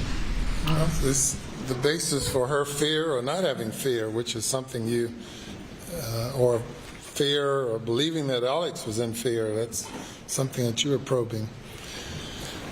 Aside from that issue, how about the family relationship issue, fidelity,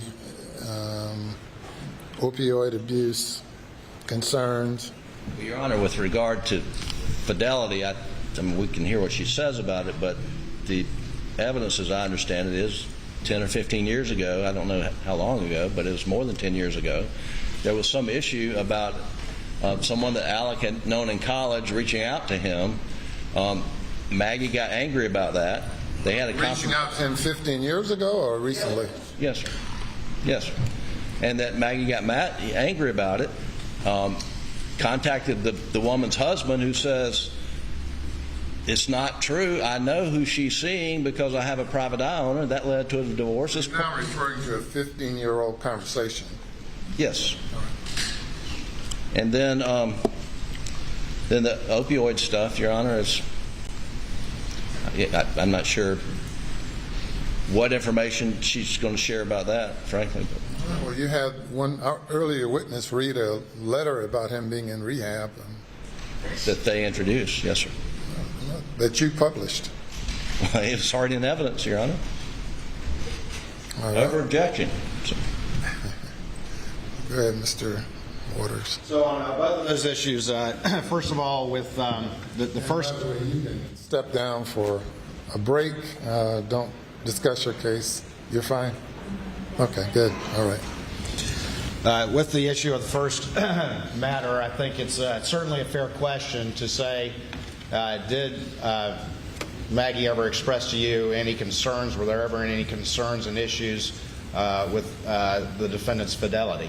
I think that's clearly in response to the extensive evidence that's been offered by the defense. You said, has she ever, such as 15 years ago? Well, I think that my follow-up question would be, was that something that remained in Maggie's mind over the years up until... And she would know that. I think that if I asked her that question, she could express an answer to that. Yes, sir. No? What is the answer to that? It was an affair that happened, or Maggie thought it was an affair that happened many years ago.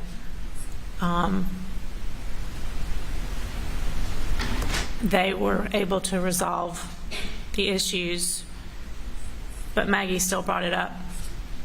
As recently as when? A year ago. She did not think anything was going on. It still bothered her. All right. May I ask a follow-up? Yes. During when that event occurred, did she make Alec leave the household for a period of time? She did.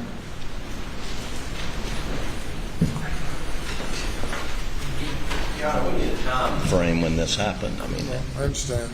15 years ago, or? How long ago was that? It was a very long time ago. I'm not sure. A very long time ago. I think, again, I'm not trying to make it bigger than it is, but I think given the issues that have been squarely in front of the jury, the state's entitled, at least in a limited fashion, to offer this some testimony in this regard that that everything was not perfect, as the defense has repeatedly elicited. And so on that particular issue, I only propose a limited question that had Maggie ever had any concerns about fidelity, and had those concerns continued to bother her, and that would be the extent of my proposed examination of her on that issue. All right. Anything else? It's 2007 is our understanding. 2007, 15 years ago. Well, yeah, 2007 was 15 years ago, yeah. And that's when it occurred? Well, that's been established. Give me something new. Well, other than repeating 15 years ago. It's not admissible under 403. Unfair prejudice outweighs the probative value of this.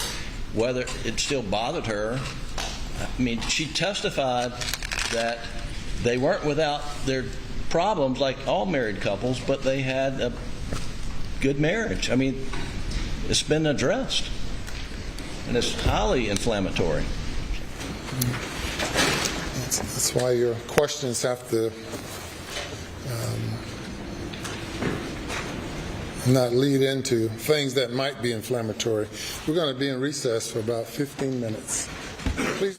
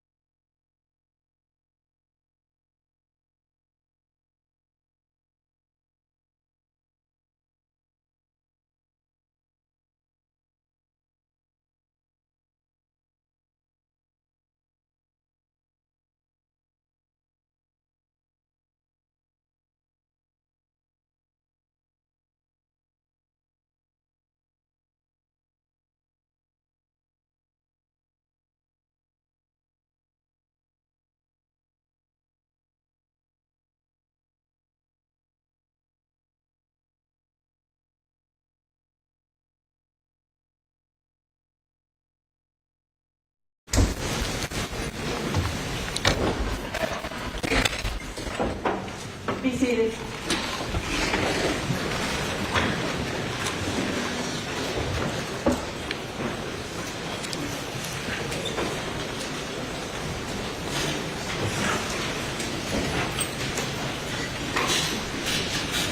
The witness can testify as to her concern as to what occurred on September 7th that changed her concern about Alex living in fear.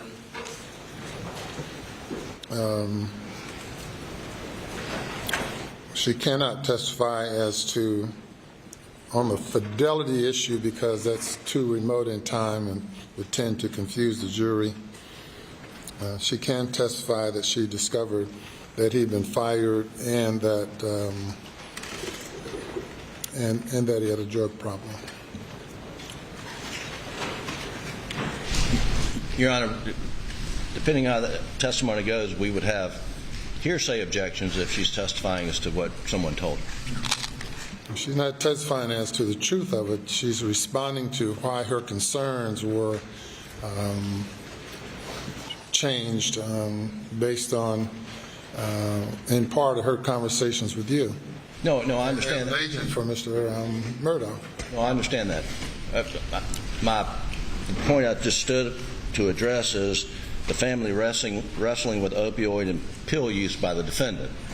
That is hearsay. If that's how she knows. She had a drug problem. I mean, if you want to talk about specifically, I don't know to what degree she discovered his drug problem, opioid addiction, or whatever it is, but it's already in evidence anyway. No, I understand. I'm just advising the court that I will be making hearsay objections if that's she's testifying about hearsay. Anything else before the jury comes? Nothing from the state this time, Your Honor. Defense, Your Honor. All right, bring the jury.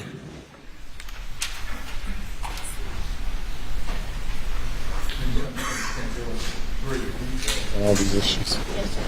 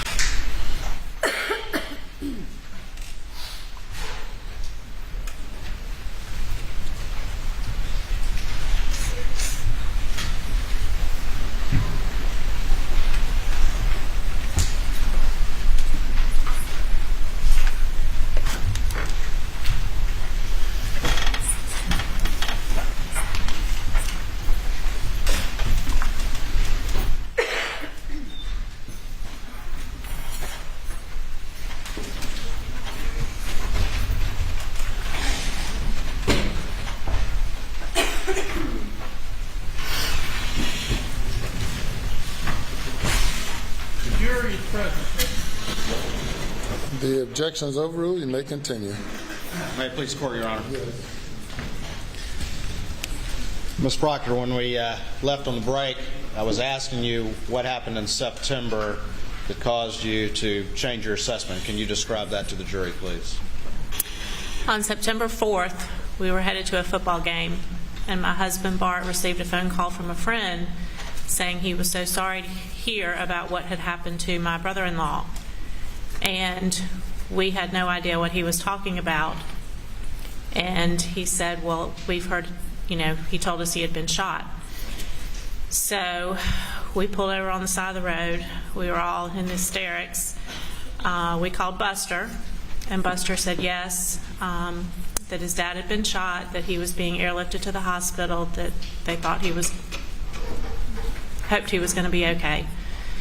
So we wanted more information, so we called Jim Griffin, and he told us that Alec had been shot in the head and that he had been fired from his law firm for stealing. What was your concern when you heard that he had been shot? Initially, I thought he might be dead. I had just lost 2 of the family members, and I felt like they were being targeted at that point. I felt like the family was being targeted. Subsequent to that, did your concern that the family was being targeted. Did that change as well? Over the course of a few weeks, we were still on high alert, worried for Buster. But at that point, information started coming out about some things that Alec had done financially that we had no idea about.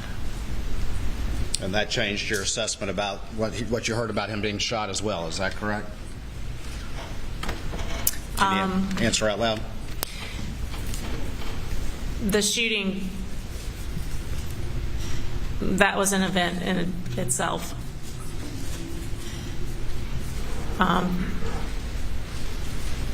The roadside shooting.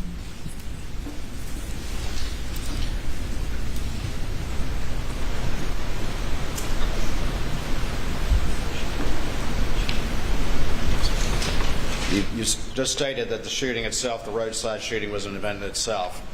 Did other information come to your attention that changed your assessment about the roadside shooting at a later time? Yes.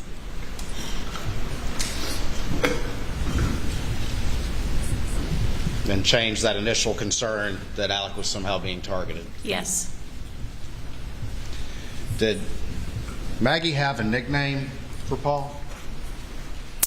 As little, what is detective? Little Detective? Mm-hmm. And what did that mean? She felt like that he was always looking to make sure his dad was behaving. And what specifically was the concern? Pills, prescription pain pills. And had Maggie expressed to you concern over time about the defendant's pill usage? Yes. And how long had that been going on? I am not sure, but I think it had been going on for some time. And did that concern continue up until recent times as we moved to their Maggie and Paul's murder? Yes. And what did specifically Little Detective mean as it related to the pills? If there were pills in the house that his dad was taking that he wasn't supposed to, Paul was determined that he would find them. And did that happen on occasions? I think so, yes. Hold on for me 1 second.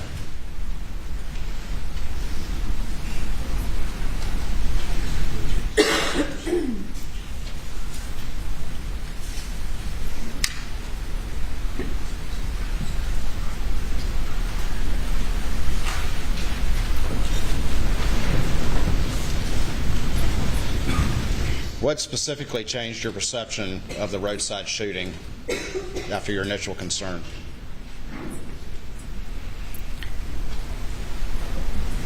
The story that was initially told about what happened came to not be true. The story told by who? Alec. By Alec? Yes? Yes. Thank you, Your Honor. Nothing further. Anything further? Thank you, Your Honor. Thank you. You may step down.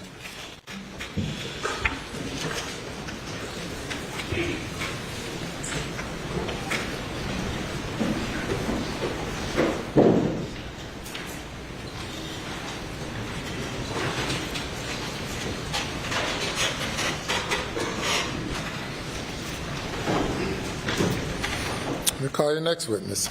Thank you, Your Honor. The state calls Bart Proctor.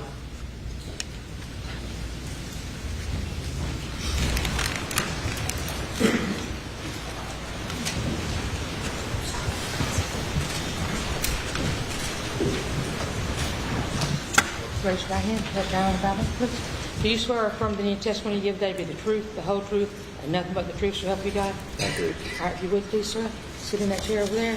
State your full name for the record, spell your last name. And then speak into the mic.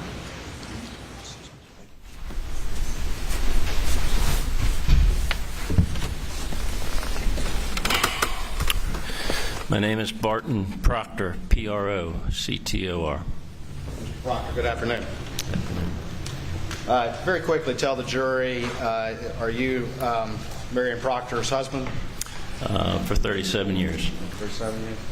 And obviously, over the years, as being part of this family, have you gotten to know Maggie and gotten to know Paul and gotten to know the defendant, Alex Murdaugh? I have.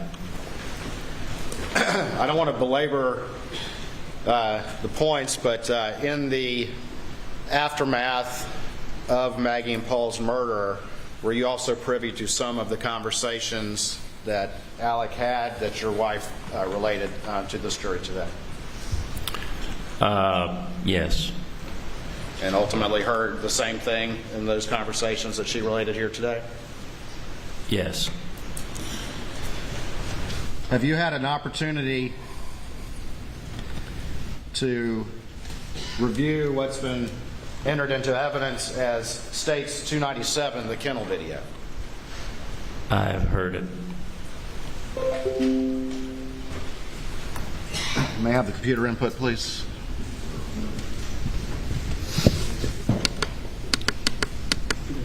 It was on there.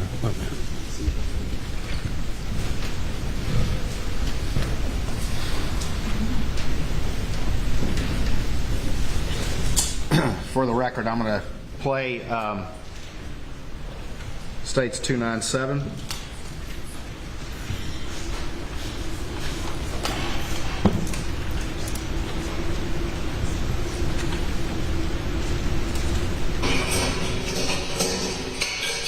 Get that.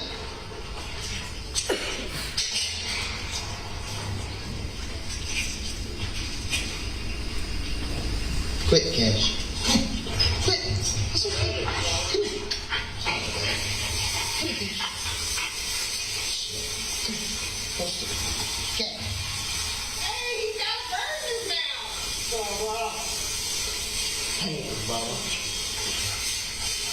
It's a guinea. There's a chicken. Come here, Cash. Cash. Quick.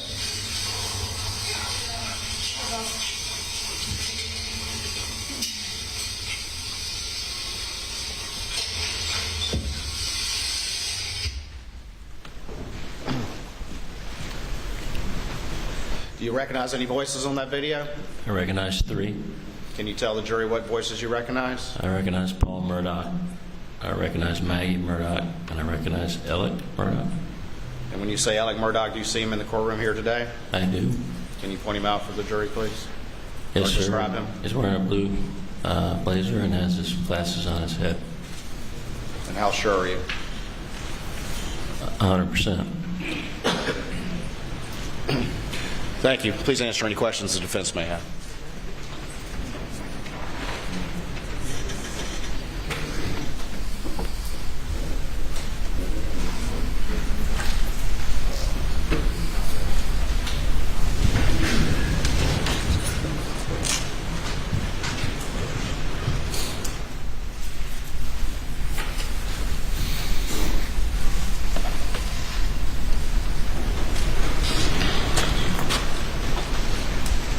Hey, Mr. Proctor.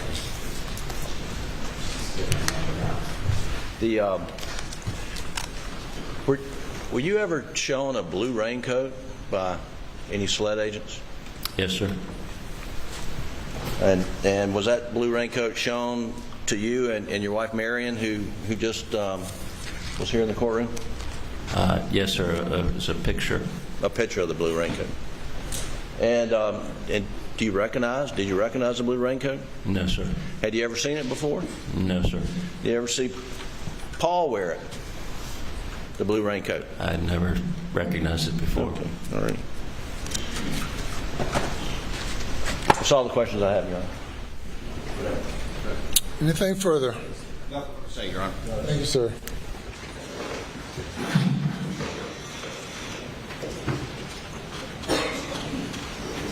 You have another witness today? Your Honor, as you're aware, there was a circumstance beyond any party's control. No, because of a circumstance beyond the party's control. Very good. Yeah, ladies and gentlemen, there are no more witnesses available today, and this is Valentine's Day. So we will recess at this time and resume at 9:30 tomorrow morning. Have a good evening.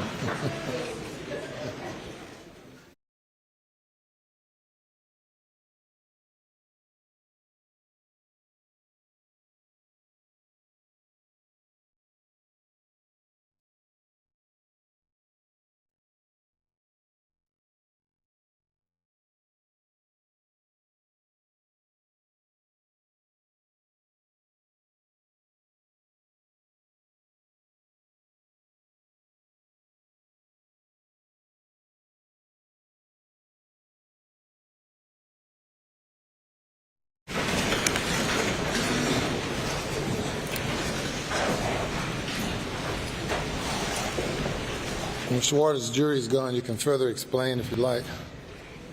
You can further explain the issue with the scheduling. Yes, sir. There's witnesses that are coming forward. There's a unavoidable, unfortunate personal event that has arisen that unfortunately has affected that witness's availability, Your Honor, and so that's why we had requested. We are late in the day, but had requested a recess for the day.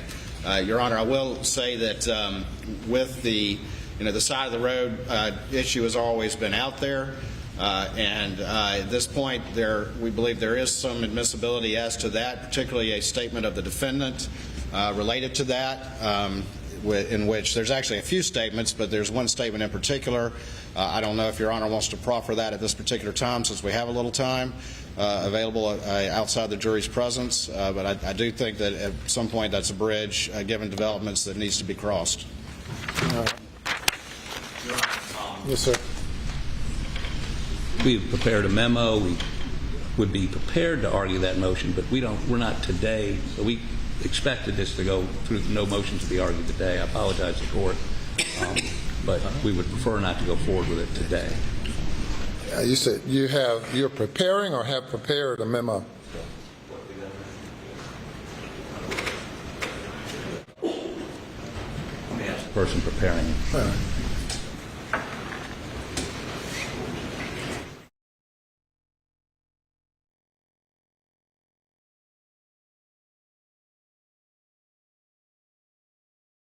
Stop the jury and have them come at another time if need be, 10 o'clock, 10:30, whatever. Your Honor, we're not done with that. We're hoping, we're not anticipating it coming up at all. Can you all don't leave with the jury yet, if you can find out, are they gone or still here?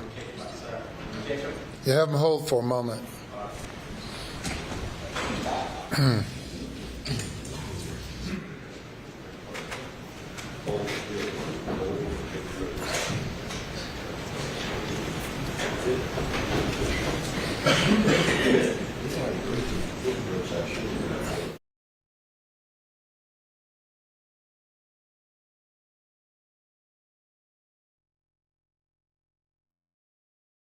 We actually have completed the memo, filed it. Your Honor has it on the 404B issue. There's a section on the roadside. Has it been sent to me or is it being sent? It was.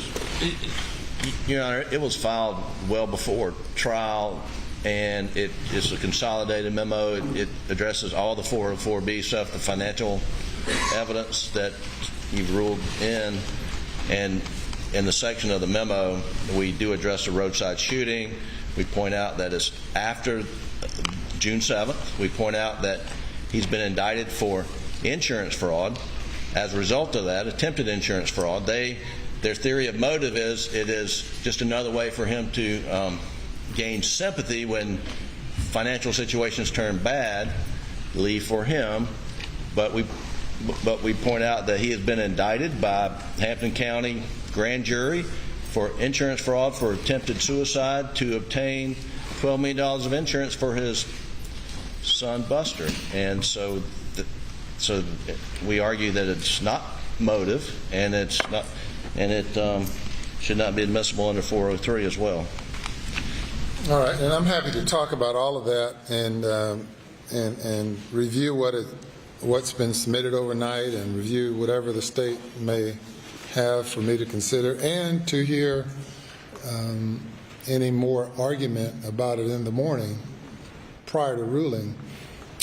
I've had them to stop the jury from leaving to find out how much time you all might need tomorrow morning, because otherwise I've told them to be here at 9:30 if they need to come at 10 o'clock, 10:30. Mr. Harpootlian. Your Honor, I don't think this will take 30 minutes to argue. I would prefer to argue it in the morning simply because we haven't looked at it, and while Mr. Griffin is an extraordinary advocate, I'd like an opportunity to... Want the jury to come in at 10? 10 would be great. I would say 10:30 to be safe, Your Honor. I don't know why I'd argued against that. I'm trying to think of a reason, but I really can't. So we're going to have the jury come in at 10:30 tomorrow morning instead of 9:30. Thank you. Thank you, Your Honor. All right. In the interim, however, if you all have something you want me to read overnight, early in the morning, happy to receive it. Yes, sir. I have what was previously filed now, defendant's memorandum in opposition to motion in limine re-evidence of other crimes and bad acts, and I've ruled on a majority of this already. We may polish that up a little bit tonight, and if so, we'll email it to your law clerk, and she, I'm sure, will get it to you. Page 9 starts the roadside shooting discussion. I knew it. I remember that. Our initial motion, Your Honor, in the reply also touched this ground as well, but we can do the same thing. Middle of page 9 through the top of page 12, so you have about 2.5 pages that you might want to, if you want to supplement it, it'll be fine. Thank you. If you want to.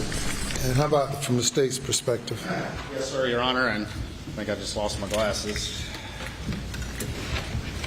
Put them up.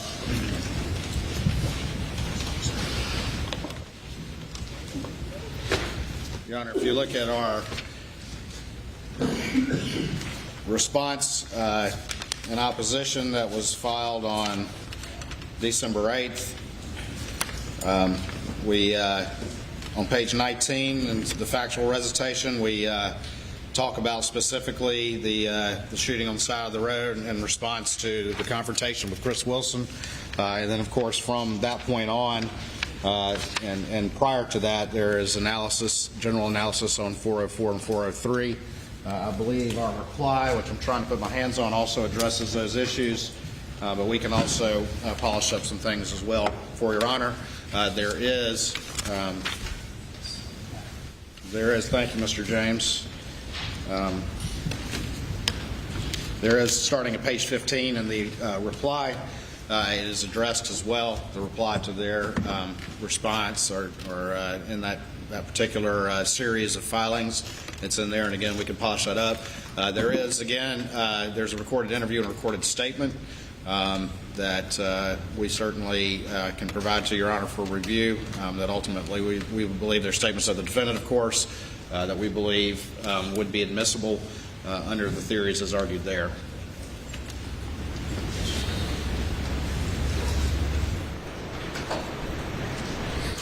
And what is the state's theory of admissibility of the roadside shooting? Yes, sir, Your Honor. As we argued back in December, and as argued in those particular briefs, what we see is a chain of circumstances that are connected for an extended period of time that particularly highlight and start in June 7th. We've gone into, obviously, Your Honor, moving into the financial situation as it went into July and the efforts to shore up that particular money, the loans. Mr. Birney testified to that today. But of course, Mr. Murdaugh, there's already been evidence admitted that he was $192,000 short, and that Chris Wilson covered that. The evidence goes on that in that particular interim of time, and again with the state's theory, that he's able to do his best to try to cover things up in that interim period, but then everything comes to a head, as already been testified to, in September 4th. Chris Wilson, of course, has also already testified that that particular day, on September 4th, that he finally got the defendant to agree to meet with him and confronted him about that 192, which again is right at the heart of the Ferris fees, which are right at the heart of June 7th, 2021, and had that confrontation with him. The admissions that were made have already been testified to, and then with a short period of time in response to that, that the side of the road shooting happened. You've already heard testimony here from Ms. Proctor that, of course, the initial reaction of everyone is, oh my gosh, the real killers are back. And that's precisely, under the state's theory, the effect that the defendant intended. And there will be, from these recorded statements, ultimately evidence offered that that was not true, and he had told lies, Your Honor, about that particular. And that would be the recorded statement that we would offer about when he admitted that he had been untruthful to law enforcement about the circumstances of that shooting. I don't intend to go into great detail about that. I'm just trying to get from point A to point B and then get out. I'm not trying to use the term that I've used before, gild the lily. The statement that you referenced, that you say you want to put in a recorded statement? That's correct, Your Honor. Yes, sir. What's the length of that recorded statement? I don't know off the top of my head. I think it's less than 15 minutes, Your Honor. No, it's longer than that. No more than 30. Mr. Griffin and I were there when he gave the recorded statement. We called them to give the recorded statement. And the gist of the recorded statement is what, Mr. Your Honor, okay, so Mr. Murdaugh had somebody shoot him in the head on the roadside to have a $10 or $12 million insurance policy paid to his son Buster. Now, he believed it was suicide contestability cause, so he had somebody shoot him in the head. No question they shot him in the head. No question the intent was to kill him. He fractured his skull, had a brain bleed, was airlifted to Savannah Hospital. It didn't kill him. He intended to die. And the recorded statement, he immediately went to detox because he was planning to go to detox anyway. Mr. Griffin and I went down to Atlanta. We met with him in detox. He'd been through a horrible experience, shot in the head, and then detox. And we informed him the police were looking for whoever shot him. And he, at that point, said, look, this is what happened. And I don't want them wasting, and literally he said, I don't want them wasting resources trying to solve this shooting when those resources could be used to find who killed Maggie and Paul.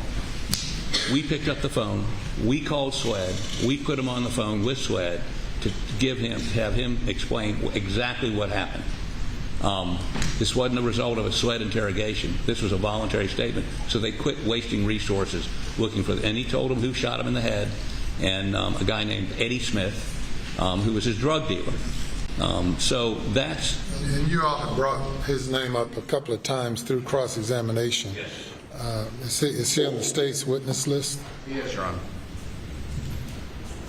But, Your Honor, one aspect of that, and I think this is what highlights the relevance and the connection with this particular case, is that in the wake of the side of the road shooting, Mr. Murdaugh's initial claim was that some unknown individual had a flat tire, and some unknown individual, supposedly under the guise of stopping for help, then suddenly shot him in the head. He went so far as to draw have with a composite artist to draw a composite photograph. Again, I'm not trying to get into too much with the detail, but that, of course, the immediate effect of that is that he's been targeted by some unknown individual. That was a complete lie, and that's the point of that statement. If the issue here is that Mr. Murdaugh lies, I mean, really, are we at that? I mean, we've come $10 million through lies, and now this piece of evidence becomes relevant because it proves he lied again. months after the murder. There's no, you know, he didn't do it, and I think they will concede he didn't do it to get some sort of sympathy. He did it to be dead. That's why he did it. And unfortunately, Eddie Smith, at 4 feet, couldn't shoot somebody in the head and kill him. He meant to. And that's what Mr. Smith would say? Mr. Smith has given no less, I'm set up to cross-examine him, I know this, 6 different explanations for that and any other event you ask him about, from wasn't there to I was there and I saw Alec, he'd been shot, to I was there and I tried to stop Alec, to yes, I shot him in the head. But the fact of the matter is, the cross-examination of Mr. Smith is something I'm looking forward to now. But this particular event had nothing to do with what happened on June 7, other than he lied about something else. And 404, unless there's a specific, it's not motive. I mean, I don't understand what the 404, 403 analysis would be on this. I know what the 403 analysis is. The prejudice outweighs the probative. The 404 is what of the 4 things that 404 is admitted for, which one is this? Your Honor. I know you all want to argue it in the morning, so this is just a prelude to tomorrow morning. 2 things. 2 things. If Mr. Harpootlian wishes to stipulate in front of the jury that his client is a liar, the state's willing to accept that stipulation. And not go forward with this? The second thing is, Your Honor, is that what actually happened on the side of the road is not what's important to this particular case. What is important, Your Honor, is that it's in reaction to the confrontation with Chris Wilson about the fares fees that came to the head on June 7th, 2021, and it's about what the defendant said, that he was attacked by an unknown assailant as he was trying to change a tire, and went so far as to do a composite drawing, and it created the effect, as this investigation had gone on, that, oh my gosh, the real killers are back to finish the job. And that's precisely what he intended, and he ultimately admitted that was a lie. So the circumstances of what happened on the side of the road are not what the state is focused on. What is important is what the defendant said, how he attempted to use that, and that it was actually a falsehood. And you heard Ms. Proctor testify. It had that exact effect, that, oh my gosh, the real killers are back. But I think the state will concede his object on the side of the road was to be dead. That's what the act was, to kill himself. Now, what happened after that? After he was taken to Savannah and had a brain bleed and a fractured skull, and when he came out of all that and realized, I'm not dead. How is that relevant to June 7? Your Honor, we can beat this dead horse a little bit more in the morning, but allow us to give you, I don't know, this crazy idea of giving maybe some more law to look at. All right. Is this the sole purpose of Mr. Smith's testimony, or you have other things to talk with him about? Well, he's on the witness list. I didn't say necessarily that we're calling him. What I'm trying to do, again, is to limit the presentation to just what's relevant to this particular trial that we have here today. And so I would have... We're talking, discussing now this motion excluding testimony, but who's your witness to talk about what you're arguing? We would have a law enforcement witness come in and testify as to the circumstances of that statement. And again, I'm trying to limit it to what's very focused to what's relevant to this trial, and that is the intended effect that he had and its reaction to the confrontation and the symmetry between June 7th and September 4th. And do you have anything in addition to what you all provided a couple of months ago, seemingly? We have those 2 documents. We don't have a written document prepared at this time, but we can certainly work on some additional discussion this evening, Your Honor. All right. Okay, well, we'll reconvene at 9:30. Thank you, Your Honor. All right, very good.